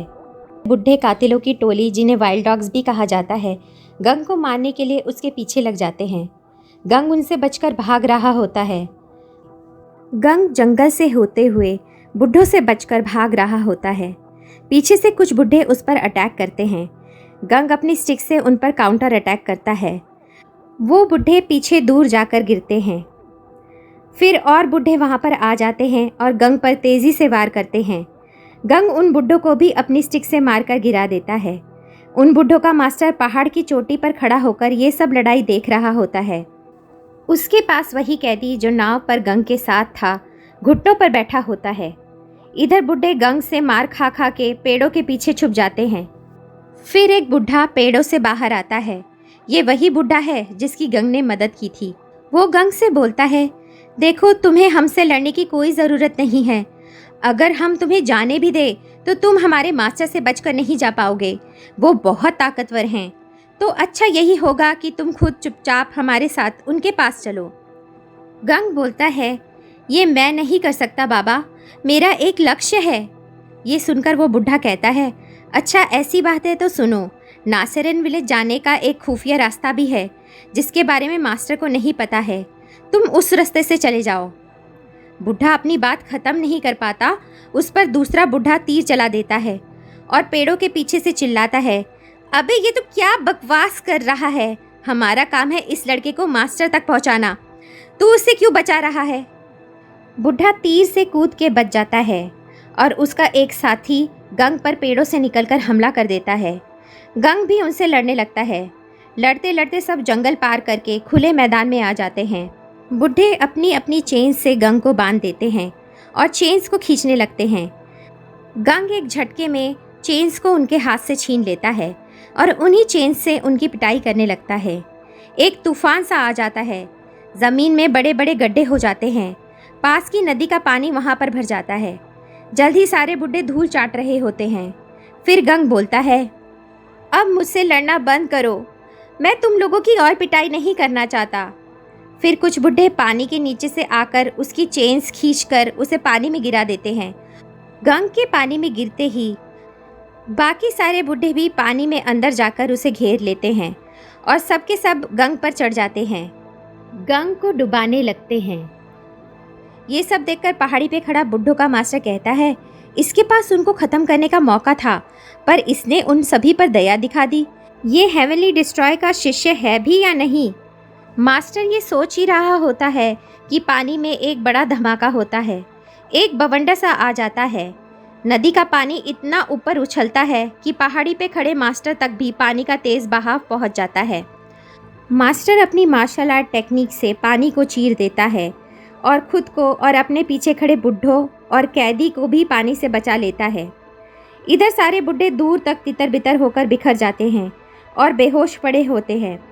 जो बुढ़े पानी के अंदर रह जाते हैं, गंग उन्हें पानी से बाहर निकाल के बचा लेता है। एक बुढ़ा जो होश में आता है वो गंग से कहता है, बेटा अब हम तुमसे नहीं लड़ेंगे, तुम यहाँ से भाग जाओ, इससे पहले हमारा मास्टर तुम्हें मारने यहाँ आ जाए, तुम जल्दी यहाँ से निकल कर भाग जाओ। थोड़ी ही दूरी पर नासेरन विलेज के सिपाही ये सब देख रहे होते हैं। उन्हीं ने वाइल्ड डॉग्स गैंग को गंग को मारने के लिए भेजा होता है। उनका लीडर कहता है, अगर ये लड़का हमारे विलेज तक पहुंच गया तो ये पूरे विलेज का सर्वनाश कर डालेगा, पर हमें घबराने की ज़रूरत नहीं है। अब वाइल्ड डॉग्स गैंग का मास्टर ही इसे ख़त्म कर देगा। वो बहुत शक्तिशाली है। ये उन त्रिदेव में सबसे ज़्यादा ताकत वाला है जिन्होंने हेवनली डिस्ट्रॉयर को बराबर की टक्कर दी थी। इसको साचेन द वेनम मास्टर भी बुलाते हैं। अब इस लड़के की खैर नहीं। इधर गंग और मास्टर साचेन का आमना सामना होता है। मास्टर गंग को देखकर कहता है, अब मज़ा आएगा, और ये बोलकर वो गंग पर एक ज़बरदस्त पाम स्ट्राइक मारता है। गंग उसके वार को अपने डंडे से रोकता है पर डंडा टूट जाता है और गंग की छाती पर ऐसा वार होता है मानो 100 हथौड़ों ने चोट कर दी हो। वो पीछे दूर जाके गिरता है। मास्टर गंग से बोलता है, आओ मुझसे लड़ो, दिखाओ मुझे कि हेवनली डिस्ट्रॉयर के शागिर्द में कितना दम है। पर गंग खड़ा होकर उसे देखता रहता है। फिर मास्टर साचेन खुद गंग पर अटैक कर देता है। गंग और मास्टर के बीच एक भयंकर युद्ध शुरू होता है। ये लड़ाई गंग के जीवन की अब तक की सबसे खतरनाक लड़ाई है। दोनों एक दूसरे पर एक से बढ़कर एक भयंकर मार्शल आर्ट्स के अटैक करने लगते हैं। वहाँ की पूरी ज़मीन कांप जाती है, तूफान उठने लगते हैं। एक बहुत ही भीषण टकराव चल रहा होता है। आसपास मौजूद बुढ़ों की हालत खराब हो जाती है। वो सब बुढ़े थोड़ी दूरी पर जाकर इकट्ठा हो जाते हैं और वहाँ से लड़ाई देखने लगते हैं। बुढ़े हैरान हो जाते हैं ये देखकर कि ये लड़का इतनी देर तक मास्टर के सामने कैसे टिक पा रहा है। पर फिर वैनम मास्टर अपना लोहे का कोड़ा निकालता है और उससे गंग को बहुत पीटता है। गंग खूनम खून हो जाता है। मास्टर गंग को लोहे के कोड़े से मार मार कर उसका बहुत बुरा हाल कर देता है। गंग लगभग बेहोश सा हो जाता है। फिर वो गंग से कहता है, क्या तुम्हारे मास्टर ने तुम्हें कभी मेरे बारे में नहीं बताया? अगर तुम सही में हेवनली डिस्ट्रॉयर के शागिर्द हो तो तुम्हें पता होना चाहिए कि तुम्हारे मास्टर के शरीर का आधा हिस्सा पैरालाइज था। वो मेरे जहर की वजह से हुआ था। उसे मैंने कमज़ोर कर दिया था और उसके क्लैन की बर्बादी तभी से शुरू हुई थी। आज तुम्हारी बारी है। मेरे इस लोहे के कोड़े में जो जहर लगा है वो तुम्हारी मसल्स को जकड़ देगा और जल्द ही तुम्हारे पूरे शरीर को बेकार कर देगा। पर उससे पहले मैं तुम्हारी आंखें निकालकर निशानी के तौर पर अपने पास रखूंगा। और वो गंग की आंखें निकालने ही वाला होता है कि अचानक पीछे से आकर एक बुढ़ा एक भाला मास्टर के शरीर के आर पार कर देता है। उसे देखकर मास्टर को बहुत गुस्सा आता है। वो उसे मार देता है। फिर बाकी बुड्ढों से बोलता है, बेवकूफ़ो, तुम मुझसे बगावत करोगे इस लड़के के लिए? खैर ये तो एक ना एक दिन होना ही था। आ जाओ सब खुल के मेरा सामना करो। सभी बुड्ढे आपस में बात करते हैं।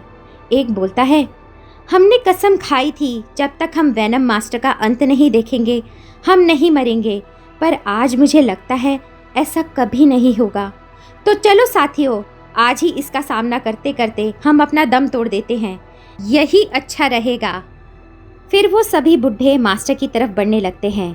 मास्टर अपनी पकड़ से गंग को आज़ाद कर देता है और बुड्ढों की तरफ बढ़ने लगता है। गंग अधमरा होके वहीं पड़ा रहता है। उधर नासिरन विलेज के सिपाही बुड्ढों को अपने मास्टर से लड़ता देखकर हैरान हो जाते हैं। वो बोलते हैं, ये बुढ़े अचानक अपने मास्टर के खिलाफ कैसे हो गए? तो उनका लीडर उन्हें बताता है, ये बुढ़े जवानी में अपनी अपनी क्लान्स के मास्टर थे। तब इनके क्लान्स को वैनम मास्टर ने ख़त्म कर दिया था। तब ये सब बुढ़े एक साथ हो गए थे और इन्होंने वैनम मास्टर से लड़ाई करी थी, पर ये हार गए थे। तब से ये उसके साथ ही हैं और उसी का हुक्म मानते हैं। ये इंतज़ार कर रहे थे एक ऐसे आदमी का जो वैनम मास्टर को ख़त्म कर सके। ये सारी बात वैनम मास्टर भी जानता है, पर तब भी वो इनका इस्तेमाल करता रहा है। आज इन्हें क्या हो गया है ये तो मैं भी नहीं कह सकता, पर इतना कह सकता हूँ कि आज इनका आखिरी वक्त आ गया है। वैनम मास्टर बुड्ढों की बहुत पिटाई कर रहा होता है। कई बुढ़े अब तक अपनी जान भी गंवा चुके होते हैं। उधर गंग बेहोशी में अपने मास्टर हेवनली डिस्ट्रॉयर को देखता है। वो गंग से कहता है, तुम ये क्या कर रहे हो गंग? तुम अपनी पूरी ताकत का इस्तेमाल नहीं कर रहे हो, उठो। गंग बोलता है, मास्टर वो बहुत ही ताकतवर है। मास्टर कहता है, तुम्हारे सामने वो कुछ भी नहीं है गंग। मासूम जाने दाव पर लगी हुई है। उठो और दिखा दो उसे कि तुम किसके शागिर्द हो। गंग उठ जाता है। तभी उसके पास दो बुढ़े आते हैं और कहते हैं, चलो बेटा हमारे साथ चलो, हम तुम्हें यहाँ से बहुत दूर ले जाएंगे, अपनी जान बचा लो। पर गंग अपनी जगह से नहीं हिलता। तभी वैनम मास्टर की नज़र उन तीनों पर पड़ जाती है और वो एक लंबी छलांग लगाकर उड़ते हुए उनकी तरफ आता है और उन पर अटैक करता है।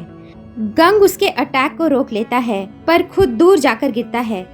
वैनम मास्टर उन बुड्ढों को बहुत मारता है। गंग को अब बहुत गुस्सा आ जाता है और वो बोलता है, मास्टर मैं इसे ऐसे नहीं रोक सकता, मुझे इसे जान से मारना ही पड़ेगा। आज पहली बार मेरे हाथों किसी की हत्या होगी। वैनम मास्टर बड़ी बेरहमी से बुड्ढों को मार रहा होता है कि तभी अचानक उसका ध्यान गंग पर जाता है। वो ये देखकर हैरान हो जाता है कि गंग के शरीर से असीम ऊर्जा बह रही है। ये देखकर वैनम मास्टर जोर से चिल्लाता है, तू अपनी पूरी शक्ति से मुझसे नहीं लड़ रहा था, ये तूने बहुत बड़ी गलती करी बच्चे, तूने मेरी बेइज्जती करी है। अब मैं तुझे बताता हूँ कि मैं क्या चीज़ हूँ। और ये कहते हुए वैनम मास्टर गंग पर धावा बोल देता है। गंग अपने दोनों अंगूठों से अपने सर को छूता है और कहता है, बाहरी दुनिया में आने के बाद आज पहली बार मैंने अपने सारे एनर्जी पॉइंट्स को खोल दिया है। फिर गंग वैनम मास्टर की ओर बढ़ता है और वैनम मास्टर का दाया हाथ पकड़कर उखाड़ देता है और उसे एक जोरदार पंच मारता है, जिससे वैनम मास्टर दूर जाकर गिरता है। अपना एक हाथ खोने के बाद वैनम मास्टर तिलमिला उठता है और गंग पर अपने लोहे के कोड़े से अटैक करता है, पर गंग उसके लोहे के कोड़े के 2 टुकड़े कर देता है। वैनम मास्टर गंग को हैरानी से देखने लगता है। गंग उसे बोलता है, तू इसलिए हैरान है ना कि मुझ पर तेरे जहर का कोई असर नहीं हुआ? तो सुन, मेरे मास्टर ने मुझे तेरे बारे में बताया था, कैसे तूने धोखे से उनको जहर दिया। मेरे मास्टर को पता था कि मेरा सामना तुझसे कभी ना कभी तो होगा ही, इसलिए इस जहर से लड़ने की ट्रेनिंग उन्होंने मुझे बहुत पहले ही दे दी थी। अब तेरा गेम ओवर। ये सुनकर वैनम मास्टर हंसता है और बोलता है, मेरा एक हाथ निकालकर तू सोच रहा है कि तू मुझसे जीत जाएगा, अब तू मेरा ये वार सहकर दिखा। ये कहते हुए वैनम मास्टर गंग पर मास लाइटनिंग बीम का अटैक करता है। गंग आसानी से उसका वार बेकार कर देता है और बोलता है, अगर ये तेरा सबसे खतरनाक वार था तो अब तो तू गया। वेनम मास्टर फिर गंग पर अल्टीमेट एक्सप्लोजन अटैक करता है। ये देखकर बुढ़े बोलते हैं, आज तो वेनम मास्टर का अंत लगता है आ ही गया, क्योंकि ये अल्टीमेट एक्सप्लोजन अटैक शायद मास्टर का आखिरी दाव है। अगर ये लड़का इस अटैक से बच गया तो फिर वेनम मास्टर को इस लड़के से कोई नहीं बचा सकता। बुढ़े सही बोल रहे थे। अल्टीमेट एक्सप्लोजन को रोकने के बाद गंग मास्टर पर एक खूनी काउंटर अटैक कर देता है, जिसे ब्लैक टॉर्नेडो एंडलेस एबिस अटैक कहते हैं। वेनम मास्टर के शरीर में एक बड़ा छेद हो जाता है और फिर गंग के सामने वो अपना दम तोड़ देता है। गंग का शरीर भी बुरी तरह से जख्मी हो चुका होता है। वो खून की उल्टी कर देता है और फिर वहां से चुपचाप चला जाता है। घाटी में चारों तरफ सन्नाटा छा जाता है। उधर वेनम मास्टर का कैदी भी आज़ाद हो जाता है और जब वो देखता है कि मास्टर मर गया है तो वो वहां से चला जाता है। वेनम मास्टर की लाश नासिरन विलेज के सिपाहियों को मिलती है। वो कहते हैं, वो लड़का अभी आसपास ही होगा, ढूंढो उसे, वो अभी घायल होगा। पर गंग वहां से दूर एक झोपड़ी में लेटा होता है। उसको जब होश आता है उसे कुछ समझ नहीं आता वो वहां कब और कैसे पहुंच गया। उसकी मरहम पट्टी भी किसने कर दी होती है। दूर से उस झोपड़ी को वही नकाबपोश नासिरन विलेज का लीडर चुपचाप खड़े होकर देख रहा होता है। ये पहली बार हुआ है कि गंग ने किसी की जान ली हो। इस लड़ाई में गंग भी बहुत बुरी तरह घायल हो जाता है। उसे एक झोपड़ी में पनाह मिलती है। इधर नासिरन विलेज के एक घर में सिपाहियों का लीडर अपने मास्टर से कह रहा होता है, हम 5 दिनों से विलेज के बॉर्डर का चप्पा चप्पा छान रहे हैं, पर हमें उसका कुछ भी पता नहीं चल पाया, ना कोई सुराग मिला। मैंने उसे ढूंढने के लिए अब 3 गुना ज़्यादा सिपाही भी भेज दिए हैं। ये सुनकर मास्टर कहता है, अब बस करो, उसे ढूंढना बंद करो, गांव में भी बहुत काम बाकी है, हमें आदमियों की ज़रूरत यहाँ है। ये सुनकर लीडर कहता है, ठीक है मास्टर, और वहाँ से चला जाता है। पर वो अपने मास्टर की बात को सीरियसली नहीं लेता। बाहर निकलकर वो अपने सिपाहियों को गंग की खोज जारी रखने का आदेश देता है। उधर नासिरन विलेज से थोड़ी दूरी पर झोपड़ी में एक बुढ़ा और एक बुढ़िया गंग का ख्याल रख रहे होते हैं।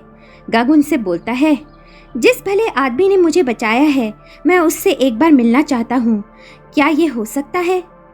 वो उससे कहते हैं, अच्छा तो तुम मैत्रिया से मिलना चाहते हो? वो बहुत ही बिजी आदमी हैं। वो हमारे पूरे गांव का ख्याल रखते हैं, पर उन्होंने कहा था कि वो तुमसे मिलने जल्द ही आएंगे। अभी तुम आराम करो, तुम पूरी तरह से अभी ठीक नहीं हुए हो। अगले दिन मास्टर अपने सिपाहियों से कहता है कि वो उसे डिस्टर्ब ना करें, उसे बहुत ज़रूरी काम करने हैं और आज वो पूरा दिन घर से बाहर नहीं निकलेगा। और फिर वो अपनी कुर्सी पर अपनी जगह अपने बुत को बिठाकर चुपके से एक खुफिया रास्ते से बाहर निकल जाता है और झोपड़ी पे पहुंचकर गंग से मिलता है। वो गंग की नब्ज देखता है और उसे बोलता है, तुम्हारा शरीर बहुत जल्दी ठीक हो रहा है, तुम्हारी रिकवरी पावर गजब की है, बस कुछ ही दिनों में तुम पूरी तरह से ठीक हो जाओगे। गंग की नज़र उसके हाथ पर पड़ती है। जहाँ से उबोक ने उसकी ऊर्जा सोखी थी वहाँ एक पट्टी बंधी होती है। गंग उससे बोलता है, तुम गोल्डन किंग हो ना? गंग की बात सुनकर मास्टर को अचानक झटका सा लगता है।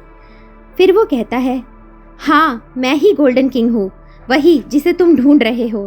तो तुम अब क्या करोगे? तुम मुझसे बदला लोगे? झोपड़ी के बाहर बुढ़ा बुढ़िया एक टेबल पर खाना लगा रहे होते हैं कि अचानक उन्हें अंदर से जोर की आवाज़ आती है। वो अंदर जाकर देखते हैं पर वहाँ कोई नहीं होता। झोपड़ी की छत में एक बड़ा सा छेद हो गया होता है। जंगल में गोल्डन किंग और गंग एक दूसरे का सामना कर रहे होते हैं। गोल्डन किंग गंग से बोलता है, तुम अभी पूरी तरह से रिकवर नहीं हुए हो, क्या तुम सच में मुझसे अभी भी लड़ना चाहते हो? सोच लो एक बार।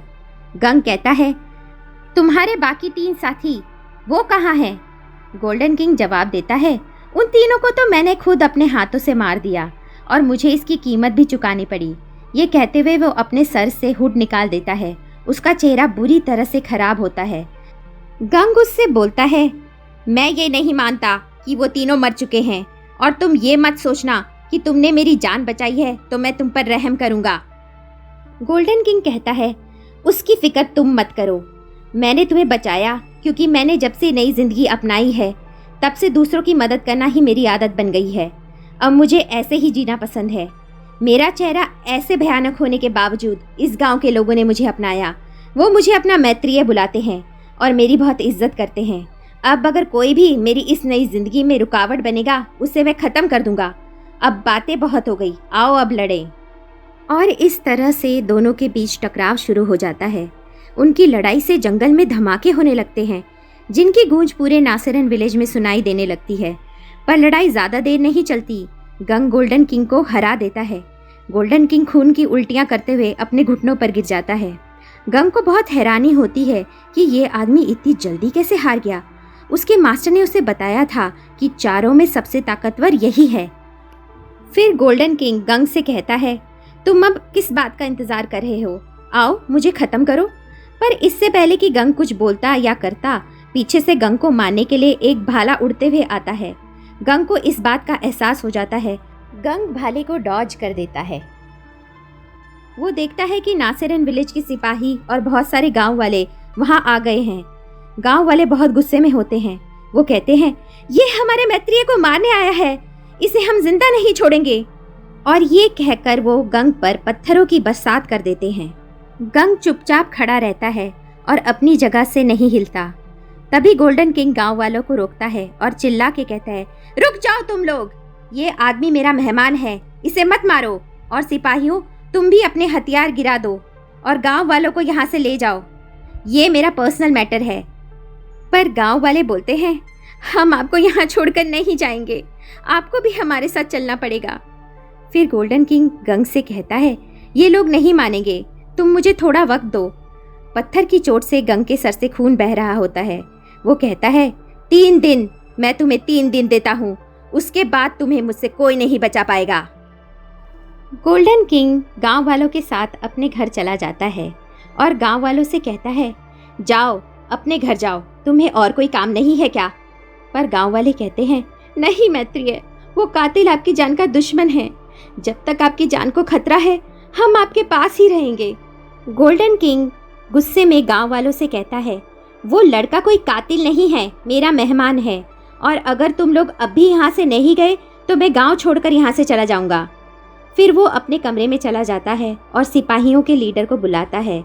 उससे बोलता है, देखो ये मेरा व्यक्तिगत मामला है, उस लड़के को तुम लोग कुछ नहीं करोगे, ध्यान रहे उसे कुछ नहीं होना चाहिए। उसी शाम गंग जंगल में एक पेड़ के नीचे आराम कर रहा होता है। गांव के 4 छोटे छोटे बच्चे जंगल में उसे ढूंढ रहे होते हैं। वो आपस में बात करते हैं कि मैत्रीय के दुश्मन को आज हम खत्म करके ही रहेंगे। फिर उनमें से एक बच्चे को पेड़ों के बीच में से गंग दिखता है।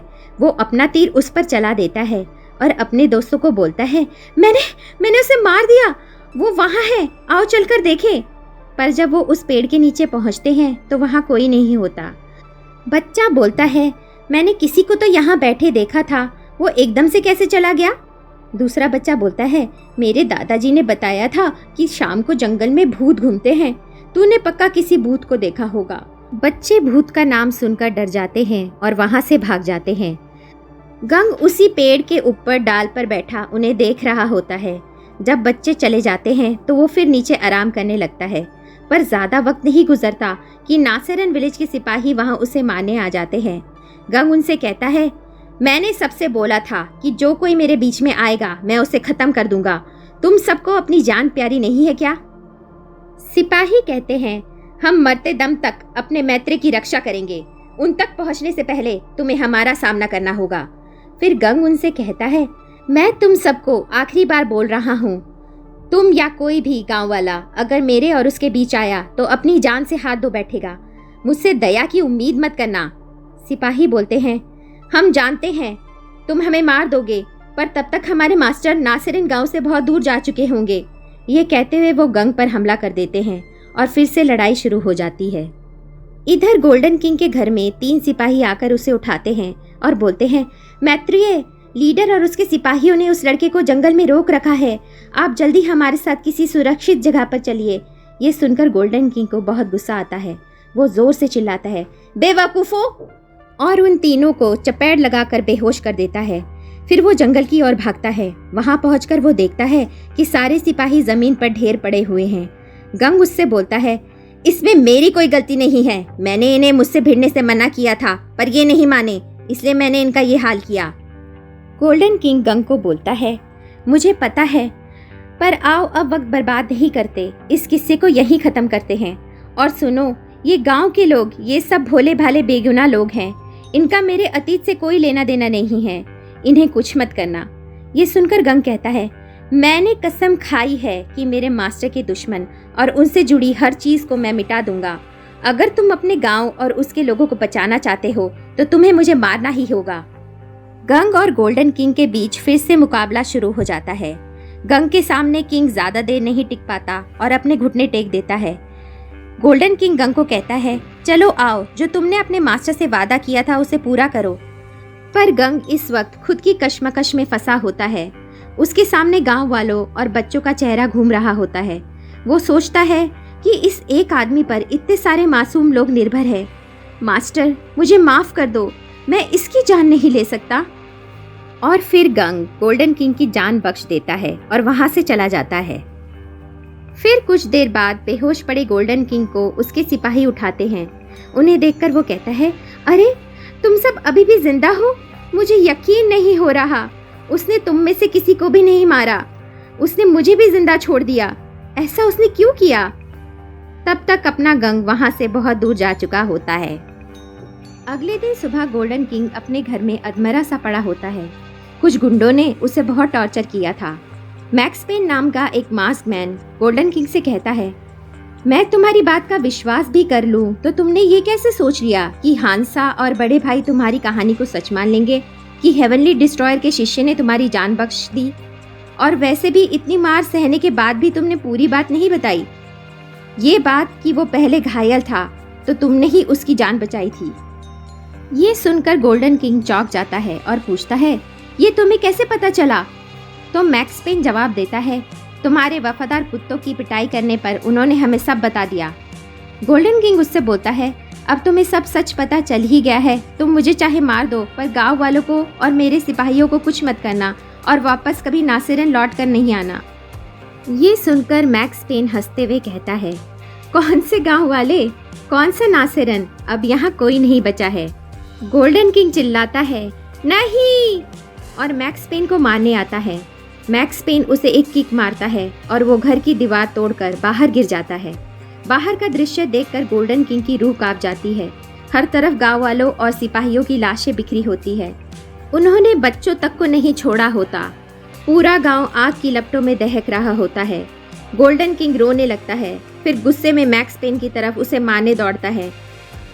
पर इससे पहले वो कुछ करता, गुंडे उसके शरीर को अपने भालों से बींध देते हैं और फिर गोल्डन किंग दम तोड़ देता है। मरने से पहले उसे हेवनली डिस्ट्रॉयर और गंग दिखाई देता है और उसके आखिरी शब्द होते हैं, काश तुमने मुझे रात में ही मार डाला होता। इधर गंग अपने गांव वापस जा रहा होता है। मंजिल बहुत दूर होती है।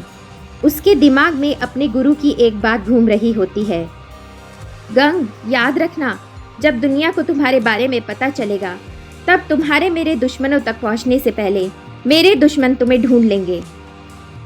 वहां से बहुत दूर येलो ड्रैगन माउंटेन पर गंग के गांव के पास वाले गांव की तरफ कुछ घुड़सवार बढ़ रहे होते हैं। वो आपस में बात कर रहे होते हैं। एक कहता है, हम सोंगपो गांव में क्यों अटैक कर रहे हैं? वैसे तो हमेशा वो हमें सही टाइम पर हफ्ता देते आए हैं, इस बार थोड़ा लेट हो गए तो क्या हुआ? ये सुनकर दूसरा बोलता है, अगर हमने इन्हें अभी सबक नहीं सिखाया तो दूसरे गांव वाले भी इनकी तरह हफ्ता देने में देरी करेंगे। सुन लो, हमें वहां जाके कुछ बुढ़ों को मारना है और जवानों को काम करने के लिए जिंदा छोड़ देना है। समझ आया तो चलो, उन्हें मार कर आते हैं, बहुत मजा आएगा। तभी उन्हें सामने रास्ते में थोड़ी दूरी पर एक आदमी खड़ा हुआ दिखता है। उनका बॉस चिल्लाता है, कुचल दो इस आदमी को। ये आदमी और कोई नहीं, गुलाबी शैतान सोहोंग है। जैसे ही गुंडे उसके नजदीक आते हैं, उससे ज्यादा वक्त नहीं लगता, वो सब गुंडों को अपनी तलवार से काट डालता है। फिर वहां सोंगपो विलेज के आदमी आ जाते हैं। उनमें से एक आदमी बोलता है, ये गुलाबी आंखों वाला ब्लेड मास्टर तो बहुत ही खतरनाक है। इसने पहली बारी में इतने सारे गुंडों का सफाया कर दिया, क्या बात है। सोहोंग ने गांव वालों की मदद पैसों के लिए की होती है। फिर सोहोंग बिना कुछ बोले पैसे लिए वहां से चुपचाप चला जाता है। सोहोंग रास्ते पर जा रहा होता है कि तभी एक लड़की उसे रोककर उससे होटल का रास्ता पूछती है। सोहोंग उससे कहता है, मेरे पीछे चली आओ। फिर सोहोंग उस लड़की को होटल पहुंचा देता है।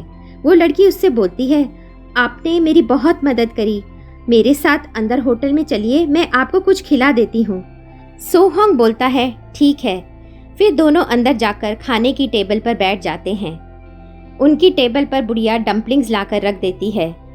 लड़की बुढ़िया से पूछती है, क्या यहाँ पर कोई लड़का काम करता है?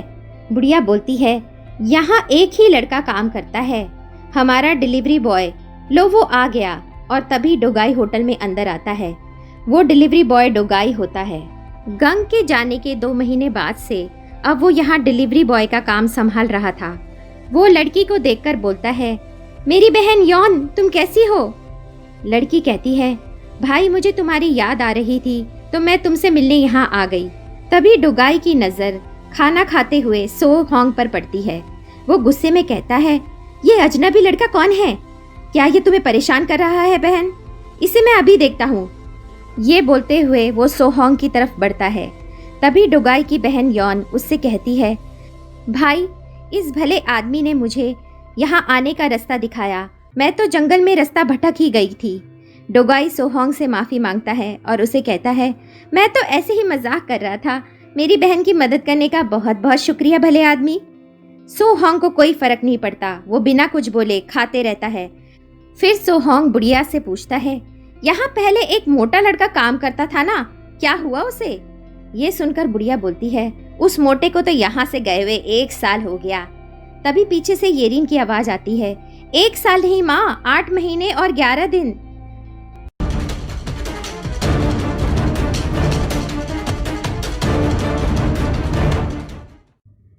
दोस्तों, इस तरह से सीज़न 1 का एंड होता है। सीज़न 2 के एपिसोड हम जल्द ही आपको पेश करेंगे। आपके सुझावों का हमें इंतज़ार रहेगा। प्लीज़ चैनल को सब्सक्राइब करें और अपने फैमिली और फ्रेंड्स से भी करवाएं। हम आपके लिए लाते रहेंगे एक से बढ़कर एक मानवा रिकैप्स। आपका दिन शुभ हो। धन्यवाद।